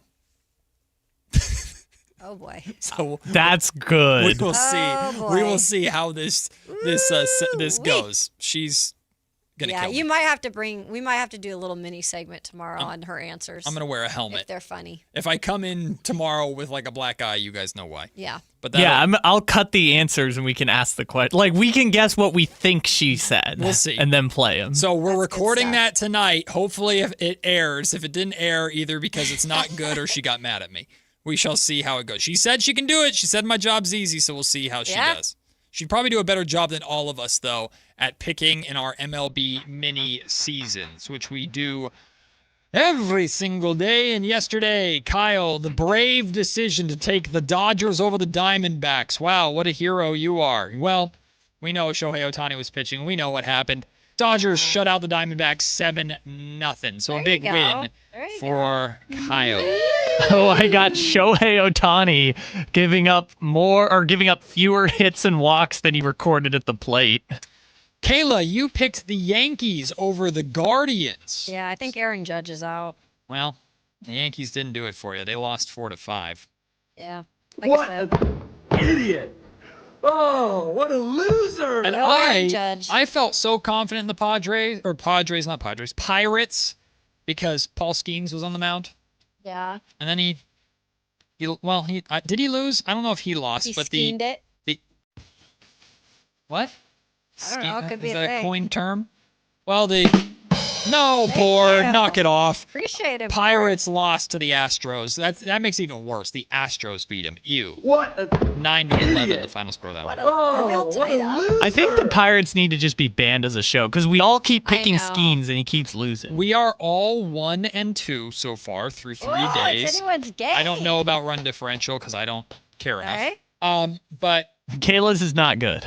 Oh, dang it. Sorry, Kayla. Well, Kyle. Actually, Matt's is not good either. Well, Kyle, I don't think yours is going to be good either after this game, because Kyle actively has the Milwaukee Brewers over the Giants right now. The Giants are up 12-3. 12-3? Yeah, they keep hitting. The Giants are up 12-3. They're on a roll today in Milwaukee. I heard Alan was making the point the other day. They won by 13 and they still had a negative run differential somehow. Yeah. Are they still going to have a negative run differential after this? They might. They're +9 at the moment. Jung-Hoo Lee at the plate right now in the top of the 7th inning. Kyle, I'm going to go out on a limb and say you're going to lose today, but hey, never hold out hope. You never know. What an idiot. Oh, what a loser. I have to pick against my boys today. I have to pick the Chicago Cubs over the A's at Wrigley. Okay. I don't want to do it. No matter what, I win, though. Either the A's win and I'm happy, and they've been playing well in Chicago.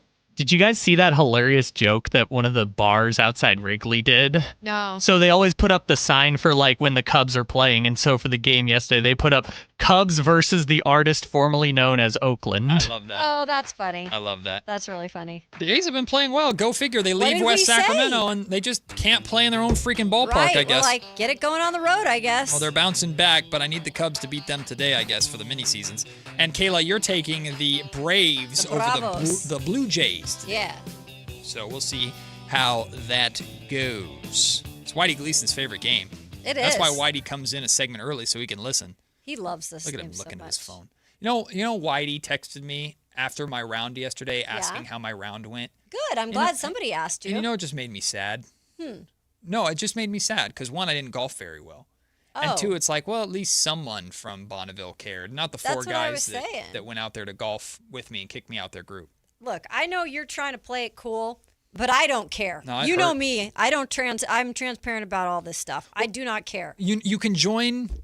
No, I'm not mad for myself. No, I'm saying I'm but- mad for you. No, I'm saying, but you can join Alan's golf league. Alan's starting Golfless League? No, the Golfless League. Alan's starting the new media golf league, the NMGL. Oh, I'm sure he is. He told me I had to submit an application though, so my application's in the mail from me. But I think you might get directly in, just as a spurned. Whitey's saying you're going to get rejected. Oh, Whitey already said I was rejected. Dang. Man, Whitey got in trouble for reading too many of my texts yesterday. Alan Why? said, because Alan got mad about it? Listen, I like to support all of the shows on the station. Right. Like Whitey. Yeah, This is a we very both do. Whitey trait. Whitey and I are cut from the same cloth because we listen to all of our shows and we Hey, chime into all of our I shows. listen to all of our shows. You listen to them? Yeah. See, then you're with us. They're on my See, my radio when I go home. we actually care about all the Right. shows on our station, right? So we listen, we chime in, we're a part of it. Well, Whitey likes to read when I text in. I won't text Alan anymore because he ignores me. So I text Whitey, even if I'm texting Whitey things to direct at Alan. You do text them a lot. Yeah, because I listen and I love their show. I think their show's very entertaining. And you have a long drive to Roseville. And I do have a long drive home, so I usually get the first 45 minutes of their show, and I really enjoy it. And then I turn it on at home when I do dishes or something. There you go. I've been kidless all week, so I've been listening a lot. Well, Kidless? Whitey, yeah, my son is at a basketball Oh, he's camp at that all week. camp. Yeah, Yeah. he's having a good time. But my is it like a day camp? Yeah, it's like an all-day thing, and then he stays with my in-laws in And Manteca. passes out. Yeah, he just comes home and Has just nothing left in him. slumps over. Mm-hmm. But yeah, so Whitey got in trouble because he read too many of my texts. So I I'm don't gonna, fault him for that. I'm gonna for the rest of the week. I'm not texting the show.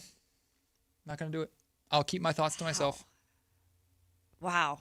Keep my thoughts to myself. Heartbreaking. So when Matt, you've Alan, had a really heartbreaking when week. Alan starts hating on Fox, I'll just let it slide. No text singing. I think that they're gonna suffer from that. Yeah, I think their ratings are gonna just be. From no Matt. Their days are gonna be ruined. Matt George not chiming in, man. What else? the Why end of the would world. you do a radio show anyways if Right. you're not gonna hear from me? They're just waiting for you every day. It's me. Every day. Center of the universe. That should be my title. That's what Matt Geminis George. are. Yeah, it's all about us all the time. At least we don't have a birthday month like Captain Birthday Month I over there. know. And he'll join us next. Whitey Gleason, Alan Stiles, the Drive Guys join us in studio here. To wrap up the show, it's Matt and Kayla on Friday Junior, Sactown Sports.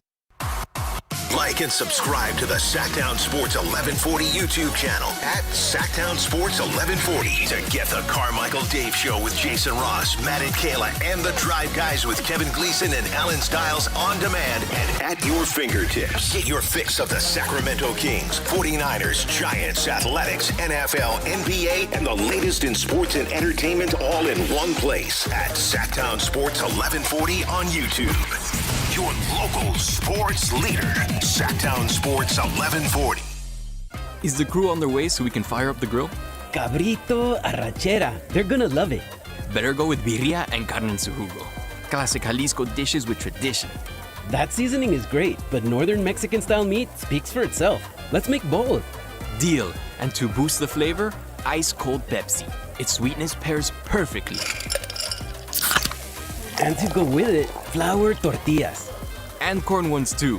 Hey, carne asada deserves Pepsi. Hi, I'm Adam Johnson here with Golf Fitness Solutions. If you want more distance, less pain, better mobility, and a body that holds up for 18 holes, come see us. We're expanding in Carmichael, and you're invited to our grand opening party on June 13th from noon to 4. Tour our new space, meet the team, try the simulator challenge, see if you can make a hole-in-one, and learn how golf-specific training, stretching, massage, and assessments can help your game. Call 916-802-5175 or visit us at golffitnesssolutions.com for more information.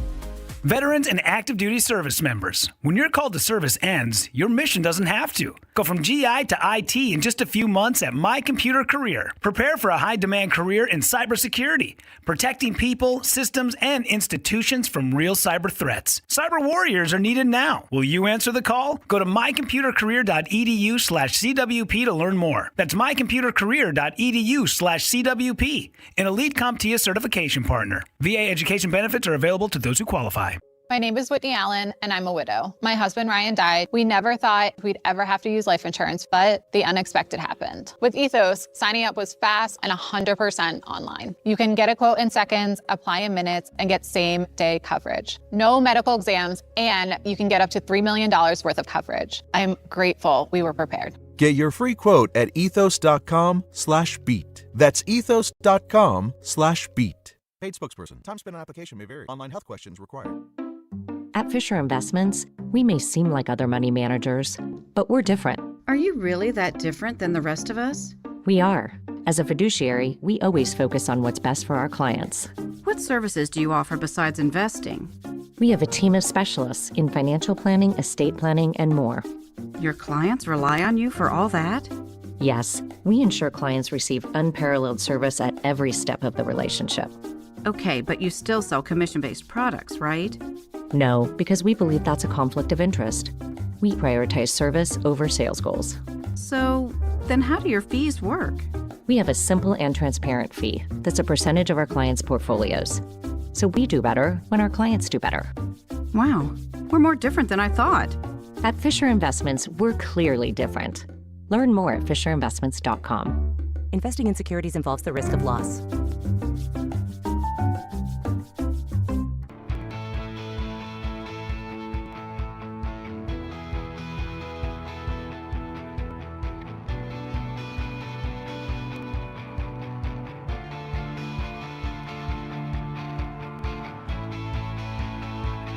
It's Matt George and Kayla Anderson on Sactown Sports 1140. Joined by Whitey Gleason in studio. Hello. We're waiting for Alan Stiles. I know. Oh my gosh, Red just backed all the way up when Whitey just spoke.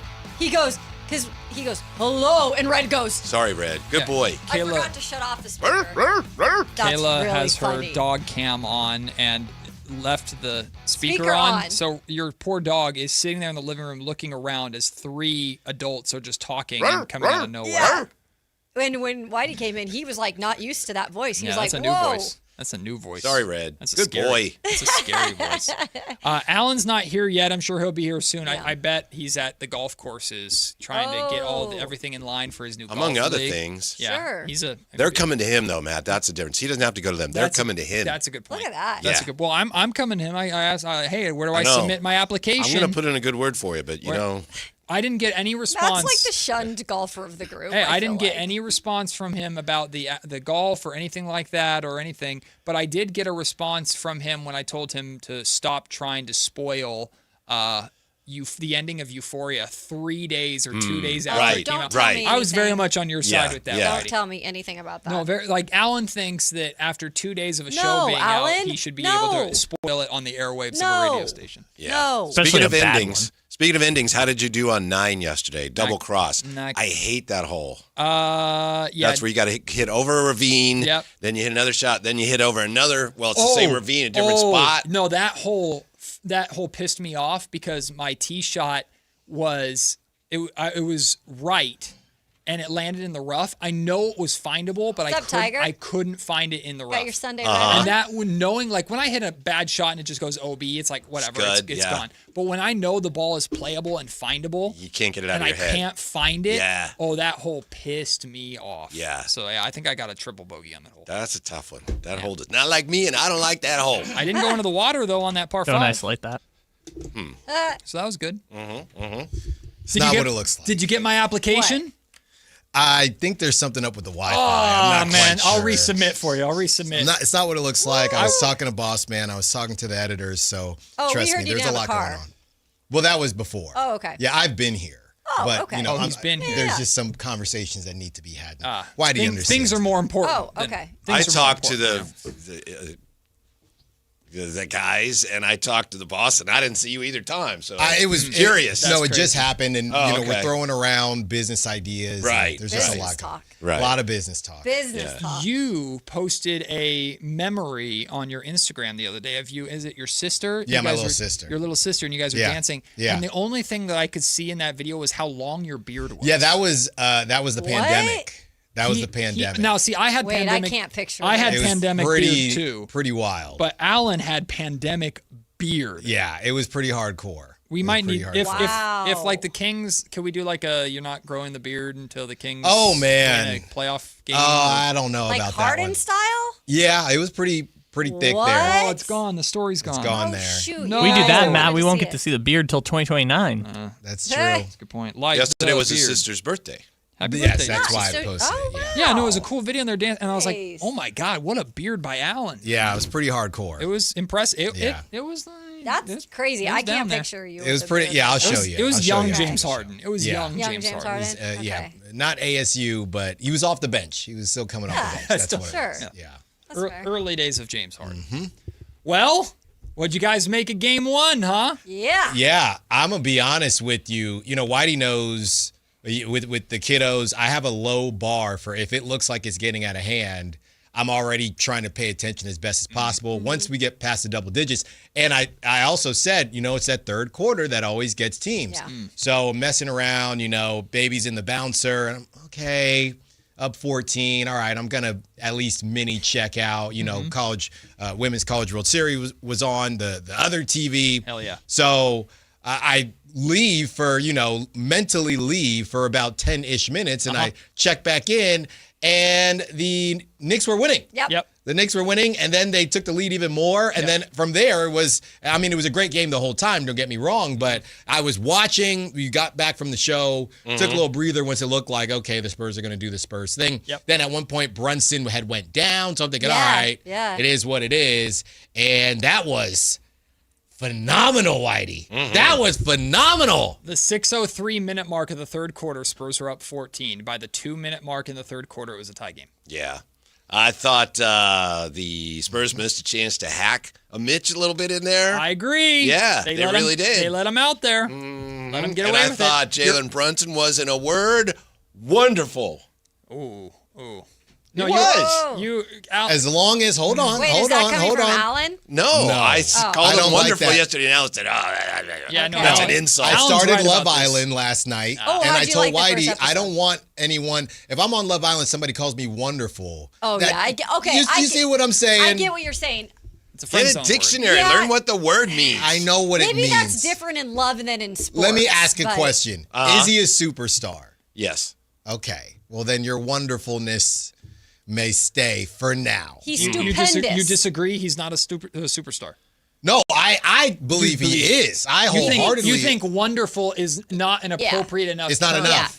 It's not enough. Wonderful suggests like he's a good player. Yeah, Whitey had He's a read. good person. Whitey read that article. John and it's Hollinger. John Yes, Hollinger, and I it said, heard, yes. "Are they winning a championship without one of those dudes?" And I think he continues to tell us he's one of those dudes. I can't remember who posted it yesterday, but they said everyone's better than Jalen Brunson until it's time to play Jalen Brunson. Yeah. And I thought that was a bar. Yeah, Can that's we, interesting. Not to take anything away from Jalen Brunson at all, because he was fantastic. But can we talk about what Mike has gotten out of Karl Anthony Towns? Like, Cat was He really has. good, double-double, playing through him a lot, very beam team-esque. And then Wemby was 2 of 12 from the field when guarded by Cat. That's what Mike does. He and the staff at Golden State did that with players. How come all these guys are so good all of a sudden? Look what he did with Fox and Sabonis here. They're good players. I'm not saying they were terrible till he coached them, but that's one of the things he does. That's what a good coach does at this level. That's what he does. That's why when Dave says coaching doesn't matter, I just have to roll my eyes a bit. Is he serious? Yes, In the NBA, dead he serious. says that. Yeah. He's dead He does. serious. It's his dead serious take. He thinks coaching is Yeah. overrated. And that's where I'm like, this is a prime example why that is so wrong. Wow. Let them know, Kayla. That's Let them right. know. That's right. Kayla did it, wasn't me. Represent. Well, I don't look, care. I'll stay on biz. There's no. Oh yeah, trust me. That's light work. Dave gets flambéed on our show, but the one thing is not going to overreact to this because this is what happened with the Timberwolves, right? They came in, they won game 1. Everyone thought, oh, the Spurs. Yeah. What do you know? I think this is different because, funny enough, I don't know if it's because of Anthony Edwards versus Jalen Brunson. It feels like more people believed, and they hadn't beat the Thunder yet, feels like more people believed that the Timberwolves could beat the Spurs, and I think it was more even when that series started. Since the Spurs are such heavy favorites, I don't know if there'll be the same overreaction as if the Spurs are dead in the water just because they lost the first game because they did it before. Sure. But I don't know. It's going to be tough out there. I know they got one more in San Antonio, but it's going to be tough out there in the Garden. It's going to be just real weird. tough. Something's going on with the Knicks. I don't know what it is. I know. It's You magic. see it sometimes with teams in different sports. It's like, oh, they have that look. What is it? I don't know, but that's it. I know. They're deep. But that's the thing. Like, they've got OG Anunoby had, 12 in the fourth quarter? He stepped up. Mikal Bridges hasn't really played all that well throughout these playoffs, and he's capable of stepping up. Josh Hart is just an engine. He's a beast. He works as, they're getting huge minutes out of Shamit. You know that guy, that clown that ran out on the floor? Yeah. He made the same number of 3-pointers as De'Aaron Fox tonight. I was waiting for it. Oh, we did a huge segment on the board him. liked it. No, we talked a lot about Fox. And not good. Bottom line is, I don't know if you saw the quote that's been circulating about him taking a step back shooting-wise. I guess he said it after the game, and it's caught traction today. But the last line of that, he basically said, it doesn't matter how many shots you're taking, you got to make them. And the reality is, 3 of 13, he was terrible in the fourth. It was a rough night. Terrible in the fourth I think Mike quarter. knows how to defend him, too. It's going to be interesting going forward. Well, that's the thing is, the thing that I'm not worried about with Fox is he was getting to his spots last night. Everything was a brick. He was hitting every bit of the rim and not hitting the net. So You it's gotta hate be to better. see it. Yeah, I do. Yeah. You truly, truly do. Goodness gracious. to He just hates see it. Fox. 4 hours. The Fox Hunter. No, over I here. said Alan you hate Stiles. to see it. Hey, at least I'm proud of you for admitting on yesterday's show you are a Fox hater. I'm proud of you for admitting that. And now you get to have a great day. Not as a basketball player, leaving the Kings, sure. As a businessman, he's my hero. He is literally my hero. That's all I got.